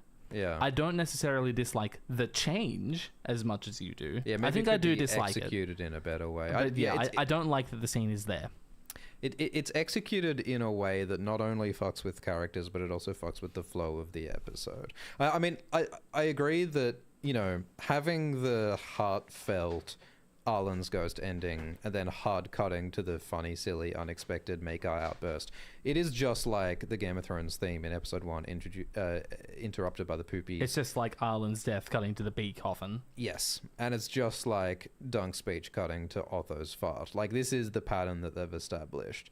But like, they could have had different stings and different payoffs. Like, I mean, the comical unexpected payoff, it could have just been the title card, A Knight of the Nine Kingdoms, after Arlan's ghost. They could have done that. Or it could have just been the 16 tons, because the ending credits music of the season is an unexpected song, 16 tons, which is like a loud, boisterous, uproarious song. That could have been the fun, surprising shot. Especially after, like, we're reminded that Arlan's fucking dead, and then we get this song about how systems of society churn people out. And people are treated like mud and blood. Another option they could have done, which might have been better, what if they put Maekar's ending scene after the credits instead of before the credits? Oh, well, then no one would have seen it. Well, then no one would have seen it, but it would have been a fun little Easter egg, but also it would have not interrupted the beauty of the Arlan's ghost thing.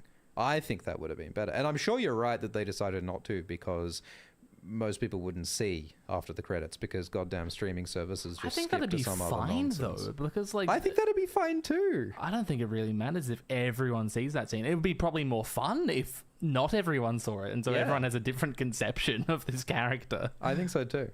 I will say, to the scene's credit, I liked that we got to see like beat up Arian on the carriage, and we got to see Daeron, and we got to see Valarr and Kiera, and we got to see the Targaryen family sort of bruised and limping their way out of Ashford, going like, man, this is not the party we were promised. This did not go as well as we thought it would. I would have loved to hear like a fanfare playing as they were departing, like, and here go the princes of the realm, and they're or like Baelor's horse without a rider. Ooh, you know, stings. And I do think that Sam Sproul's performance in the scene is fun. Like, I like his disbelief. I love that Maekar can't believe that his son has run off again, and this is ridiculous. Like, I mean, that's cool. I like all that. There's a lot to like about it. I don't like the placement. I don't like what it does to Maekar's character. I don't know what I don't like what it does to Egg's character. Leave him alone. I don't like what the plot implications are going to be. I don't like it. Have I made myself clear? I think they get it. I think they get it. We didn't rank the Arlan's ghost thing because it was sort of tied up in the Maekar thing. Well, that Arlan's ghost shot, I think it's fantastic. I think that it's a small thing. Yeah, I'll put it here. Yeah, I think it's fantastic. And so after the Maekar doesn't agree thing, it cuts to the closing credits, which is the song 16 Tons by someone. Tennessee Ford. Only Tennessee Ford. And I think that the reason why they chose this song... Well, actually, that's his version of it. He didn't write it. Sorry. I think that the reason why they use this song is that it's a song about being a working class, blue collar working class man trying to get by in a world that's stacked against you. Yeah. And that's what it's like to be a hedge knight. That's what it's like to be a sex worker. That's what it's like to be all these working people in I'm this just story. a humble ground working prince of the realm. So that's I think that's a fun, jaunty, unexpected note to end it on. I agree. Like, I don't think it's a note that, like, I don't know, elegantly ties everything together. Like, you know, they could have chosen, like, a heartfelt song to go with the heartfelt ending with Arlan, but they chose to go with a sort of more jaunty, well, this is what it's like to be a knight, to be getting by. I like how it doesn't tie everything up with a neat little bow. It's like, well, that's just sort of how things are. And it is like, you know, this is the world that Egg is joining, I suppose. You know, like, and it is fun. Welcome to the machine. Yeah. And so I guess it's a celebration of Arlan and of Dunk instead of some grand sweeping thing that more evokes the noble heroes and stuff. Because at the end of the day, like, you know, this is not a show that lands on like fancy chivalric knightly heroes. It's a show that lands on fun, quirky human people, and remember, so they choose a fun, quirky human song. Every episode of Game of Thrones, except for season 3 episode 3 ends with like string orchestra music. It ends with something like in tone with the Game of Thrones theme. Yeah, but this is it's from the 20th century. Yeah, you're right. It sort of takes us out of the genre, doesn't it? Yeah. It sort of takes us out of a sort of fantasy world and puts us into a more contemporary world. It's probably asking people, and I hope it gets people thinking, like, what does this show that is in a setting so unlike our current world say about our current world? Yeah. And I think a song like this is going to get people who otherwise would not think about that to think about that.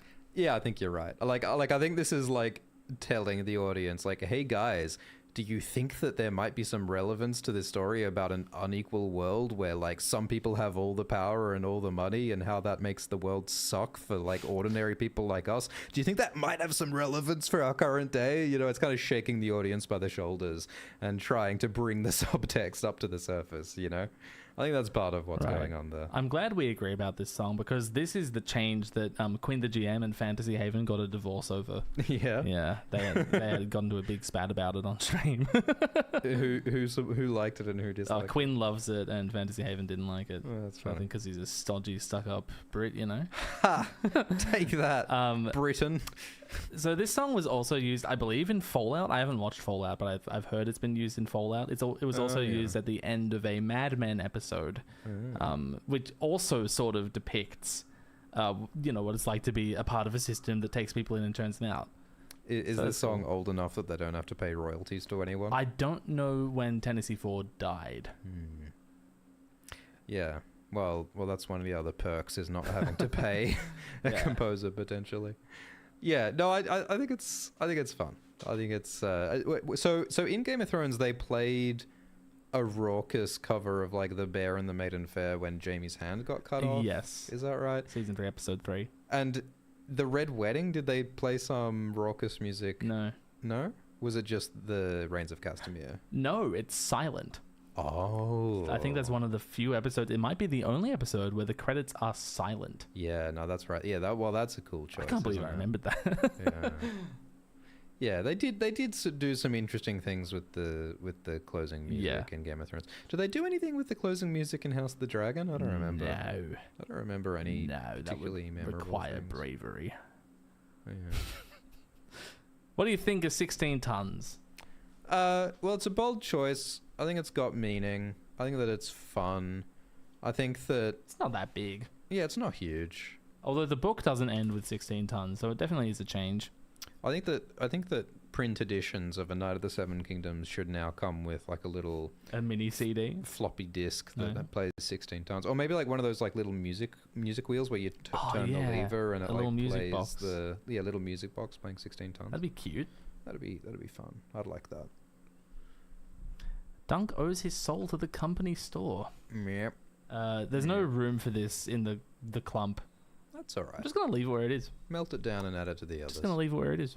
Hey, Glidus, did we just rank every change between the book and the show, A Knight of the Seven Kingdoms? Well, between this and our previous 7-hour live stream over on my channel, I think we did. I think we did. If you missed part 1, go and click the link in the description. And don't worry, 2.5 of those hours are super chats. Remember to like and subscribe.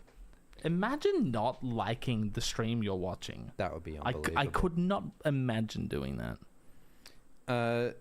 Yeah, well, let's answer some super chats. Let's get to it, baby. I mean, should all right? Maybe we should just review our chart before, yeah. just to Take it all in, guys. just to conclude our formal proceedings. I mean, what we've done here is we've figured out what our favorite and our least favorite changes are between the book and the show and Knight of the Seven Kingdoms. I've also identified what the biggest changes are and what the smallest changes are. So, what are our favorite changes between the book and the show? Well, it looks like we love pretty much all of the invented stuff for Egg, including Dark Egg, the Banter, Dexter, and then we also love all the invented stuff for Arlan, the flashback and the ghost. Get Up is there, the penny and the sword. Yeah. We love Egg and Arlan so much. We think that, just extrapolating from the data of the chart here, we think that Egg and Arlan are so much better in the show than we do in the novella. That's what it says. So much more Egg and says. so much more Arlan in the show than in the book, and not far behind is Lionel as well. And both of them like give so much more meaning to Dunk because Arlan is Dunk's past and Egg is Dunk's future. Yeah, they're the characters that define Dunk. And so I think that the choice to ground it in Arlan and Dunk, in Dunk's past and future, is so inspired, so logical. Like, it seems so obvious in hindsight, but I don't think it would have been obvious at the time, you know? A lot of the changes that they make are not obvious changes, but they're so clever. And so, yeah, we love a lot of the really small, quirky changes, like the bee coffin, expanding Lord Ashford, adding the jazz, Three-Finger Alice, Mad Robin Riesling. Like, there's so many little things that are really fun. I think Gwyn is in there somewhere. Yeah, Gwyn is in there somewhere. And there are also some really, like, big, bold swings that they make, like the Rafe Alester flashback, and, like, Dunk initially saying no to Maekar and questioning Arlan's legacy. And there's a lot of big stuff, big, bold stuff that they do that really reshapes episodes, like creating arcs for these episodes, most of which we really liked as well. Yeah. There are some small things we disliked. The fart. We did not appreciate Otho Bracken's fart. It seems like some things that Ira Parker agrees that he dislikes as well as us. The missing scene of the knight who remembers his vows, the different heraldry not showing up for the personal heraldry in the Targaryens. There's some visual stuff like the drab tents in episode 1. And not getting a beautiful shot of the 3 white knights and 3 black knights in episode 4. And also, you could say that the Maekar chat happening indoors is a visual change as well. Yeah. And there's a fucking 4-legged Targaryen sigil. Yep. Start over, Ira Parker. Take it back and reshoot the whole thing. From the top. Unbelievable. Take it back and try again. And I think it is like unambiguously a bad change that they didn't have a knight who remembers his vows. Yes. And I think that the Maekar not agreeing to let Dunk go, I think that it is valid. Like it's not a crazy thing to do. I can see people arguing for it being good. Yeah, I don't disagree that that's a valid way of looking at it. It is not unjustifiable, but just we don't like it. Yeah, at least personally, I just really prefer the Maekar of the book. That's fair enough. And I am open to him not having agreed. I just don't really like the scene. I like everything else about the scene, but I don't like that it's there. And that it messes with the beautiful ending that could have been.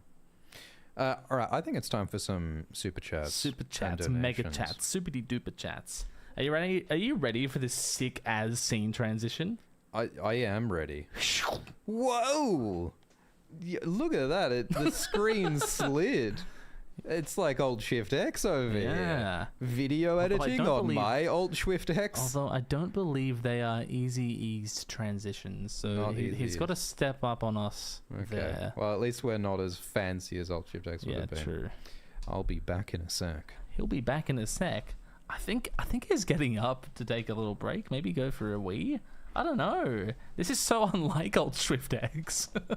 He's never done this before. All right. Thank you so much, everyone, for watching. We're going to respond to super chats now. Yeah.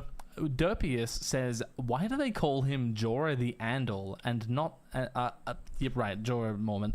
Are the Mormonts not first men? The Mormonts, I believe, are first men. But the point there is that the Dothraki don't appreciate the different ethnic groups amongst the Westerosi. So to them, anyone from Westeros is an Andal, which I think is a really fun way of portraying the way that cultural groups perceive one another. Because the Dothraki don't have that much contact with the Westerosi and the other way around. So that's really fun. Samurai Cicada says, howdy Shwoku and Glimbus. That's great. I am the flying Glimbus. Here are some sensu beans. That's great. I do need them to recover from this stream. Kitty97 Cat says, love you guys in your streams. Good night. Good night. And good day. Geens Quambit says, haven't caught at Schwallis and Glommet stream in a minute. That's a good one. I'll only change my display name when it stops making Glider smile. You'll have to wait a long time, because that one's still pretty good. Geens Quambit. Anyone rewatched The Queen's Gambit recently? I've been meaning to do that. I really enjoyed it the first time through. Great to see you lads as always. A cock a bridge soon, Queen. I'll ask him that when he gets back. Top Pleb says, oh, what perfect timing. I'm about to go to bed, so I should probably catch the end of the stream by the time I wake up. Here's hoping we are not going to take another 7 hours for this one. But, we just started on the super chats and we're about to hit 4 hours, so you never know. Grunkledor says, dear Homestar, Schwanner, and Glong Bad. I'm about to have the shittiest work day of the year managing a sandwich shop tomorrow. This stream is just what I needed to get me through. Cheers from Flow Rider. Did you hear that one, Swift? I don't know if he's back yet. I love that. I love being Glong Bad. I hope your day of work isn't the worst ever. Good luck and thank you. Taylor James says, hi, Glide Shaft. Wow. I'm a truck driver and I'm on my second rewatch of The Fake Jon Snow. No, not my second watch. My second rewatch. Can't wait to listen to this as well. Cheers. I hope you listen to this one 4 to 8 times. Thank you very much. Derpius3 says, not relevant to this stream. I already responded to that, but thank you for donating twice. Do you have any more to say about why people would call him Jorah the Andal? The Mormonts are first men, aren't they? They're from, the Andals never conquered the north.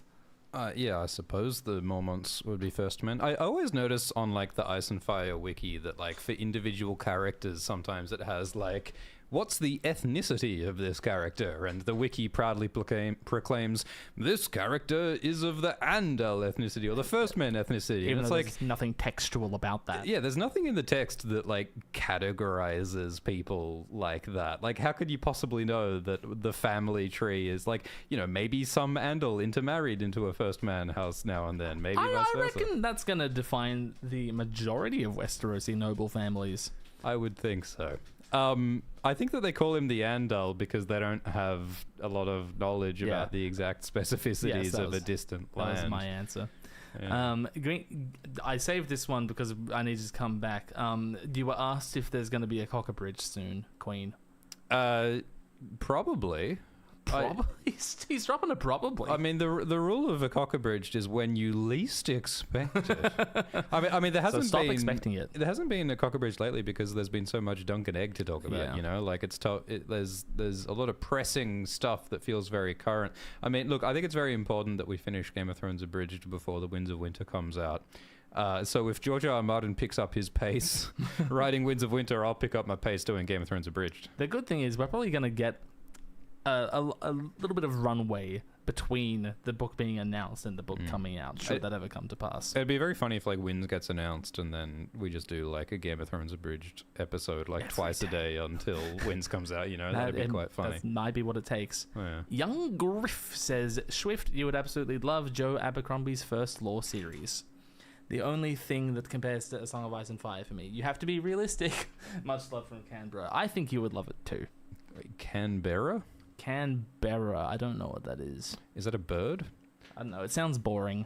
Yeah, I've heard Joe Abercrombie's good. That is on my list of things to read. I think a bit higher up my list. I want to read Solaris, and I want to read... what's the one with the Shrike? Everyone keeps telling me to read the one with the Shrike. I want to read that too. Yeah. Book of the New Sun. For me, I really need to get through Memory, Sorrow, Thorn. And yeah, I would like to read. Probably read Mel Nibene at some point. But now June 3 is approaching. I want to reread June. Who has time for anything? I liked. I read The Ones Who Leave Omalaz. Oh, what a great story by Le Guin. You've read that too? Yeah, of course.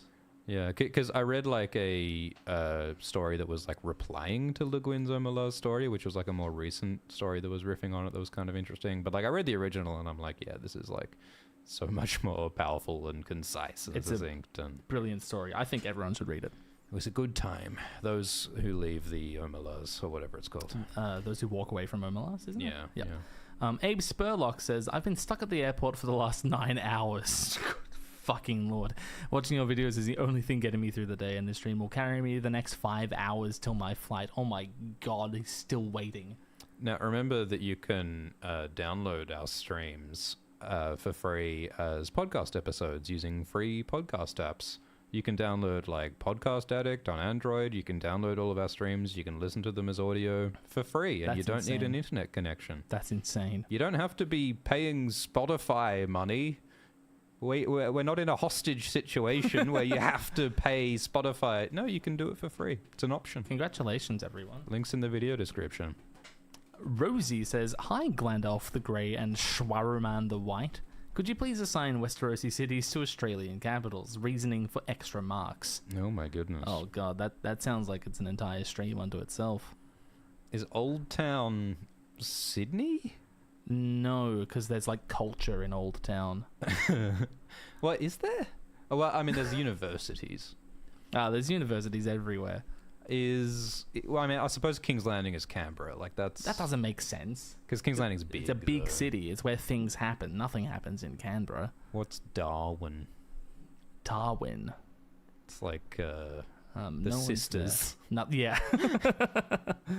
Ang says, forget the food streams. The Jon Snow rap is your best work yet. This is the life I chose. Send me chills every time. Glidus's Daggers in the dark! Yeah.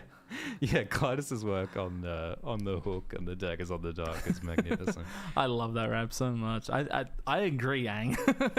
There's a dunk rap in the works that I think might be done soon, so that's exciting stuff. too. Exciting stuff. Radish Lad says, good evening, Schnaps and Glotini. Love your streams. Which is a Knight of the Seven Kingdoms character would you demolish an HSP with? I mean, Dunk would Dunk eat it would too fast, tear maybe. into an HSP, absolutely. I think Dunk is the kind of guy who like does not eat slow. You know, like he does not come from circumstances where you eat slow. I mean, I think Lionel would be. I mean, Lionel would be too busy talking. Lionel would love an HSP though. I don't know if Lionel can stop talking long enough to actually eat before the food goes cold. Probably describe what an HSP is for those not in the know. A halal snack pack. It's chips, or I guess fries, but they're not shoestring fries. They're thick fries with meats on top, or falafel if you're vegetarian, cheese, and then like chili, barbecue, garlic sauce.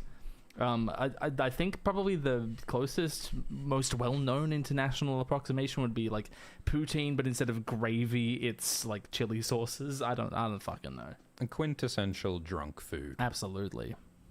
Raymun Fossaway? Probably love that. I'd like an HSP with Tanzil. Sure. Father Mucker says, when will you guys finally cave and have David Lightbringer on? I feel like you would either tone down his crazy to a digestible degree, or we'll finally get the ultimate fan theory that this creatures are just seahorses. I think that a live stream could only go so long.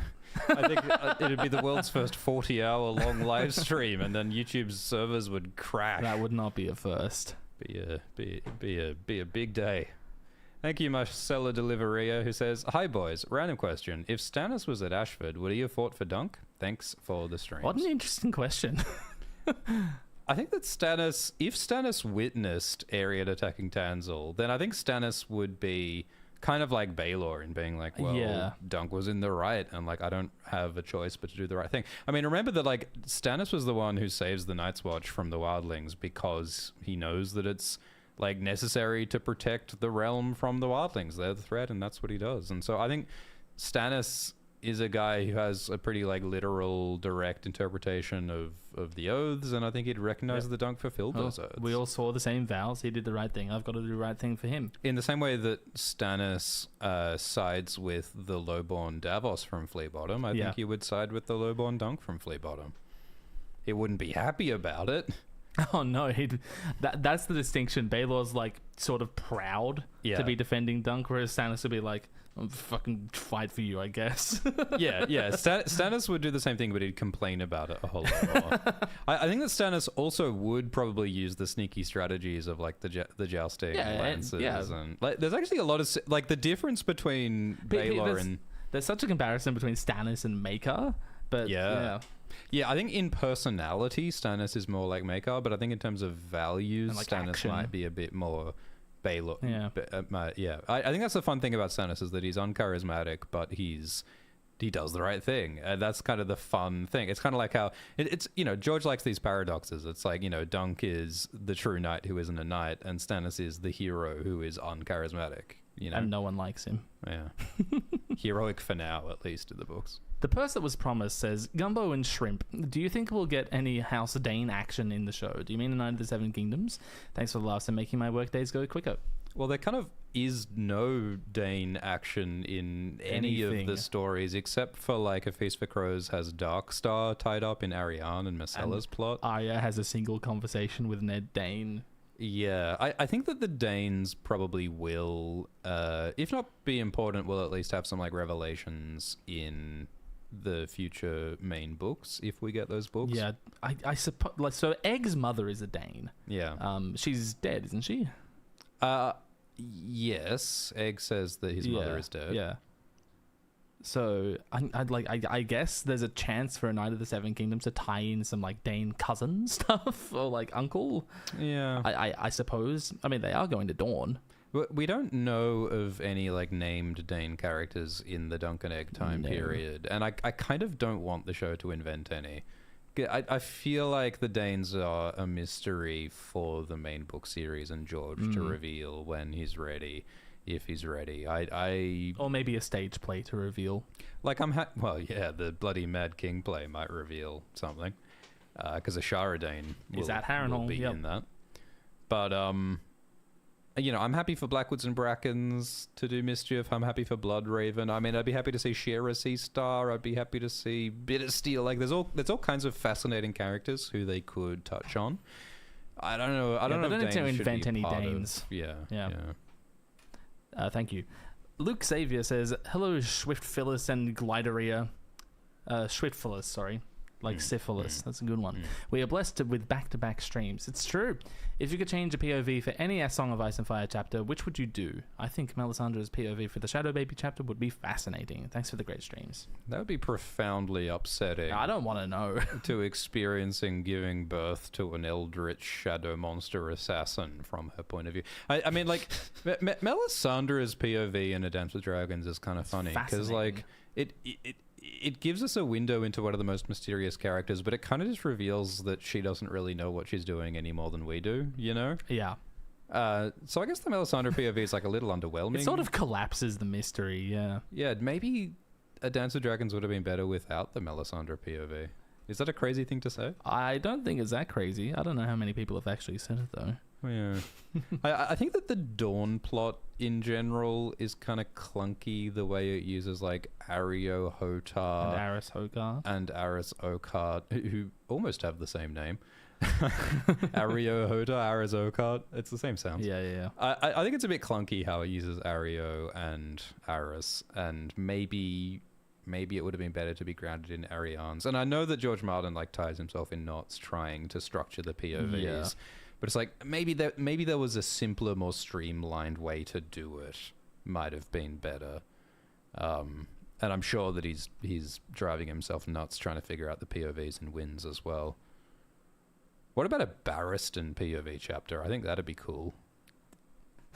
Because like, are you joking? No, I mean as opposed to the ones that currently exist. Oh, well, yes, that. Well, I'm thinking of like a Storm of Swords with like Barristan meeting Daenerys. Like, what if Barristan met Daenerys from Barristan's POV instead of from Daenerys's POV? Because like that's a very different. That would have been a very different story because we would have known that Arstan Greybeard was Barristan from the start and Daenerys didn't. That might have been kind of interesting. Yeah. Okay. Yeah, it is a choice whether to employ dramatic irony, like let the audience in on the secret or let them find out as the character finds out. I'm sure he grapples with that with every single plot point. It's also like the funniest thing in the world is when Arstan is Strong Belwas's squire. Like, it's the weirdest, like, odd couple comedy duo. And, like... Like, forget Dunk and Egg. It'll be really funny to see more of that. Yeah. Because, like, the whole, like, off-screen interaction between, like, Barristan and Strong Belwas and Illyrio. Like, I want to see Illyrio pitching to Barristan Selmy, or Varys, I guess, saying, hey, Barristan, the most celebrated knight in Westeros, I want you to pretend to be the assistant to this, like, weird slave fighter who eats liver and onions. And I'm going to put you on a boat to bloody Astapor. And can you pretend to be, like, a scraggly, useless old man? Like, how the hell did they convince Barristan Selmy to agree to that? Like, what a bizarre, funny scene that would be. What exactly was Illyrio and Varys' thought process, deciding to attach Barristan Selmy to strong, bloody Belwas? It's probably all they had. Who incidentally is a book-only character who's funny and goofy and was cut from the show. So, yeah, there's something that I would like more POV on. Cool. Is Barristan's journey east. I think would be hilarious. There's a side novel for George to write. Blue Icebox says, just for the schwitz and gliggles. Yeah. That's great. Well done. Oh, whoa, come back. Jack Delanotti says, hi, shits and giggles. Do you have a favorite Alan Moore work? I think Providence is very underrated and the show is a lot of fun. I haven't read much Alan Moore. I mean, I liked Watchmen. I liked V for Vendetta. What else of his have I read? I don't think much else. Is The Killing Joke Alan Moore, or is that someone else? People are screaming at us in the live chat. I think it is. I think for me it's still just Watchmen. Yeah, I think that Watchmen is special. I think that you know, I mean, Alan Moore is so funny because like he despises the industry that celebrates his work and profits from his work. I think that Watchmen is something that was like accidentally too good because like I don't think that Alan Moore thought that it was all that important or interesting of a piece of work, but he just did such a superlative job of doing it that it just accidentally became a masterwork of the graphic novel genre. The foremost thing that people associate with his name. Yeah. When what Alan Moore was interested in was a lot more esoteric and dark, and you know, I'm sure he would prefer that, you know, his Glycon activities or something were more popular, but yeah, I don't know. I'd like to read more Alan Moore. I think that Alan Moore's like quite fascinated with like assault and murder and stuff in ways that I don't enjoy very much. Although he is very interested in like magic and gods in a way that I find kind of fun. Yeah. And politics in a way that can be the way interesting. that power interacts with humans. Yeah. I think that's the interesting component of his work. There's certainly a lot of overlap with Martin's interests as well. Yes. So I'd like to read more Alan Moore. Jon Snow plays trombone, says, just got done practicing for my junior recital that's in a few weeks. Good luck, Jon Snow. And I just wanted to say thanks for all the videos you guys put out. Makes my long drives go by so much quicker. Thanks, Jon Snow. Thanks, Jon Snow plays trombone. Toot toot. Thank you, Medium John Umber, who says... Such a great name. who says, Skunk and Greg. Hello. I'm fighting with my sister about A Knight of the Seven Kingdoms versus Avatar The Last Airbender. We agree that Iroh equals Arlan, Egg equals Aang, obviously, and Azula is kind of like Aryan. Uh-huh. She thinks that Dunk equals Katana, but I think that Zuko might be a better analog because their arcs are about redefining honor. What do you think? Oh, God. Is there a Dunk in Avatar The Last Airbender? Guy rises from nothing, lies. So Zuko's Katara's brother, right? The other. No, that's Sokka. Zuko is Sokka. The fallen prince. Is it possible that Sokka is Dunk? Sokka? Am I crazy to think that Sokka is Dunk? Yeah. Yeah. Okay. That the Egg Aang thing. I mean, it's so obvious when you look at Dexter's whole answer because, like, that's just Aang. But they both have, like, connection to mystical power and mystical blood and Yeah, I mischievousness and... Yes. Azula Aryan makes sense to me. Yes. Fiery and cruel. To me, that sort of makes, like, Daeron Zuko. Because, like, he also has a question of where his honor is. I don't know if Dunk exists. What does the live chat think? Does the live chat think anything? Sokka is Dunk, Schubert says. I think maybe I'm not crazy to say Maybe it's you're not Sokka. crazy. Okay. I mean, I don't have a better answer for you. You ever going to finish that Avatar video? I would like to. I would like to. The Last Pissbender. Like, what a great title. Thank you, Lou Azerti, who says, thank you for keeping me company during a busy, boring work-from-home day. Have you ever played Disco Elysium? I played, like, the first, like, couple of hours. I started a Disco Elysium playthrough, and I set my, like, health stat to 1. Because I'm like, well, this is like a talking game, right? Not a fighting game. So I set it to 1. And then I tried to, like, get my tie down from the ceiling fan in the first room. And then I had a heart attack and died. And I was like, this is an interesting game. And then I kept playing it, and, like, I got through all the dialogue and the world building, and I'm like, oh, this is like... the writing in this video game is better and more interesting and more creative than 90% of the writing I've read in, like, novels, and that's new, that's different, And it's something to contend with. and like I was also picking up on, like, okay, like this is a piece of art that has a perspective and a vision to it that is singular and is authentic, and, like, I don't think I fully get where they're going or what they're saying with it just yet, but, like, I can see that this is someone's sincere passion, and that's what I like to see in a story. So yeah, I it is pretty high up on my list to play through Disco Elysium someday. For me, I haven't played it, but it's always been something that I would like to play. And it's something that I know is going to take up so much of my time. I think you can smash through it in a day or two, can't you? How long is it? Yeah, but I'd want to play it over and over again, wouldn't I? Yeah. Like, presuming that I love it as much as people have told me I will. We should have a go on stream. Oh, I'd rather play it off stream first, but you might be right. Thank you, J.R.R. Tolkien, who says, hi, Glumbo It's and Jert. Swifty. Jert himself. The Jertmeister. He's not dead after all. I haven't finished watching part 1, but how did y'all stream for 7 hours? That is a great question, John. We had a lot to say. I suppose. We had a lot to say. Usually our bodies give out before 7 hours, though. 7 hours for 7 kingdoms. The 7 gave us strength. The gods, being thus honored, decided to give us strength. Thank you, Misty Lemons, who says, hi, Schwalander and Glelb from Pittsburgh, Pennsylvania. Yins are my favorite. Oh, we get a Yins. Wow. What's Yins? It's Yol, but it's even more regional. yeah, what region says Yins? Pittsburgh. Oh, that's awesome. Of the Pittsburgh Yins? Misty says, someone Got him. Someone at my gymnastics class had a t-shirt with a Targaryen dragon, and I commented that I was glad that it had 2 legs, and he had no idea what I was talking about. It seems like, I love how, it seems like the main social interaction that we inspire over here on Swift and Gloomy Productions is like very confused interactions with people who don't understand the Omniwalder reference or don't understand the 4-legged dragon reference. And I love that we're bringing more awkward interactions into the world. Yeah. Be the Raymun Foss way you want to see. Yeah. Thank you, Sven, who says, howdy, Gloucestershire and Swaziland. Did you just say Gloucestershire? Shire, Gloucestershire. Fucking hell, it's Gloucestershire. Gloucestershire. Howdy, Gloucestershire and Swaziland. It's Eswatini now. Eswatini, Eswiftini. Howdy, Gloucestershire and Eswiftini. Bit of a non sequitur, but I've been rewatching Proto Dragon Time. The Fireworm Time, yeah, our Hot D Season 1 chats. Got anything you're particularly looking forward to seeing put to screen in Season 3 of Hot D or Season 2 of A Night of the Seven Kingdoms? God, I just haven't had room in my mind for House of the Dragon. Yeah, I do not have Dragon Time gear in my brain yet. I think Dunk... Season 2 and Season 3.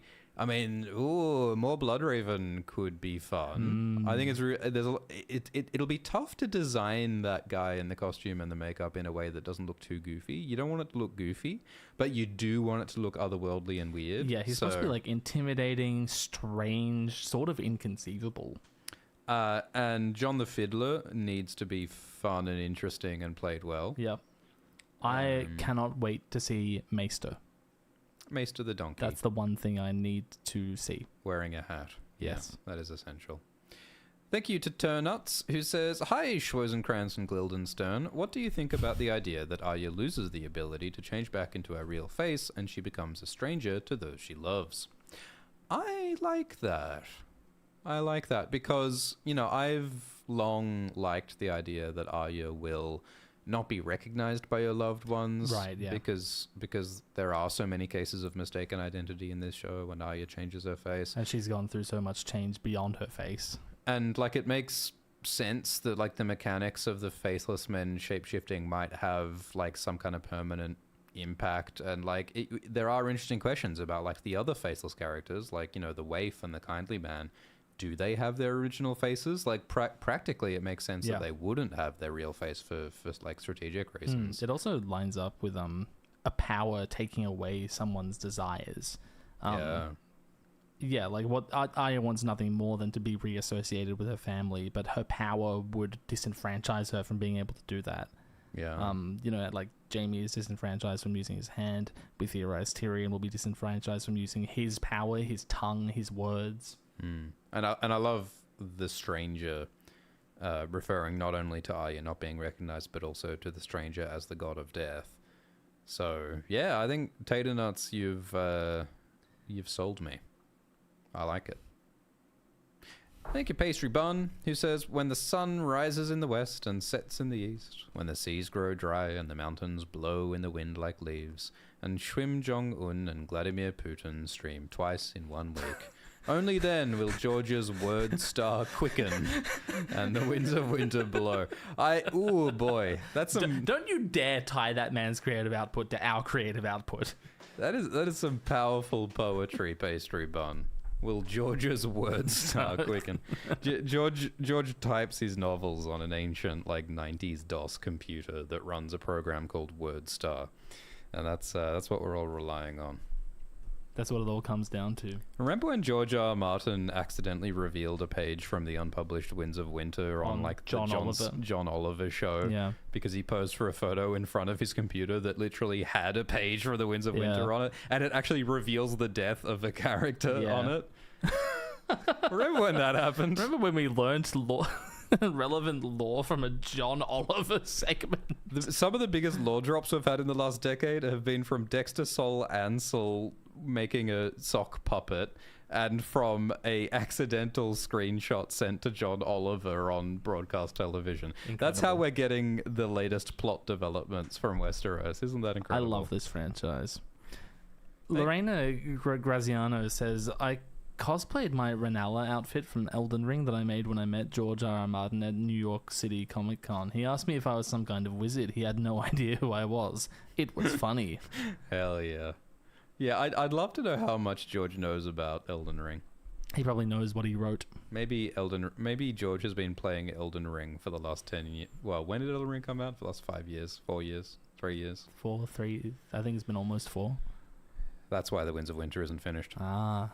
Thank you, Spiffy Shindigs, who says, hello, L, Fab, X, and Glinda. Long-time watcher, first-time donor. Thanks for the hours and hours of entertainment. Glidus, would you ramble for a bit about your favorite parts of Earthsea so far? Cheers. Oh, I guess I could go for a little ramble.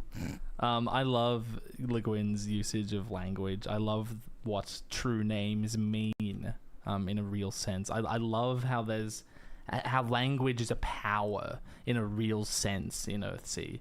I love the archipelago world setting that it's just quite unique. It makes me think of like the ancient Greek world, the way that like everything's sort of connected but separated by sea, and it allows for different distinct cultures to emerge. But of course it's so heavily based on Native American peoples and cultures. It's just so different. You don't see much like it. It's great. And it's great to see how long ago someone was being that creative and like thinking outside the box with a more like, it's still modern fantasy in that it's after Lord of the Rings, but it's out of the box.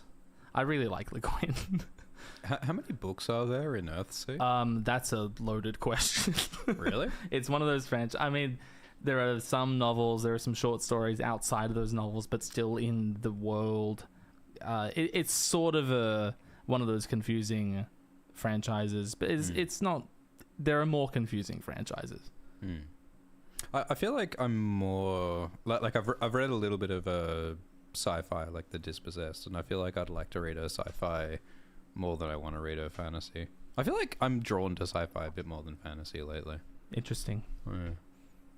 Thank you, Jenny of Coldstone Creamery, who says, I feel like mentioning fire in Prophecies and Dreams is the Night of the Seven Kingdoms equivalent of House of the Dragon's Cat's Paw Dagger edition. Otherwise, it's perfect. But here's the thing. The Cat's Paw Dagger in House of the Dragon was in your face, unavoidable. They literally put a White Walker on the screen. We need you to pay attention to this prop. Yeah, it was really in your face. Whereas the one word fire being included in Daeron's vision, I mean, and also the fortune teller, I suppose. But it's still a lot more subtle. For Daeron's vision, it's so unintrusive. It's just there, off we go. The fortune teller, that's in your face, and I think it's a bit much. And like the fire in A Night of the Seven Kingdoms, like the expanded visions, you don't know what it means unless you've read the books. Yeah.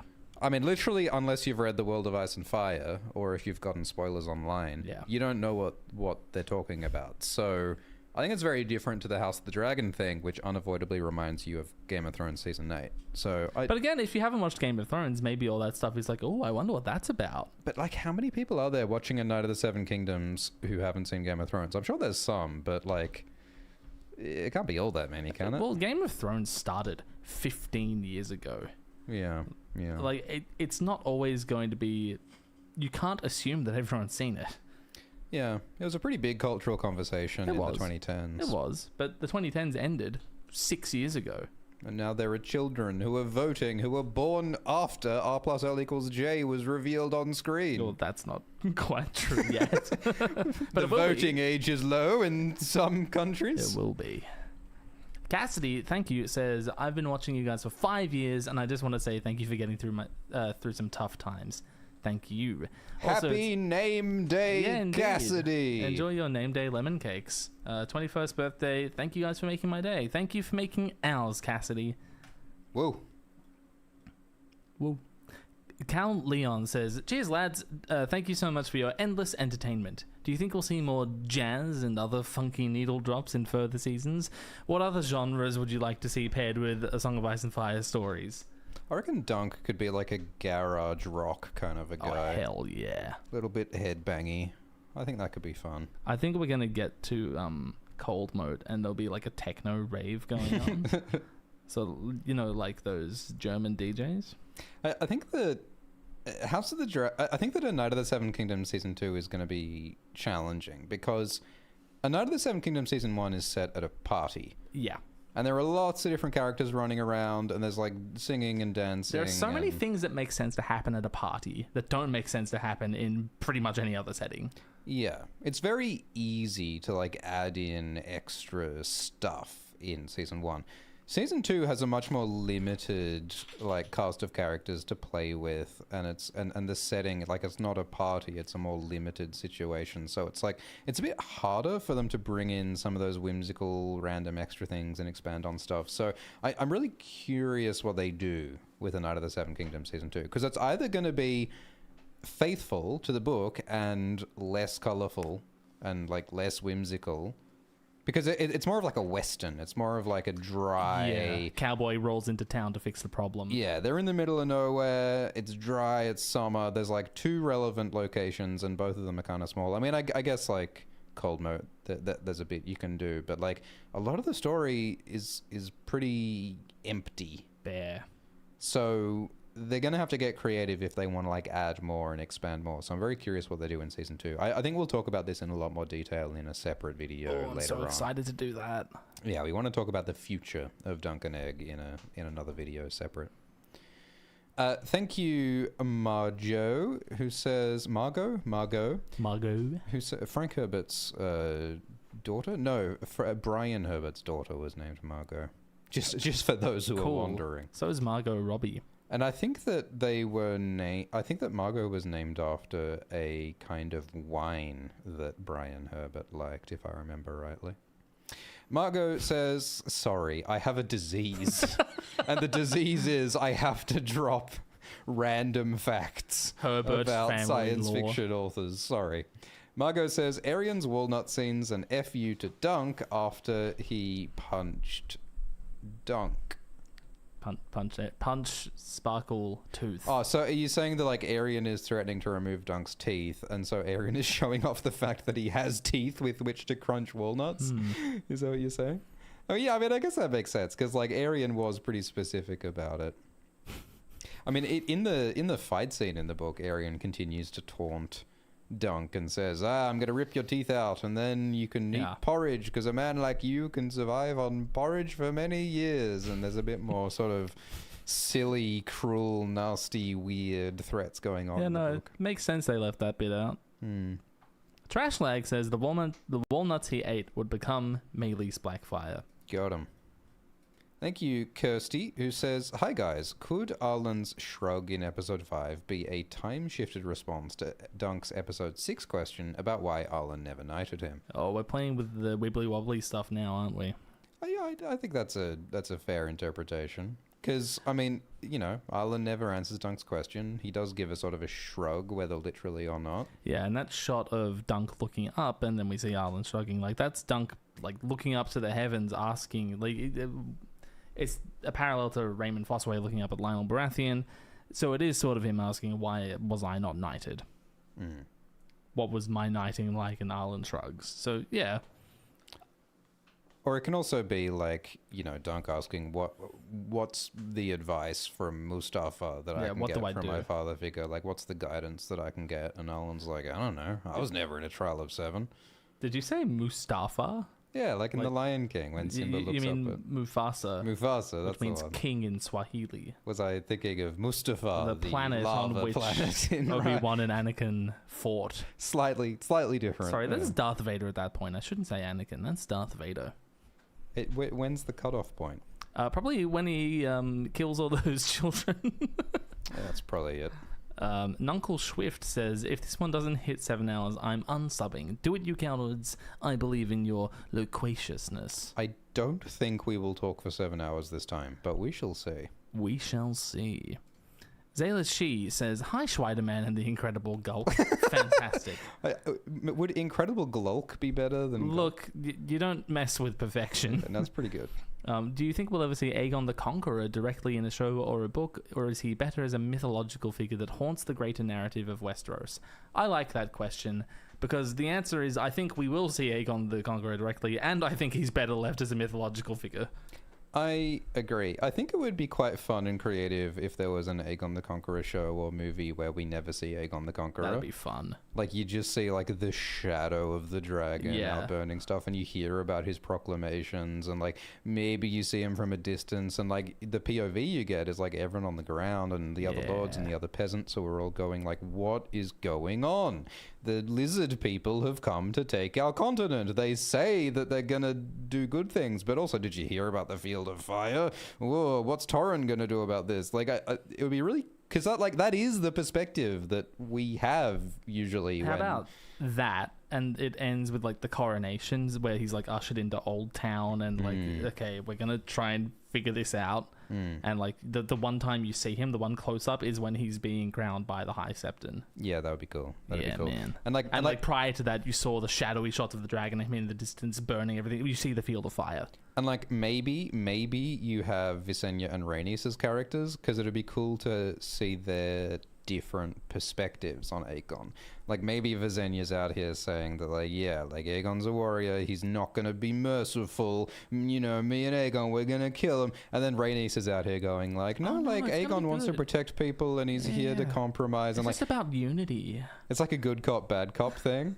And it'd be really funny to see, like, these conflicting accounts of who Aegon is. Like, it's sort of like the House of the Dragon thing, where they're playing with, you know, different historical accounts of the truth. Like, I think that it would be fun to do stuff like that with an Aegon story. Because I think what would be a bad Aegon story is if Aegon is just like, I'm a big tough warrior, and I had a vision about the Icicle Man, and that's why I've got to do the right thing and burn 100,000 people alive. And it just, like, takes away all of the sort of mystery and questions of it all. I think that there are ways to do that story badly, and there are ways to do that story in a more interesting way. I agree. Thank you, Breakdown 10,000X, who says, what if Aegor Rivers showed up to fight for Dunk instead of Baelor? Whoa. That would actually be epic. Bittersteel is part of the Blackfire Rebellion. He's a half-brother of Daemon Blackfire and Bloodraven. Currently exiled to Essos after the failed Blackfire Rebellion. Or what about Darkstar? He would probably have been able to solo the entire force because he's so cool. That's the most OC shit I've ever heard. Darkstar time traveling back in time 100 years to participate in the one trial of 7 he couldn't find. Yeah, I would love to read, like, a Darkstar fanfic clearly written by Darkstar, in about which how Darkstar he saved the day. is just the handsomest, most epicest boy in the world, and he just time travels around, like, getting all the maidens and saving the day. That would be quite fun. Hell yeah. Thank you, Cobra, who says, hey guys, what are the similarities between Dune and A Song of Ice and Fire? Peace and love. I think Old Shift X and Aziz from History of Westeros did like a 3-hour live stream discussing that topic, and I don't think we can compress that into a short snippet here. I mean, in brief, I'd say that, like, obviously there's a lot of similar meditations on power and foresight and clashes of cultures, and I also think that there are some obvious parallels, like Leto and Ned are very similar, and Daenerys and Paul are very similar. Do you think daddy issues? I think there's more daddy issues in Ice and Fire than there is in Dune. Dune and Ice and Fire are both very horny, but in very different ways as well, I would say. But yeah, you can check. I mean, I hesitate. I shudder to recommend my evil half-grunkle Alt Shift X, but there is a... But Aziz is there too, and that's cool. Yeah, Aziz is there too. That's more palatable than having to listen to that... dweeb Alt Shift X. So yeah, you can check that out. Nefarious gremlin. That sinister book goblin, Alt Shift X. Thank you. I don't know how to pronounce any of that. Who says, thoughts on our hurt somewhat annoyed llama? I think I've seen a somewhat annoyed llama video. I can't remember. What? Those are both YouTube channels. Okay. In the Ice and Fire sphere. Right. Yeah, not too familiar with either of them. Thank you, Onion Freak, who says, hi, Gag and Slag. Haven't finished the last stream, but always happy to catch you little scamps live. Gag and Slag. Which character from A Knight of the Seven Kingdoms do you relate to the most? Does your answer differ from book to show? Oh my god, well that's very revealing, isn't it? That's a very intimate question. Who do you relate to? Yeah, I really relate to Joffrey Baratheon, because I'm insecure about my suspected parentage. Look, it's kind of it's kind of a thing of like, if you like yourself, you say Dunk, and if you hate yourself, you say Daeron, right? Like, that's kind of, I don't know, man. But Daeron's so dreamy. I'm Gwyn. Just running around making your own fun. Make mischief, make your own fun, wear a cool hat. Like, hell yeah, Gwyn. Like, fuck them all. Like, yeah, Gwyn Nation, let's do it. Gwyn. Yeah, it's Gwyn's over there. Gwyn's over there. Everybody Gwyns. Gwyn contains multitudes, all right? Like Gwyn is responsible and respectful when she needs to be, and she's a scamp for the rest of the time. And I think that that's what we should all aspire to be. Joshua says, how much do you guys bench press? I would say that I can bench press one Glidus. Like one rep, I could bench one Glidus. But only once? Only once. That's my max. I can bench press 7 atoms. 7 kingdoms. Glidus can bench press 7 kingdoms. And he can squat 9. So long as they're just atomic sized. Thank you, Joe, who says, Daeron lied. He actually dreamed that Duncan walked into a dragon. And the dream was right, because he accidentally walked into Sheep Stealer, who was actually Shira Seastar with wings. Slow down. And flew to Sothorios. So making stuff up is so much fun. I mean, I feel like if anyone's warging into anyone, it's like Baelor warged when he died. Like, the question is, who did Baelor warg into? And I think the answer is Sweetfoot. I thought Arlan was in Sweetfoot. Well, Arlan died. Well, yeah, I guess Arlan can be in Sweetfoot. So maybe they're both in there. Maybe Baelor walked into Thunder, because Thunder was like present during the fight. No, that's way cooler. So maybe like in season 2, Baelor will walk out of Thunder into. They're like, hey guys, what's up? Into Bennis. Maybe that'll happen. Yeah, that makes sense. Thank you, Rose, who says, love you, silly buggers. Have some money. Thank you very much. That was easy. That's a concise super chat. Yeah, I love it. Thank you, Misty Lou, who says, hey, Glinch and Swinch. Happy to catch you live. Heard a brief mention of object work. Have either of you done any acting? Tricks on you. I've been acting this whole time. Alas. This whole time. Acting.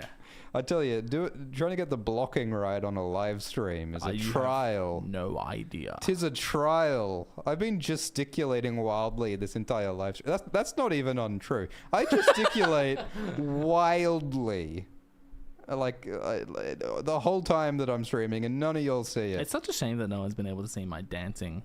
Yeah. This whole live stream. Glidus pirouettes every time he reads a super chat, and it's a glory to behold. Sometimes it's a backflip. Misty has been listening for the better part of a decade. Thank you for improving so many workdays and crafting projects. Thank you. Thank you, Jason Roy, who says, what's up, Swift and Glidus? Do you think we'll see a new 3 Heads of the Dragon in the books? And do you think they'll actually ride Dany's dragons? I think that's a really good question. Yeah. I think that's a really good question. I think that's, like, it's one of those ideas that George kind of, like, brings up in, like, book 3 is, I think, where Jorah most directly says, oh, so there's going to be 3 Heads of the Dragon, and that means that there will be 3 people who are Daenerys' allies who will ride Daenerys' 3 dragons. Like, that's kind of the one time that it, like, says that. Yep. I mean, there is also, like, Rhaegar in book 2 in the dream says there must be 3 heads. And, like, you know, it seems like in the Rhaegar context, it's about, like, he has 2 children, he needs to have 1 more child to fulfill that symbolism, and he thinks that Jon Snow will be the 3rd head of the dragon. Like, I think that's probably what's going on there. But that's kind of maybe a separate idea to the idea that, like, Jorah says that Daenerys needs 3. Those other 2 children are dead.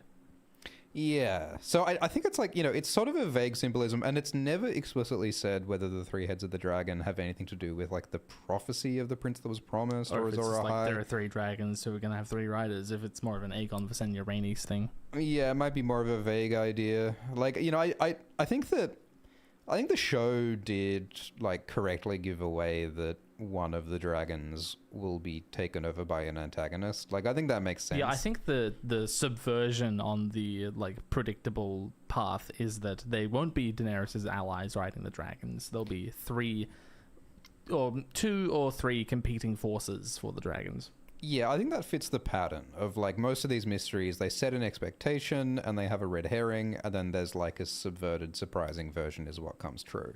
So, like, the most obvious thing would be like Quentin Martell. Quentin Martell. I think he is just a big walking red herring, right? Like the whole point of him is that he is the subversion, and then he dies. I mean, Quentin's funny because he's a red herring who like kind of knows he's a red herring, and we know he's a red herring. Like he ain't fooling anyone. We're reading him, he's acting it out, and everyone's thinking, why are we doing this? Like Quentin is like, well, I know that I'm obviously a red herring, but that means that I'm actually gonna be the legit hero, right? Like I'm so obviously not the real hero that I must actually be the hero, right? Yes, of course. Like George is just doing like meta upon meta upon meta to the. And it's hard to keep track. It may be excessive at this point. I don't know if the story needed Quentin personally. It's a lot of POV chapters just to piss off Dawn, isn't it? It's a bit indulgent by George, I think, like a lot of Feast and Dance. But yeah, I mean, like the most obvious three heads of the dragon are like Jon and Daenerys and Tyrion, because there is a lot of hints that Tyrion will ride a dragon. I think that like Jon and Daenerys and young Griff also make sense. Victarion, Jaime, Rickon, it's all there. I don't think that young Griff will ride a dragon, because I think the whole thing is that young Griff doesn't have the true steel. He doesn't have the source. He doesn't have that dog in him. Yeah. Like I think he probably does have Targaryen blood, but I don't think he is like legit enough to ride a dragon. The dragons don't actually care about the blood; it's about the source. It is all about. You gotta have the aura. It's all about the sriracha. I think that like Tabasco. I think that It's a good name for a dragon. Tabasco the dragon. What a goofy little dragon that would be. I think that like Euron taking a dragon makes a lot of sense, because why else did they bring in the Dragonbinder horn? And I think that it'll be Euron on a dragon that breaks the wall instead of the Night King on a dragon. Like I think that makes sense. Possibly Euron on a dragon with the Horn of Winter destroying the wall. I think that makes sense. And he'll get the Horn of Winter from Sam at Old Town. Oh, we didn't discuss this. The day after we did our last stream, they announced that Game of Thrones was going to be in Fortnite, like I predicted several years ago. Really? Yeah, so now Jon Snow, Daenerys Targaryen, and the Night King are in Fortnite. Oh no. Yeah. Wait, so did they add Nimble Dick Crab as well, or is No, that they coming in didn't. a later patch? They haven't mentioned Nimble Dick Crab What a strange oversight. or Utter Shet. Do they have like a Catspore dagger emote? Do they have like do they have Arya jumping out of a tree emote? No, they don't. Arya's not there yet, but I reckon they're gonna get to it. Yeah, we could do a stream playing Fortnite as those characters, Oh but my it just seems a bit God. too obvious, doesn't it? Yeah. Are you good at Fortnite? I've never played Fortnite. I think I played Fortnite once, like when it was popping off, like a decade ago. I feel like if Fortnite is using Game of Thrones to try and get cultural relevance, I think that's a sign that Fortnite is over. Because like Game of Thrones was over a decade ago, and like if Fortnite is trying to, I don't know, man. It just seems like dead horses riding dead horses. I don't know. To me, it's a different world to me. I think it's, for some people, it's like how Minecraft is to me. Like it's just always gonna be there. You think Fortnite's always going to be there? I think Ice and Fire is always going to be there. Yeah. But I like to me, Ice and Fire is alive. Game of Thrones is dead. Why don't they put Jon Snow in Minecraft? Finally, does Kit just like Kit Harington I'm voicing made of blocks. Minecraft? Wait, what's the line from the movie that the Zoomers liked? I'm Steve. Wait, chicken jockey. Chicken jockey. Had Kit Harington saying chicken jockey. jockey. Chicken jockey. Chicken jockey. We need that. Just leave Amelia out of this. Leave Amelia out of this. Yeah, leave her alone. She's been through enough. Thank you, Domi, who says, the founders of House Manderley were actually squishers. The Manderleys are so comically obese to hide the webbing between their fingers and toes. Do you think there's some kind of like Manderley Farwind crossover going on here? Well, the Manderleys are from the banks of the Mander in the Reach, and the Farwinds are from the far western reaches of the Iron Islands. The fattest of the Manderley fell into the river and just floated like Mao down the Yangtze to the Lonely Isle, where he founded House Farwind by making sweet love to a dugong. Okay, that makes sense. To a manatee. None of that doesn't make sense. To a Manderley tea. That's my headcanon. Okay. Thank you, Dongus McBongus, who says, hello, I would like one cheeseburger, Allow please. me. It's, hello, I would like one cheeseburger, please. Is that from something? Yes, I'm not telling you. Excellent. Thank you, Tree, who says, excellent. Excellent. Yeah, I sometimes find myself doing the Mr. Burns fingers pyramid thing for some reason. I don't know why. It's fun. I've been doing it this whole time. Good stim. I've got a sudden urge to purchase a nuclear facility. And black out the sun. I can't believe they did a Grimes sequel. That's insane. Yeah. That's insane. Frank Grimes Jr. I want to watch that now. It's a pretty crazy episode. It's got Mardi Gras. Homer is the king of Mardi Gras. Finally. Yeah. As if he wasn't already. Or have I got that wrong? I think I've got that wrong. Mardi Gras is involved in some way. Jotley Crow says, hello, Glip and Schlip. This is unrelated to the stream, but I wanted to ask if either of you listened to Cosmo Sheldrake. He's very Akotska-coded. Love your work. Cosmo Sheldrake is one of the best names I've ever heard in my life, but I don't know who that is. Yeah, I've never encountered. I've never heard of this person in my life. Thank you, Sir Arlan of Penis to Knee. That's pretty good. Penny Tree, Penis to Knee. Pretty good. He says, what do y'all make of George R. R. Martin exploring his feelings about JFK with Baelor's character? I don't know. I've never seen George saying that Baelor was inspired by JFK. He doesn't have to say it. I've seen other fan theorists talking about it. Yeah.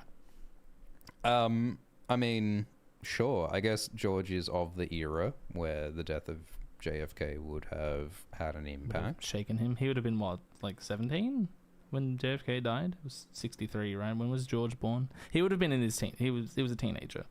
I believe George was born in the 1900s. Okay. In the mid 1900s.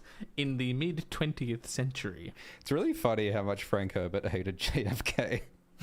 Frank Herbert was so mad about back to JFK. Herbert law. Frank Herbert's favorite thing to do in interviews was like, oh yes, there have been some truly dangerous men in world history. Oh, yeah. Like Hitler, Stalin, and JFK. And then Frank Herbert would just make that look at the camera and go like, I dare you to ask me what I mean. And then Did Frank anyone Herbert, ever ask him?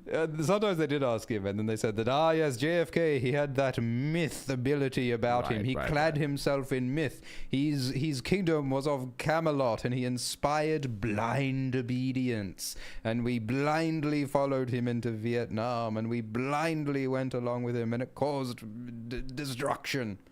None of this is relevant to Baelor, I'm but glad you brought it up. I couldn't help. I mean, that's one vision of JFK, that the people comparing Baelor to him, it's a different vision. Yeah, well, Martin's very interested in like how perceptions and legacy are malleable and how they may differ from reality. And he explores that with Baelor when he shows how Baelor uses sneaky strats that aren't quite chivalrous when he supports Dunk. So just like JFK in Vietnam. Yeah. Famously. Yeah. What? And I guess it's a head wound in the case of both Baelor and JFK. And his head did just do that. His head did just do that. Do you think that's a second shooter in the Baelor scenario? There was a second princeling behind the grassy knoll with another mace. Yeah, like we saw Maekar's mace hit Baelor, but maybe like there was also like another. Oh my god! And there are people who theorize that Bloodraven like controlled the situation somehow to kill Baelor. What a way to ruin the story! In the way that the CIA killed JFK. Famously. Because Bloodraven is the CIA, right? Yeah, it's true. 1,000 eyes and one. Yeah.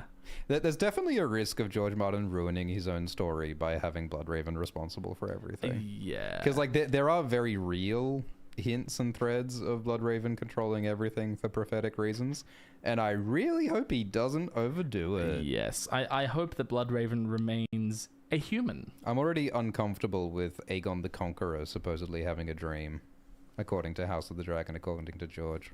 I think him having a dream is fine. But a dream about the Night King? Yeah, that's a little bit like... Thank you, Ryan D, who says, hey, Glimp Biscuit and Swift Knot. Also, love your thank you, videos. Ariel Honan. Have you read Infinite Jest? One of my favorite books.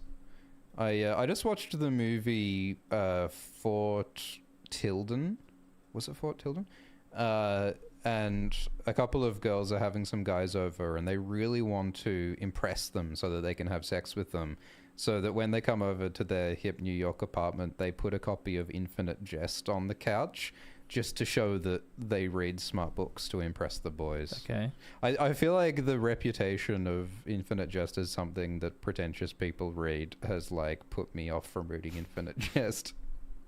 But I've succumbed to peer pressure and not read Infinite Jest. But you're pretentious. Well, I'm pretentious enough to even like have that sequence of thoughts. To be so I've outed myself as caring what other people think either way. So I've already lost. Yeah, I just haven't read it, and I don't have a backstory for why. Thank you, Snail, who says, "Hi, Glick and Schlack. I think Dunk approached Baelor because he felt like doing it for Arlan's sake. I don't think he even cared about the lists at that point. He was desperate to prove his father's worth." Yeah, well, it is after the Asking All the Lords sequence, and he is in his feelings about Arlan then. Yeah, he has sort of given up. Yeah, I think that's a good and reasonable interpretation. Yeah, I like that. Thank you, Jenny of Coldstone, who says, "Sugar Glidus and three-toed Schloth. I'm a big fan of this. You can save the world, but you have to get rid of Otho's fart or Three-Finger Alice. Make your choice." That's the easiest choice anyone's ever put before me. Yeah, I like Three-Finger Alice. Three-Finger Alice has to stay. Yeah, I would definitely get rid of Otho's fart. Thank you, Zanderson, who says, "Hi, Schwetzship and Glosted. Love your content." So fucking clunky. I really want to do a live stream ranking every Glidus and Swift nickname. That would be really fun. Someone did send us like a collation of all of them. It was a while ago, so it probably needs to be updated. But yeah, that'd be really fun. It does exist. Thank you, Belandra Beesbury. He says, "Greetings, Glimdolf and Schwarreman. Gurm's relationship with the various showrunners so far has always gone pear-shaped. Do you think Ira Barker will break the souring relationship streak? Do you think we should predict the future? Time is a flat circle." Nothing ever changes. I can imagine it happening again in exactly the same way, because like there's a reason why it keeps repeating itself, which is that all of George's Westeros What's the common stories, factor here? all of his Westeros stories are unfinished, and they get ambitious and out of hand, and the shows can't perfectly adapt an unfinished series that grows in the telling and becomes too ambitious. So like I could see it repeating, but who knows? I hope it all goes great. Me too. I would love it if they maintained a healthy relationship. That'd be great. Anon says, "Why are they evoking Summerhall with Daeron's dream? There was no fire when Baelor dies. Does this mean Egg's wings will cover..." We're talking about spoilers now? Are we talking about spoilers? We'll save it for our future of Dunk and Egg video, maybe. Yeah. I mean, you're right, Anon, that it is weird that Daeron says he sees fire with Dunk and the Dead Dragon, because and there's no fire when Baelor dies. I mean, there's some braziers, I guess. Yes, so there is fire. You can make it work. The way that people make Stannis being Azor Ahai work. Yeah. You see in the prophecy what you want to see. But I think it's a fair criticism that it kind of does make Daeron's dream fit less. It's a very small, ill-fitting thing that it creates, so I guess that's a small downside. Thank you, Matt Aquila, who says the Otho fart would have been cool if it was clear that thematically Dunk is begging for help and the nobility are farting about and laughing, and instead it came across just like fart joke. I pretty much agree. I think they could have just played it up more. Yeah, I mean, maybe instead of a fart, it could have been a rude comment that actually evokes issues of class. Like if they said, "You're a bloody hedge badger. You don't know nothing. Go back to the hedges, you silly bunkers." Maybe something about how what's right doesn't matter because you're a hedge knight. You're not fooling anyone. You're not a real knight. You slept under a tree today, you peasant. Like they could have done something that was actually more grounded and evocative instead of a fart. Something directed at Dunk. I think it is possible that words may have been more powerful than a fart. The pen is mightier than the sword, and the word is mightier than the fart. Maybe the fart could be saying you're not even worth insulting. The lips are mightier than the sphincter. Yep. The mouth is grander than the rectum. The maw, not the arse. Rasco says Glynos and Sweetly. It's like from Portal. That's good. Stephen Merchant. Whilst plumbing the depths of my... This is incredible. This is incredible. Whilst plumbing the depths of your mastodonic co-oeuvre, I wondered, if the Swift-Shift feud were to be settled in a trial of 7, who'd Old Shanks' ex, Martin Cordial, and Random Article fight for? All of the groats of blogging. Whoa. That's a big question. I'm not entirely sure who all those other characters are. Who are these people? I've got a bad feeling that some of them might side with Shift instead of myself. That's a bit worrying. But as long as MC Radio Rental stays out of it, I'm gonna feel safe. I reckon you've got alt shit on X on your side. Yeah, alt shit X is a shoe-in for sure. Yeah. And points for the term mastodonic That's incredible. The first sentence of this is just outstanding. Plumbing the Delpits. Fucking hell. Thank you, Boy Slim, who says, "Hey, Glunk and Schweg, you are the truest knights in the realm. Thank you for keeping A Song of Ice and Fire alive. Keep raging against the dying of the light." You too. Thank you, Pockets Full of Candy, with a outrageously generous donation. Yeah, that's incredible. Thank you very much. Who says, "Hell yeah, caught Glazard and the Schwertle live. Thank you for all the laughs and lore. Loved the new show and was super curious to know how you all felt about it. P.S. I love a good fart, but thought it detracted from the gravitas of such a rad scene." Well, I hope we've communicated to you how we felt about it. If the past 10 hours of yapping has failed to communicate how we felt about it, I don't know what will. Yeah. May I direct you to our 30 hours of discussion? I also enjoy the detracted from the gravitas of such a rad scene. Oh yeah, you found some assonance that you want to make use of? I enjoyed the rhyme. Thank you, Andy Bandy B, who says, "The realm needs good men," Baelor says, his voice quieting as a quizzical look comes over his face. Baelor turns and sinks to his knees, revealing a slender Valyrian steel dagger sticking out of the back of his head. Subverted expectations. And it was Arya Stark. She was running through the trees. She fell out of the trees. We just see like Maisie Williams in a tree, just like scampering off through the undergrowth.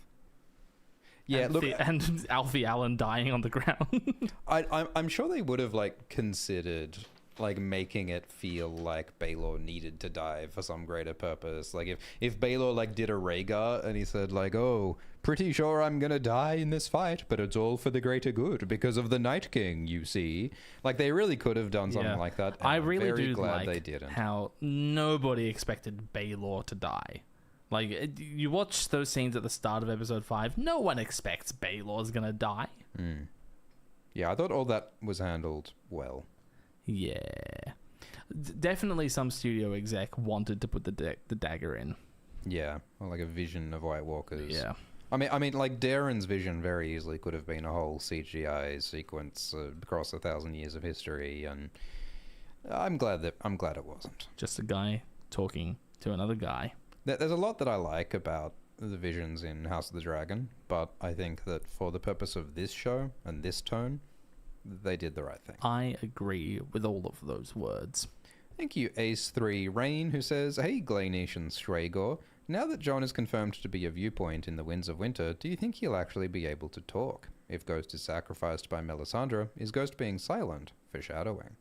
That's a fun idea. I don't think I've heard that one before, but the idea that after Jon's resurrection, he just cannot speak anymore, I think is quite a fun idea. It would be so funny if Jon and Tyrion ever reunite and neither of them can talk to each other because Tyrion's tongue's been cut out by Euron and Jon can't speak because he's in a mute wolf. That would be crazy.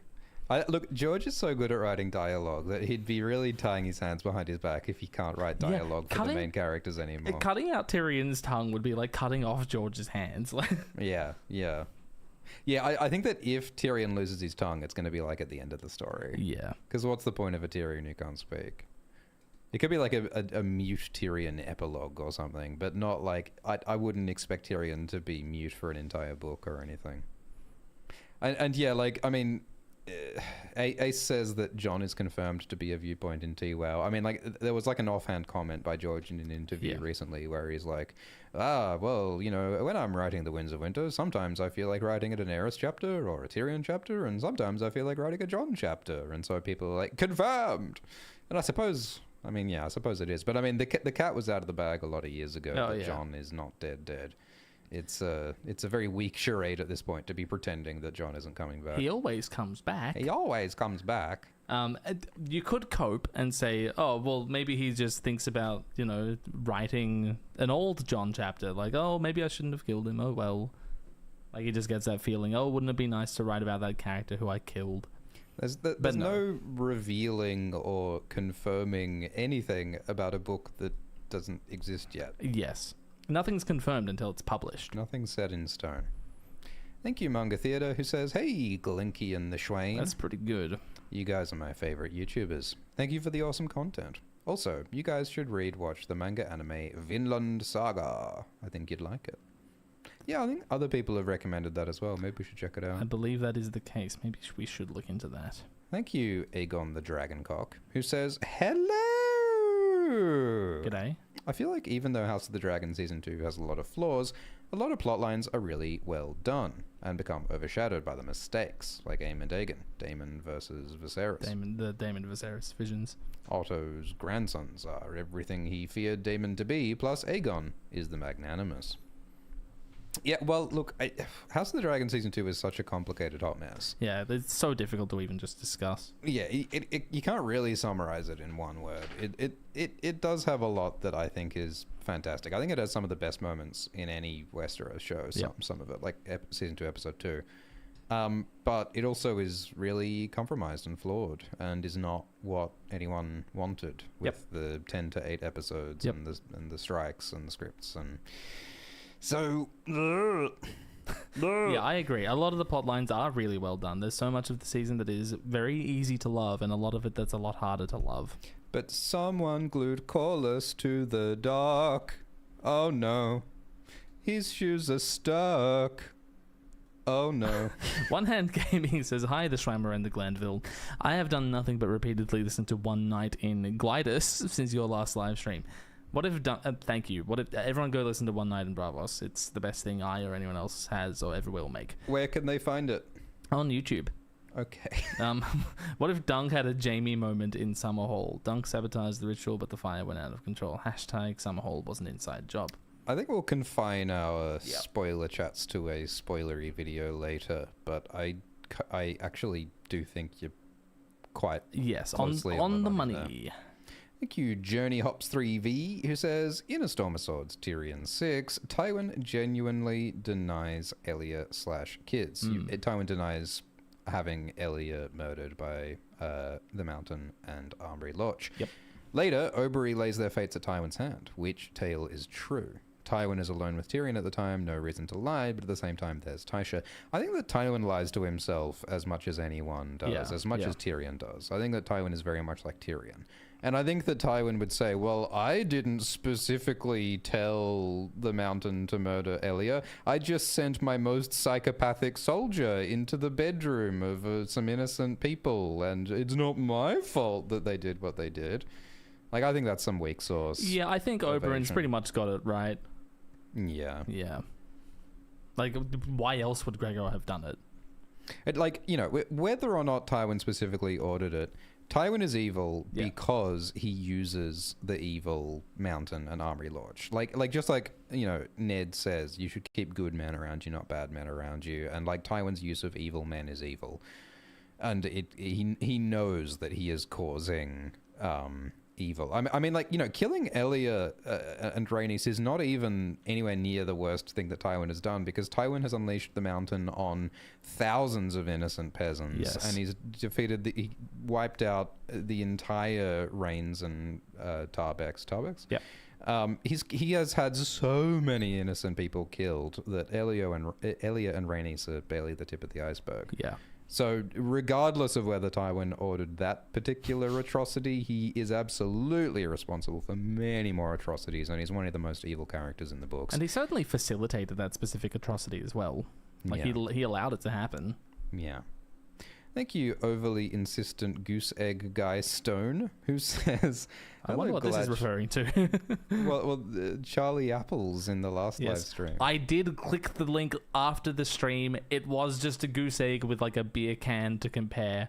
And I stand by my decision to not click that link on the live stream. Why would you ever click a tiny URL link on a live stream? Wait, so Chuck Apples really was just genuinely wanting us to look at a picture of his goose egg? I did not doubt that. Okay. But you just don't do that. You don't click a tiny URL link on live stream. There's a time and a place to show off your goose eggs. And it's at the farmer's market and it's on In front of your crush. Twitter at Glidus. No, no. Can you please stop telling people to tweet at me? You had a The hit. last time you did that, it was awful. I did have a hit tweet between the last live stream and today. How many up tweets do you have on your hit tweet I now? believe it's around 400,000. Hell yeah. Which is simply too many. Glidus was the main character of Twitter yesterday. That sucked. Never have a hit tweet. It's fucking awful. Don't do it. Thank you, Gooseegg Guy Stone, who says, "Hello, Glatchface and Shoreen. What do you think of the idea that George Martin is overly interested in writing failure? Basically, no POV has succeeded in any satisfying way across the entire series.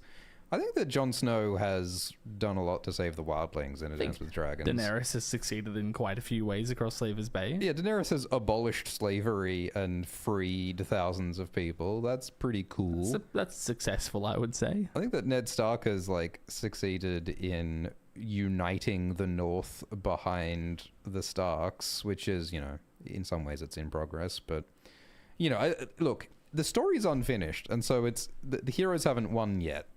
And I think that the heroes will win in some ways when we get to the ending, but we're yet to get to the ending. I think George writes failure throughout his stories because failure is more interesting than people just succeeding uncomplicatedly, At least until the end. Like, failures along the way. I mean, yeah, of course that's going to be more interesting than people just going into a task and then succeeding immediately.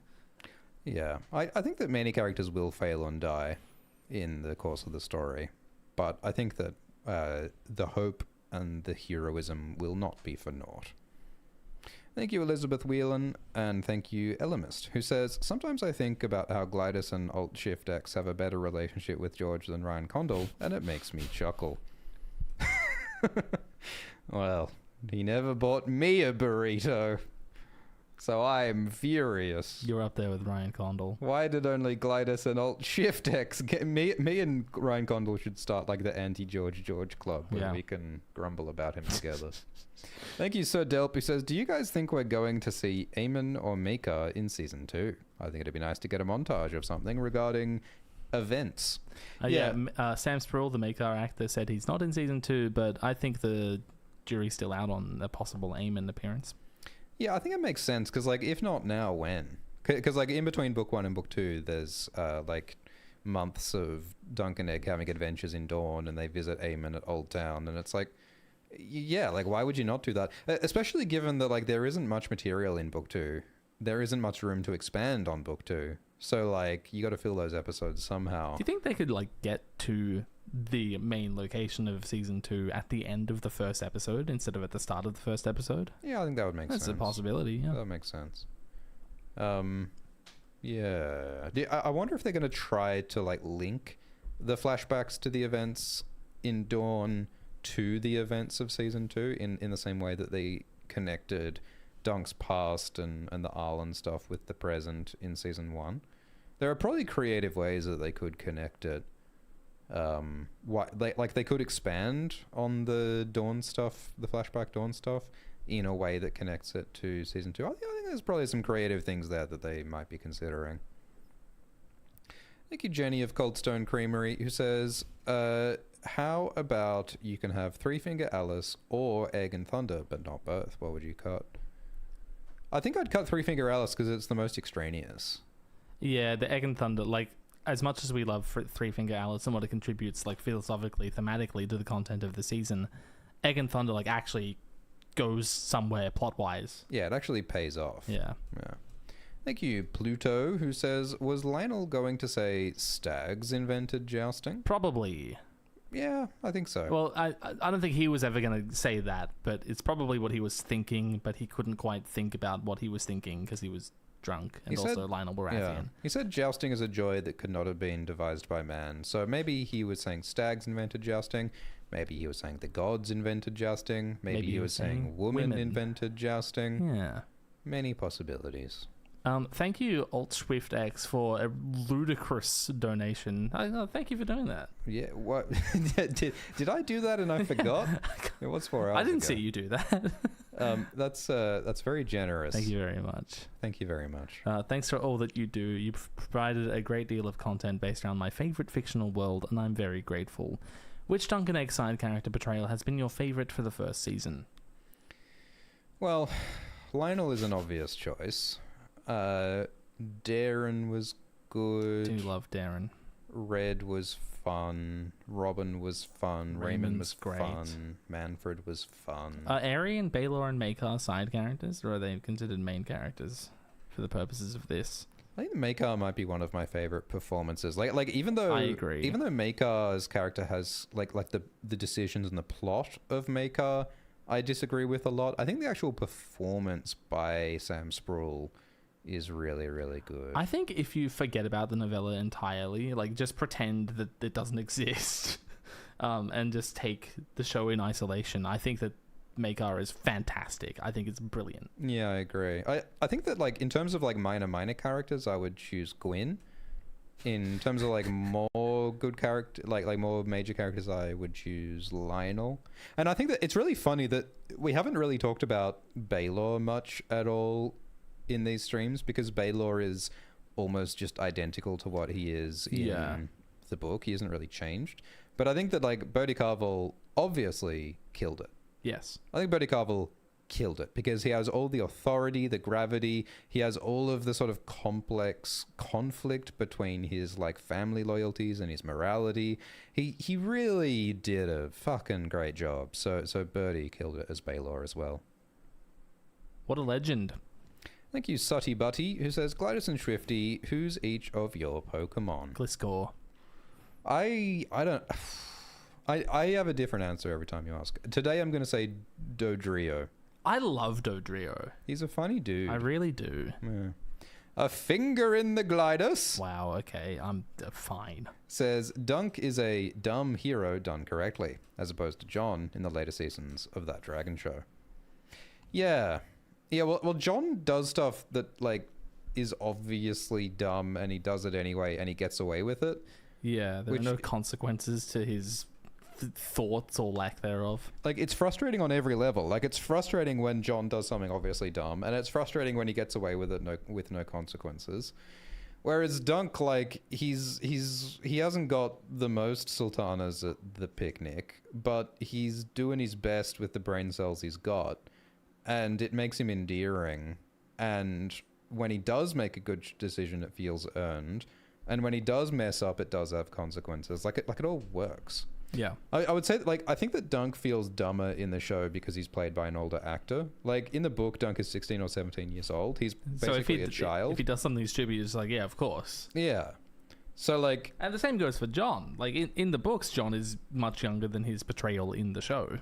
Yeah. But he's also much smarter than he is in the show. Yeah. Yeah, no, I agree, Finger, that it is a dumb hero done well and done thoughtfully. Yeah. I don't even know if Dunk is that dumb. I think he's just like a bit awkward. Yeah. He misses things. Yeah, I think being played by an older actor emphasizes awkwardness and a bit of dumbness. He thinks he's dumb. He just might be a bit distracted by his anxiety. Yeah. He doesn't think straight because he's anxious. Jazz Falcon, which is one of the coolest things I've ever heard, says, Hi there, Glilo and Switch. Also pretty good. Sorry, Switch. Why have we done this to ourselves? Always wondered how you guys prepare for a long live stream. Do you just jump in, or is there some stretching and/or vocal exercises beforehand? That's a great idea. We should have done that. Vigorous star jumps. Whenever I'm not talking on these streams, I'm actually vigorously star jumping in the background. And whenever Glidus isn't talking, he's vigorously star jumping. And then the pirouettes when I start talking again. That's right. It's non-stop action. We're actually sitting on, you know, those like really goofy like exercise chairs where we're just like rotating our core the entire time while we're talking. Yeah, it's like a Nakey Jakey video up in here. I'm going clockwise and he's going anti-clockwise. Yeah. Thank you, Ecidus, who says, I have to know. On the Nebula Night of the Seven Kingdoms videos, is Alt-Shift-X intentionally making each video louder than the last? Yeah, so as the editor of those videos, I did I did subtly turn up the volume on your computer, Ecidus, between each video. Now, I think the last one or two, actually, there was a substantial change in how we treated the audio. Everyone was complaining that Alt-Shift-X's live streams had way too low audio, so I think it might have been turned up for the last one. Yeah. But, yeah, I think Alt-Shift-X should figure his shit out. God damn. He calls himself a professional. Yeah, he's been doing this for how long? Why isn't his audio consistent, Huh? Huh? Take that, Alt-Shift-X. And gliders. Common Alt-Shift-XL. And gliders. Can't believe you work for him. That's crazy. He pays me the big bucks. Unbelievable. Thank Thought you. we were friends. We can still be friends. Okay. Yeah. John Braxton Brewer says, "Hello, gents. Swift, I'm on Nemesis Games. Thank you for the recommendation. Yo, someone's reading books. Hell yeah. Glidus, thank you for the art. What did I do? I don't remember. Thank you both for inspiring me to teach years ago. Much love, John Braxton." That's okay. I don't know what we did specifically, but thank you. Glidus, you made a lot of albums. That's probably the art they're talking about. And videos. Yeah. Yeah, Nemesis Games is the 5th book in the Expanse series, and I think it's the best one, or at least it's my personal favorite. I should read those, eh? Every book in the Expanse is a different genre. That's cool. I think that is rad and creative. Yeah. Fact says, "Hey, Gladiator and Schweel Team 6, would you rather live in Westeros or on Arrakis?"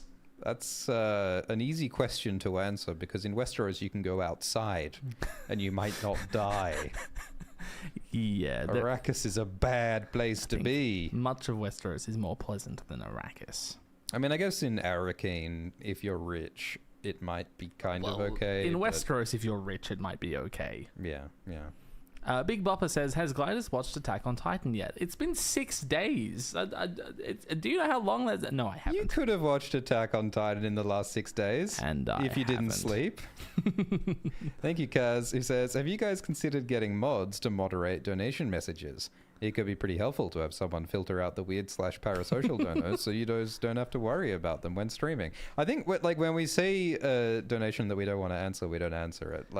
I think we answer 99% of them. It's very rare that we get a weird or unpleasant one. And if we do get an unpleasant one, we skip it. So I feel like I don't feel like it's been a big issue. And we do have a moderator, Schubert, who does a great job. So I feel like the status quo is fine. Yeah. It may come up in the future, though. You never know. I very much appreciate that everyone is pretty chill and cool in this audience. Most people are normal. Yeah. So thank you, everyone, for being chill. And thank you, Kaz. And thank you, Benjamin F8526, who says, "Sweet, I finally got one live. Unfortunately for me, I find you both completely unlistenable on one-time speed. So I'll catch you when the podcast posts. Cheers." Yeah. I completely get it. And actually, being on stream with Old SwiftX, I'm like, how do I speed this up? What? How can I go to 1.25 at least? I am affronted. It's literally most YouTube content I try to watch on at least 1.25. That's just what I do. Are you calling me slow? No, I think I'm calling myself afflicted by ADHD. Okay. Thank you, Benjamin. Thank you, Beach Pellini, who says, "Hey, Gloss and Shimmer." I like that one. That's funny. That's fun. Glad to catch part 2 too. Ari art/artists. I've noticed the Ice and Fire fandom is really open to OCs. Why/what do you think? I don't know. I think it depends on which corner of the fandom that you're in. Personally, I don't feel so OCs, that means original character, which means someone has made up their own character who they imagine to be in the Ice and Fire world, the universe, right? Yeah. Do not steal. I feel like I haven't seen heaps of OC type content, but I'm sure that depends where you go in the fandom. Maybe on Tumblr or OA3 or Twitter or Instagram or Discord or TikTok or I'm sure it depends what corner of the internet you're on. So I feel like I haven't seen heaps of it. If you play enough Crusader Kings, you can just be your OC. So that's pretty cool. Yeah, maybe it's just because the relationships between houses are so evident and so detailed and extant that people just feel free to play with them. There's a lot of like big time periods. There's like zillions. There's so much to choose from. Zillions of houses. Like there's lots of empty space where you can like slot in your own character, I suppose. And there's so much like sort of structure. You get to decide like what is the status and the rank and the house and all these. What kind of dragon do they ride and how many spots does it have on its little nose? Beesbury, the dragon rider. Yeah, I think those are all reasons why it's fun and appealing to do that. And good for the people that's cool for. Thank you, Big Bopper, who says, "Hey, Swifty, were you jealous when the superior YouTuber AltShiftX met Georgia R. Martin?" AltShiftX made a video about doors and BoJack Horseman? I don't think so. The only way in which AltShiftX is superior to AltShiftX is in the veracity of his spreadsheets. AltShiftX has more footnotes. That's the only way that Shift is better than Swift. Your spreadsheets are pretty voracious, I would say. Thank you, Glidus. I cannot believe that Glidus and AltShiftX were out eating burritos with George R. R. Martin and I wasn't invited. That's outrageous. I didn't even have to show him any spreadsheets. Outrageous. Sir Kermit the Frog says, Franz Swiftbert and Glidsepi Verdi, I would love a video/discussion on Knight's Vows speculation, especially from the musical Glidus. I think if the stranger is in the Knight's Vows, it could be at the end, like, or the stranger take me if I forsake my vows. Yeah, I could see that. I think that makes sense. Yeah, I have previously speculated on that being the role of the stranger in the Knight's Vows. We have the first 4. What is it that we don't have? We don't have the crone. We don't have the smith. And we don't have the smith. And we don't have the stranger. Yeah. The smith one is a tricky one. I mean, I guess knights have like swords and horses and tools and like, The smith charges you to keep that thing sharp, just in case.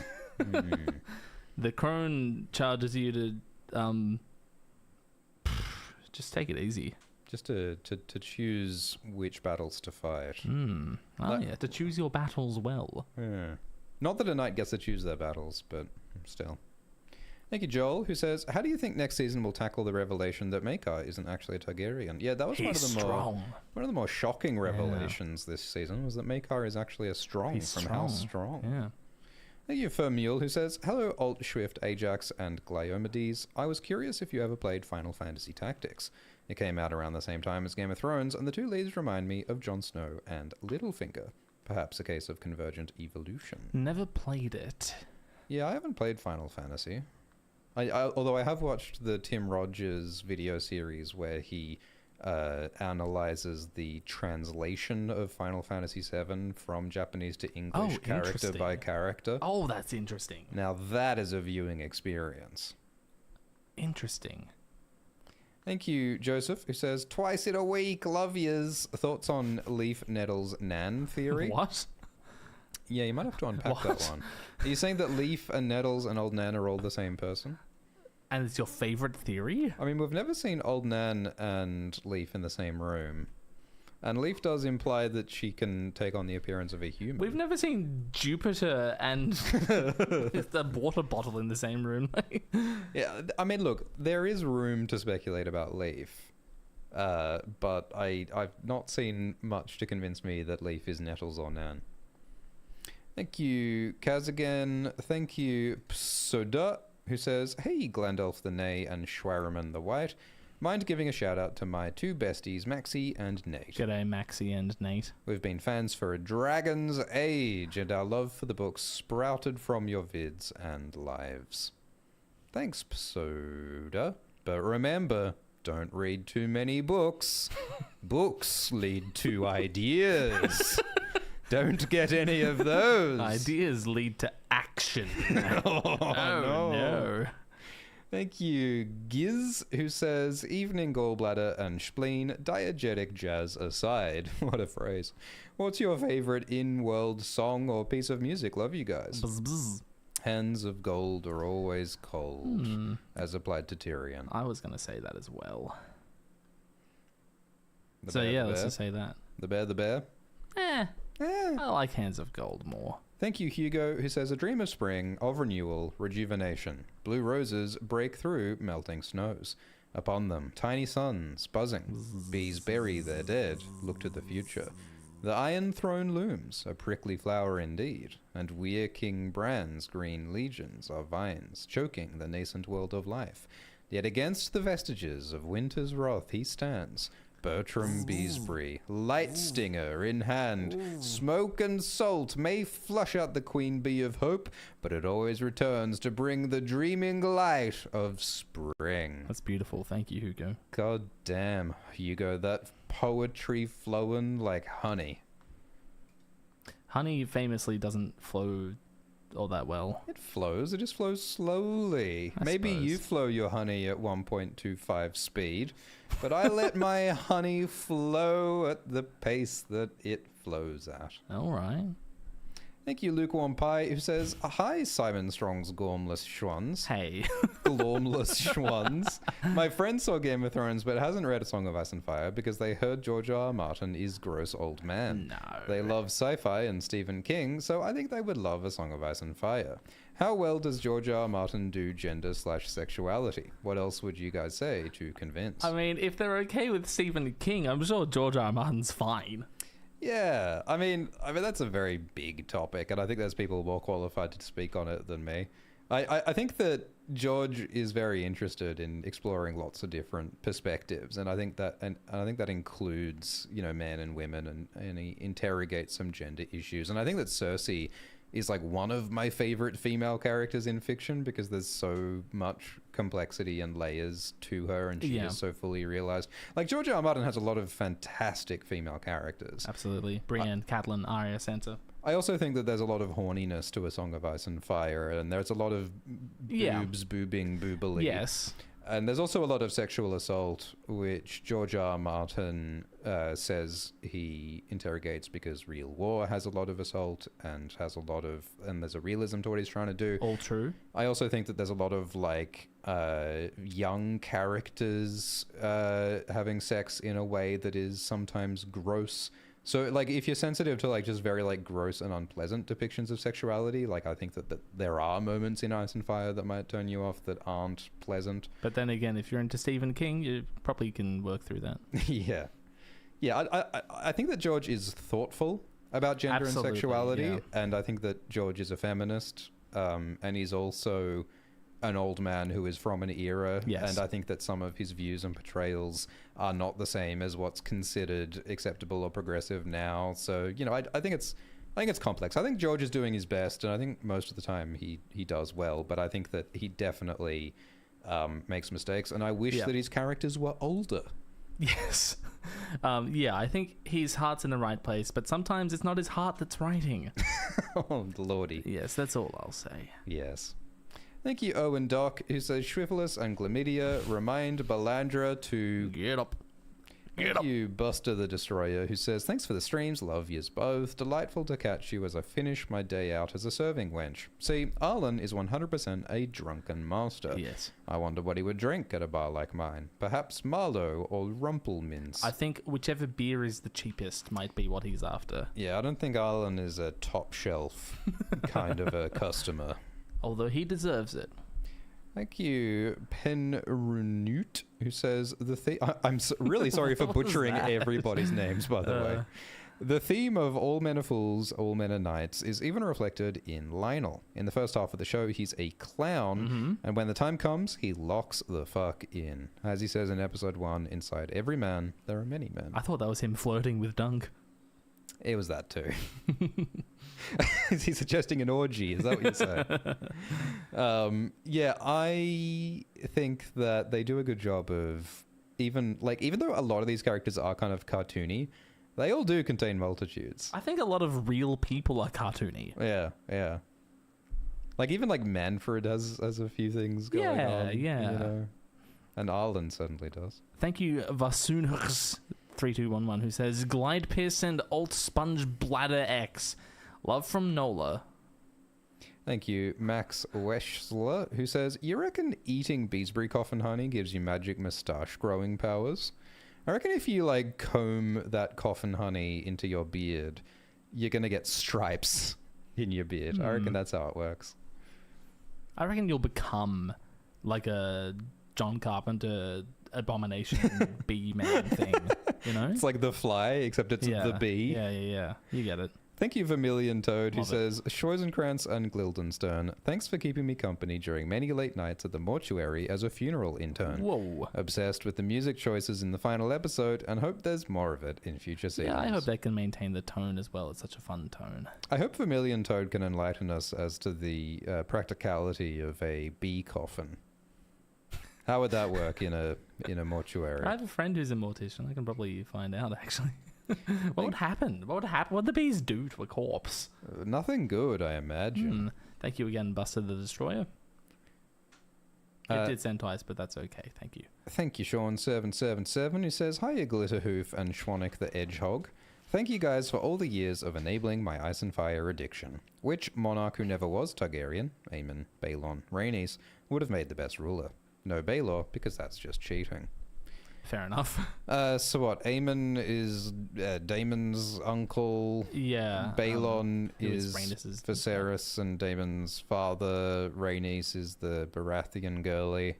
The queen who never was. I mean, look, we really don't know all that much about these characters, except for some snippets in Fire and Blood. And then, Rhaenys in House of the Dragon. Yeah, I think Rhaenys in House of the Dragon avails herself well. Like, she's someone who's, like, willing to do the right thing.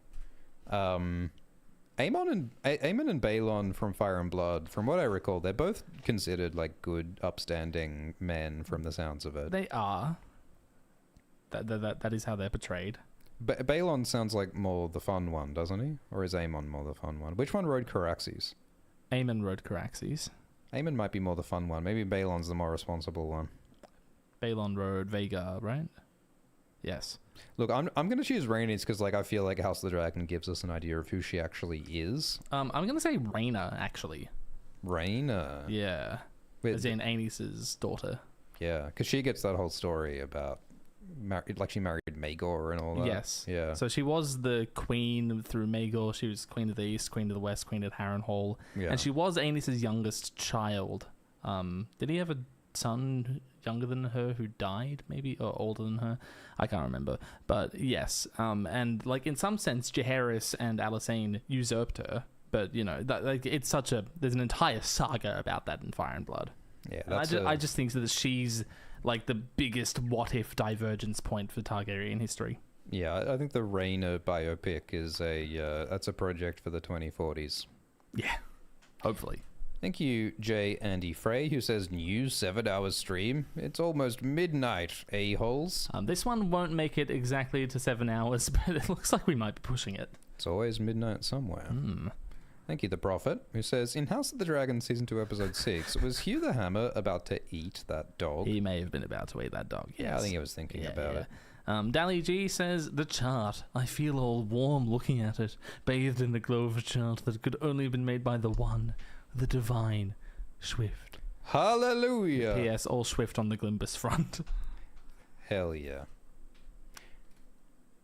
Thank you. It's Liz Bennett who says, oats and an apple. What tier? Thanks for the surprise stream.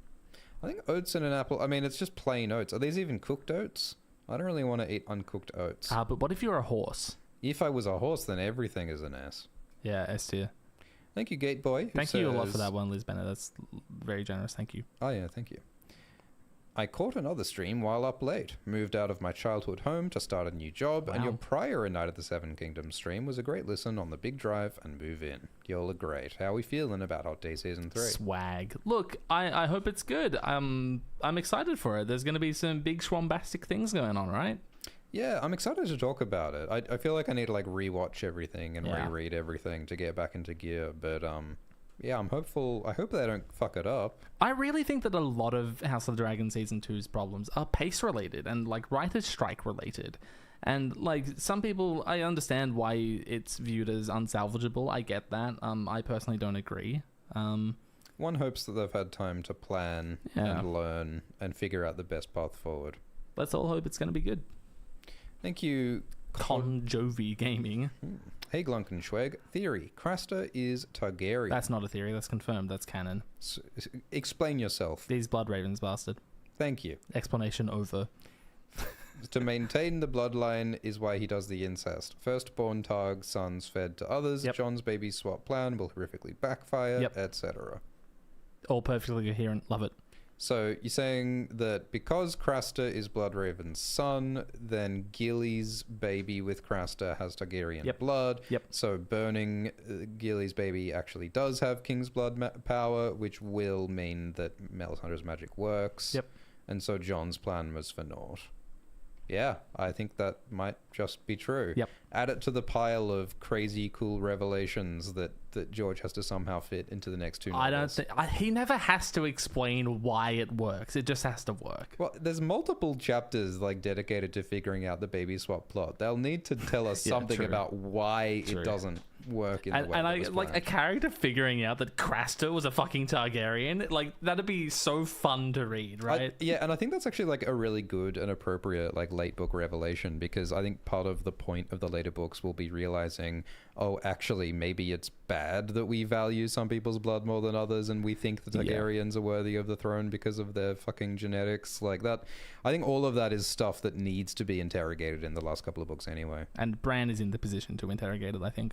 Like what really is the difference between Craster and Maegor, a castle? That's the difference. Yep. Thank you, Sherman, who says the VOD for part 1 made my drive across the state bearable. That and the Adderall. Thank you, $5.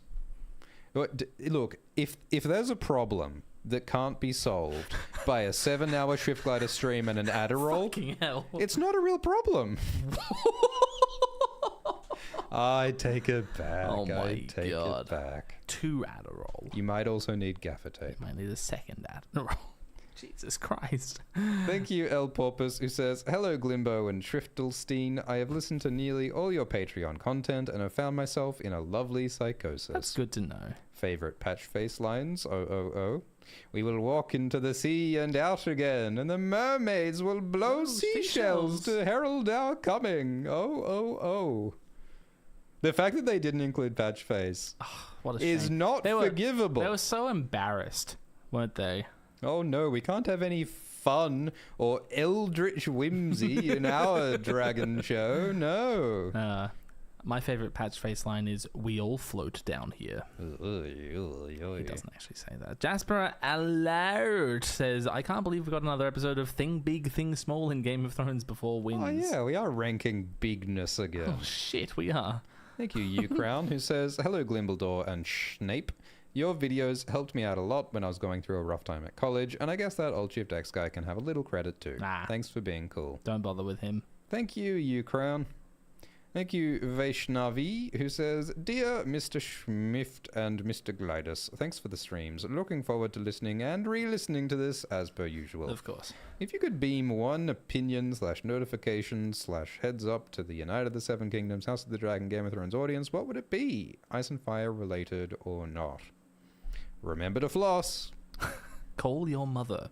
Yeah. Cardio and water. Thank you, Alt Shrift Bin Chicken, who says, oh my God. Gunk and Schweg, Streamlabs is so great and so much better than YouTube Super Chats. Please release my family. That's a great point, Alt Shrift Bin Chicken, and we will take your family under advisement. We'll think about it. We'll take that into consideration. Marcus Martinez, thank you for that generous donation, and he says, remember to donate on Streamlabs, and also glad to catch another one live. Thank you, Red Arch Ranger, who says, hey, Glilgamesh and Schwenkidu, finally finished the fake Jon Snow the other day. Figured you deserved a few for putting yourselves through that. And if you'd like to watch the fake Jon Snow too, viewer, make sure to head over to Nebula using the links below. Wow. We don't have to do our own ads. Yeah, what a world where our audience... They're paying us to read our own ads. My goodness. Insane. What a world. Archangel420 says, shout out Gliscor plus Swiftery for their fastest return to a series. Oh my God. Saw the call to arms at work and raced home to enjoy another lovely live stream. Hell yeah.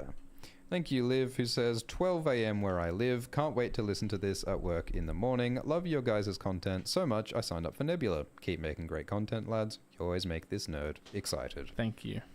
Yeah, if you do want to support us, Nebula and Patreon are both great options and both provide 70 hours of exclusive content. Vaishnavi is back and says, as you have all been making Asswife-related content for so many moons now, what opinion do you have that has changed/evolved the most? I was wrong about the 3 heads of the dragon in the past. I'll be right back. think I sort of learned to understand the Azor Ahai stuff and the prophecy stuff more with time. I think that just, getting a deeper sense of things took some time, but also the approach of like how to make videos and how to research and how to write is something that changes as well. Thank you, Muzu, who says, love and appreciate your enduring dedication. With the lack of new books and hours of live streams, you two are the spiders, George, of A Song of Ice and Fire content, truly. How do you all feel about Del Toro Quest? Swift, I beg you to read it on ZZZ as a little treat. Del Toro Quest is a delightful children's fantasy series by Emily Rodda. One of my favorite things about Del Toro Quest is the Del Toro Book of Monsters, which has these gorgeous illustrations, like paintings, I think, of the various grotesque monsters and creatures that exist in that series. And it's a delightful little art book, and it's like so much better than it like would have been. Like there's some children's media that's just low quality where people are like, it's for kids, so let's just make it crap.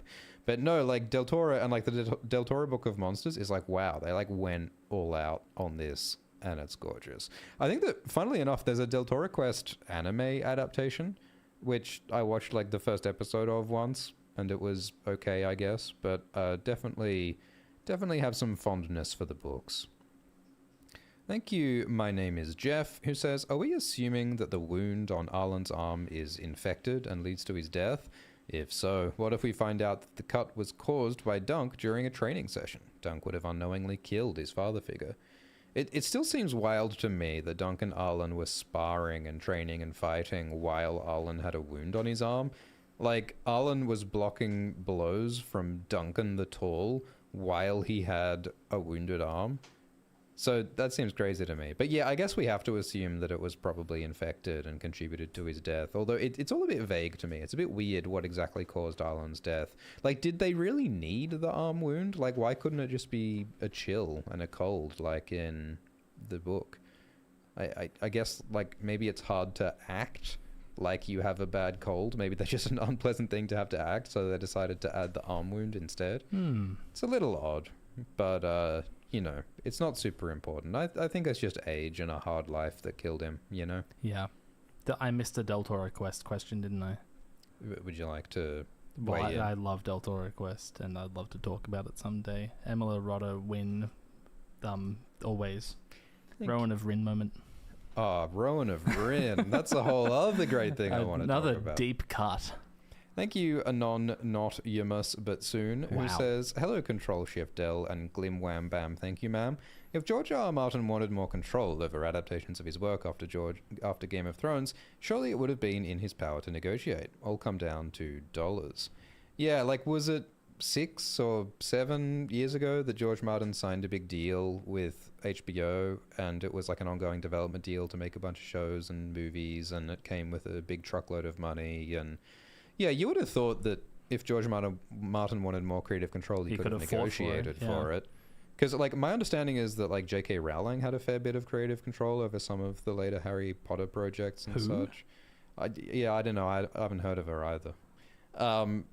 But, yeah, you'd think that, like, I mean, you can't very well complain about creative control if you signed away that right? I don't know. Look, obviously, I don't know what contracts he signed. I don't know how all of that works, but I hope those crazy kids figure it all out. Thank you, Sticky Rice, who says, hello, Glissando and Altschwegio. Due to Lionel's words to Baelor about mothers and their own fighting skills, what do you think is the relationship between Lionel and his mother? Love both of your content so much. Real quick, Glidus, C sharp or D flat? Well, it depends on the context. The key is D flat, but when it shows up in other keys, it's more likely to be C sharp, because C sharp is the 3rd sharp and D flat is the 5th flat, right? It's the 4th flat. I'm a fraud. That's it. What's your favorite clef? Mine's Clefairy. I do love Clefairy. I also love Clefable, but Clefairy's cuter, I think. I like the treble clef. I like the tenor clef. I'm going to say tenor clef. Hell yeah. I think that Baelor has weird relationships with everyone in his life. I feel like Lionel's not very good at listening, and I think that Lionel might have been indulged too much in his childhood. I think Lionel's parents didn't say no to him very much when he was growing up, I think. Or they did, and he didn't listen. Yeah. Thank you. My name is Jeff. We did that one. Hello, Petrosilius and Zwackelman, who says, hello, Glib and Schweb. First time working from home to finally catch you live. A blessing from the gods. Congratulations. They smile upon you this day. Thank you, Never Knighted. Hello, Schwobert and Gledard. Imagine some poor Beesbury had to carry the coffin into the tent. Everyone's sad about the loss of a loved one. Guy trying to stay cool with a swarm of bees right next to his head. Yeah, everyone's really chill about, like, having, like, hundreds of bees inside the tent. It's like, surely people are getting stung, a lovely right? funeral procession? A coffin full of bees ought to make this better. It's Dr. Bees. Yeah, look, maybe the bee magic prevents the bees from stinging people. Maybe they're trained bees. Like House Beesbury has mastered the art of training bees. Of course, like bees don't want to sting people. Like dead Humphrey Beesbury probably skin changed into the queen bee, so is controlling the bees through skin changing magic. I hope that's actual real Beesbury lore. Imagine if, like, the after credit scene, like, they cut to the inside of Humphrey Beesbury's coffin and we just see his dead eyes, like, white warging like Brown did, but they're like yellow. Oh, hell yeah. That'd be horrifying and awesome. Thank you, Petrosilius Zwackelman, who says, by the way, there is a dance chapter with food descriptions of the cheese between Sam's toes and Gilly's breast milk, and you rapscallions ignored it. When will you answer for your crimes? I guess it was a compact on point format, but still massive blunder. Yeah, look, the truth is we might have missed some food descriptions, but I'm not counting the cheese between Sam's toes. I'm simply not counting it. No. Dinmore says balls, and I'm not counting that either.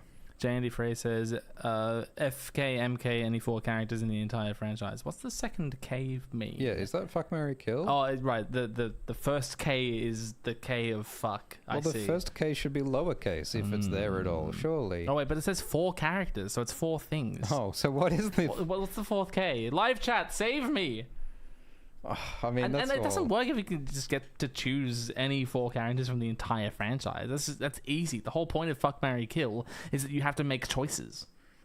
Yeah, no, that's a toughie. I'm just going to choose Rohan Weber for all 4. Thank you, Petrosili. Do you want to choose some? No, I'm good. Thank you. Dragon character alignment stream when? Like ranking the personality of all the dragons. I think we do have a dragon themed live stream planned. So one in the pipeline. Yeah, one. Maybe we can work in some alignments into that. Yeah. That'd be fun. I think that's a good idea. Yeah. There is a dragon in the pipes coming your way. My name Jeff said I think I sent the same message twice. Oops. Have either of you read Project Hail Mary? If you like The Expanse, I'm sure you'll like it. It's on my list. I am meaning to read that. Yeah, I've seen some very, very positive reviews of that story, so I would like to check it out. But there is much in the works. Indeed. Do we have time to get through all of these? Yeah, I think we are going to have to end this live stream. Sucks. You know, I could finish them because Swift does have to... Swift out of the building. Yeah, got to get Swifty elsewhere. Yeah. Do you think that the Get Swifty Rick and Morty meme will eventually at a certain point go through the U curve of it was cool, then it was uncool, then it'll become cool again? Do you think that it was never cool? It was never cool. It was never cool. No, I really I think really made a Sam Sproul of I really make out a Sproul of myself this time. That was the funniest fucking. I think the best you can do is try to distance yourself from the thing you named yourself after. Yeah, that's true. Which is why I didn't name myself after anything. Well, you've successfully made everyone forget that Glidus is a reference to... Oh, I won't say it, don't worry. Thank you, Zucchini by Day, who says, hey, malted schmilk and gleamed cheese. I hate it. Glidus, I just rewatched the corn vid, and the redwood vid got me curious about the trees of Westeros. Great video. I'm a bit of a tree nerd, and I was wondering if you have any niche Westerosi tree opinions that aren't about lemons. I mean, the redwoods was the big knocker for me. That was the big eggplant for me. Like the redwoods in Westeros books made you realize that Westeros is North America as much pretty as much. it is Europe. Pretty much. I didn't go so far in that video to get into Westeros is North America, but I feel like I could make a video about that specific idea. When are we going to see Bigfoot in Westeros finally proving that Westeros is North America? We already have. Who's Bigfoot? What do you think the giants are? Who do you think Jorah Mormont is? That's Bigfoot. Yeah. Tormund Giantsbane. That's Bigfoot. That's Bigfoot. I mean, we've talked about weirwoods for 10,000 years, haven't we? I mean, what about the Ironwoods? The Ironwoods? Ironwood a fictional tree, and it's also the name of a house, and it's also the center of the Game of Thrones Telltale game. Yeah, that we have actually 100%ed and just not told any of you about. Ah, yes. Then they'll stop asking. We did it off screen. Sorry. Damn, I think they're going to see through my ruse. Thank you, monarchism. Oh, I feel dirty just saying that. Hello, Glim Glam and Schwing Thing. How does Dawn, technically being a principality instead of a kingdom, figure into the math? Look, it's just a different word for the same shit, isn't it? Yeah, well, it's like the bloody Northern Territory of Australia. Does it really matter? Well, actually, that is a jurisdictional distinction. It's complex. Yeah. It's complex. Yeah. Thank you for the very generous donation from Dombo Clat, who says, just wanted to show my appreciation to Glombus and Schwaft. Your appreciation is appreciated. Thank you very much. CV says, hello, Glooby and Swaggy. I have a fun question to ask. It's a fun question. We get to answer a fun question. I thought they were all pretty fun. Minor character from Akotsk would cause the most chaos if they suddenly came into power? Gwyn Ashford. Gwyn Ashford is yes. Gwyn. Quite straightforward. I mean, like, Lionel would create, like, mandatory jazz. But I have a really bad feeling that, like, Lionel would just very quickly become an unfun fascist. Like, we see that dog in him, and it's like, we might be like, oh, he's all party and jazz, but it's like, oh, no, he's actually got a lot of, like, insecurity and violence in him. So not Lionel. I choose Gwyn. Maybe Red. That'd be pretty chaotic. Yeah. But Gwyn, being, like, a small child, would have the most chaos to cause. Yeah, like Tommen. Yeah. Thank you, Emma of Ashford, who says, can't believe this Brit got to catch you guys live. Thank you for making me seem smarter about this franchise than I am. My question is, which original starter Pokemon do you think the main characters in this series would pick? I think we've even touched on this before. Dunk would choose Charmander. Yeah, I think that Egg is Squirtle. Egg looks like a Squirtle. Egg does look like a Squirtle. And Raymun would be Bulbasaur. Perfect. Done. I mean, we did just limit ourselves to the first generation for no reason, but, you know, that's how it's got to be. Oh, yeah, they said original. Oh, right, yes. Thank you, 2A2 Horse, who says, Arlan riding off was pretty good in isolation, but in a world where Furious 7 already exists... My God. When are we going to do the fake Fast and Furious? It's worth it just for the alliteration. Oh, my God, imagine. We'll watch every Fast and Furious. After we do Dune. And then we'll rank how big each character is. Thank you, Dosh Ligeti, who says, hello, I'm saying every name incorrectly. It's great. I'm just going to... It's just a fun bit that I'm doing. Let you keep doing it. Hello, Glimbar and Ralts Shift X. Just wanted to say congrats to my buddy Kevin for finishing the full Ice and Fire series. Good job, Kevin. Hell yeah. Now it's time to read Dunk and Egg, World of Ice and Fire, and not Fire and Blood. Yeah, just don't bother with that one. Thank you, Darth PD, who says, thank you for getting me through college. I'm about to pursue a PhD in Dragon Studies. Do you have available positions? Well, I'm the Dean of Dragon Studies, and Glidus, I believe, is the chair? I'm the co-vice dean. I'm the Grand Poobah of Lizard Investigations. That's what they call me. I'm the bursar. The bursar of tetrapods that breathe fire. That's what it says on my business card. That's what the sign on the wall says, isn't it? I've got a certificate and everything. Haha. No, we don't have any positions. Our program's been so underfunded. Thank you, Queen of Dove and Bounty, who says, Schwocklet and Glickerish. First stream. I love Shiera Seastar. Any chance of seeing her on screen? What would she do? Could she have a role in Wins? Well, actually, she's been on screen the whole time, actually. Yeah? How's that? She's Bran. Oh. Yep. I am partial to the idea that Quaithe is Shiera Seastar. Yeah. I think it makes sense, but also it's a bit weird that she has same colored eyes. So I'm not super sure, but I think the Shiera might be Quaithe.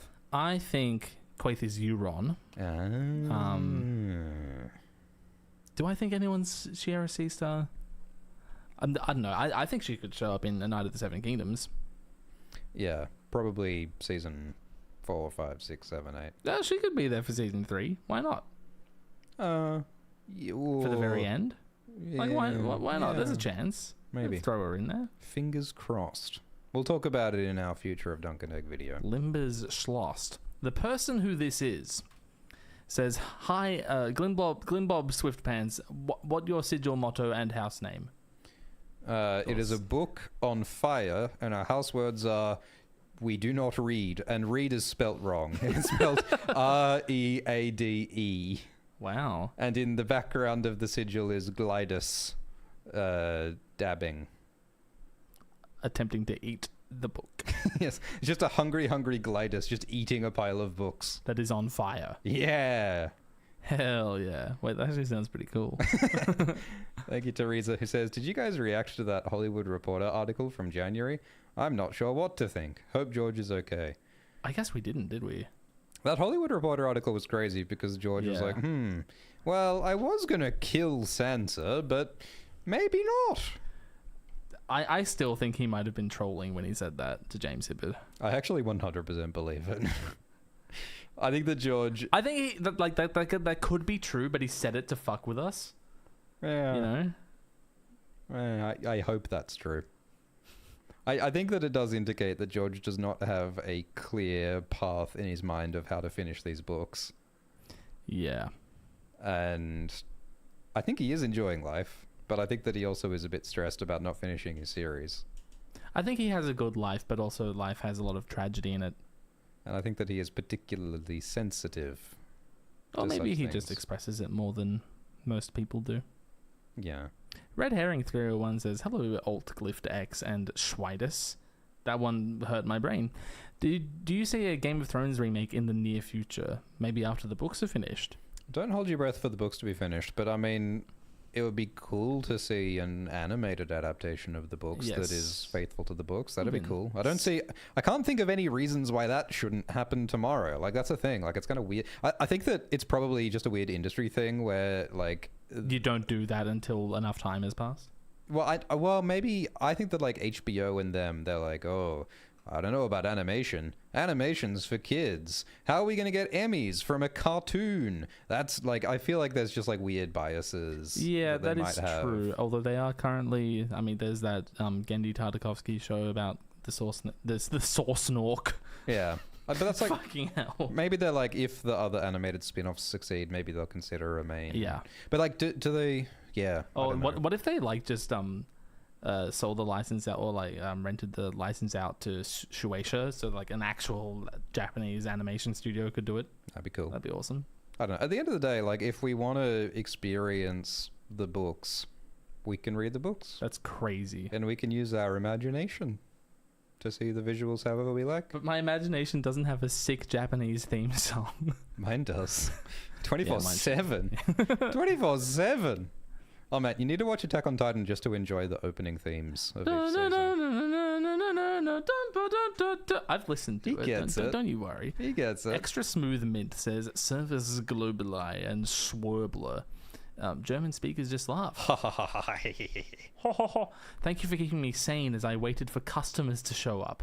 You'll play Hades. As a fellow Isaac enjoyer, it fills a similar hole in my brain. And Greek mythology is fun. Have you ever played Hades? I did play Hades 1, and I liked it. And I thought this writing is delightful. This game has good characters and good writing and good art and fun gameplay. So I recommend Hades 1. I played the fuck out of Hades 1, and I loved it. I love it so much. And I haven't played Hades 2 yet. Me neither. Yeah. Thank you, Don't Mind My Shades, who says, "I dreamed of you." That's good to know. Thank you, Bacon the Unlikely, who says, "Hi, Glimly and Schwegless. Can you rank them not putting in Egg's catchphrase? Kill him, sir." He's right there. Look, I think they translated the idea pretty well. Does Egg actually say that in book 1 to Dunk when he's fighting Arian? I think he actually might not. I think that Egg says that when Harding is riding against Arian. My memory might be failing me, but I think Egg might not say that until the later books. Right. Thank you, OTTOWW289. What Targaryen King prologue would you want? Well, I don't know how there could be a Targaryen King prologue in Ice and Fire. Do you mean pro-tag or something? Like POV? Yeah, I mean, which Targaryen King POV? I mean... Aegon the Third. Yeah? Viserys the Second. Oh, interesting. I just feel that like that interregnum period, that like weird reconstruction era, is like quite interesting to me. I think Viserys would be interesting. Yeah. Aegon the Third, I think, would just be like, today I chose my blackest tunic to show the blackness of my heart. Today I felt nothing. For in a world of blackness, what black may express the shadows in my soul. And he writes, and then I sobbed. Yeah, that's Aegon the Third. Thank you, Moslaver, who says, thanks for part 2. Do you think A Knight of the Seven Kingdoms can or will go all the way to Summerhall? I'd love seeing the Storm King. Yeah, It can, sure, why not? Yeah, I mean, I don't see why not. I mean, you're asking a question about, like, will David Warner Zaslav, Brothers Paramount. Discovery Paramount choose to fund it, which is a question that I can't answer and really don't want to think about. For legal reasons, we are not able to answer this. For spiritual and existential reasons, I really don't want to get into corporate fucking finance politics decisions. I hope so. Oh, look, there's no reason why not. Something that Ira Parker has talked about in interviews is like maybe they won't do like, 10 consecutive seasons in 10 consecutive years, but maybe like in 10 years they'll jump back, use the same actors, and have another in like the adult period, and then they'll jump in and do it like another 10 years later thing. I love that he said that, because like for a showrunner to say something so fanciful, so whimsical and like high in the sky, that's just lovely to hear. Well, Old Chief Dex said something like that to the authors of The Expanse. Like, because The Expanse has a time skip in it, and in Old Chief Dex's interview of James S.A. Corey, Abraham and Frank, Old Chief Dex was like, oh, so do you think that in 20 years you'll come and you'll film season 6 using the same actors coming back? And the authors just laughed. the authors just laughed at Old Chief Dex because it's such a pie in the sky thing to even think that far ahead with like Hollywood and stuff. So I love that Ira said it. Ira said it, something so naive and wonderful. He has the innocent heart of a child. It's beautiful. Yeah. Thank you, Red Herring, who says, wouldn't it be hilarious to have Ramsay POV? I think you and I have different definitions of hilarious. Thank you, the person who this is, who says, Glibus Schweitus Christ Dunk equals Katara Momo equals Lionel Goat. Was that 2 hours ago? Holy shit. I don't know how Christ got into this one. Thank you, the Alpha Frag, who says, started reading the books thanks to y'all. Cheers. Congratulations. Keep it up. You can do it. Don't read too much. It causes paper cuts and calluses of the fingies. Ideas, yeah. Thank you, Leon Horseman, who says, hello, wet shit in my sliders. The gruffness of nobility in the show made more sense if you think about it as the worst people you know going on an awful boys trip, forgoing all responsibilities, giving into their worst impulses, and just getting pissed. Yeah, true. It is a party. They're at a party. Succinctly said. Yeah, I think they're off duty, and so they're not acting as fancy. But like at the same time, like a tourney is about being on performance and pushing your brand. It is a political event. When you're talking to a hedge knight? Because the whole show is from Dunk's perspective. Yeah. Except for a few scenes. Yeah. Yeah. I pay that. Thank you, Sierra, who says, hi, completely relevant question for Glidus. Do you like Ben Folds? I feel like you do a wonderful rendition of The Last Polka. I haven't considered doing that, but I do like Ben Folds. Thank you, Chuck Beesbury. Thank you. Who says, Shrift, I come to claim all super chat plot lines. Behold, the head of your bastard, Alt Shrift Rivers, take it in single combat by bees.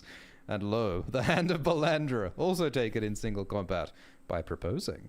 All hail my algorithm. Well, shit, I don't know what to do about that. My bastard has been slain. I think Chuck Beesbury. I think that the Shrift bastards are like a hydra. Every time you slay one, another 10 spring up, you know. Yeah. So you're going to need a lot of bees, Chuck Beesbury. You just created 1 million Alt Swift Rivers. You've struck one down, but they've become 1,000 times more powerful.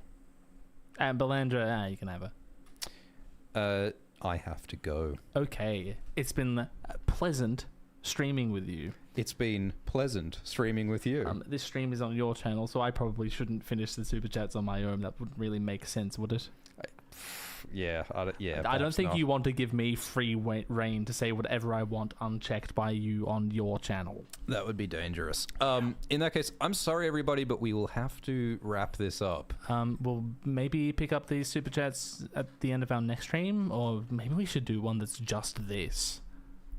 Mayhaps. We will figure it out. I apologize to anybody whose super chat I wasn't able to reach. We did our best. I do have to go. This was fun. I had a rad time. We did it. We finished a series so quickly. Yeah, this is the fastest we've ever finished a series. I think it reflects how good this show is and how much fun we have talking about it together. Yeah, we were so eager to do it. Yeah, thank you so much, everybody, for joining in. This was rad. Go and subscribe to Glidus. Go and check out Glidus's band. Go listen to One Night in Bravos. Go listen to One Night in Bravos. Go and check out our 70 hours of exclusive content on Patreon and Nebula. And have a grand old time. Yeah, high fives all round. And you know what? Take the rest of the day off. Yeah. You've earned it. Hell yeah. Thank you, everybody. It's been a pleasure. Gee.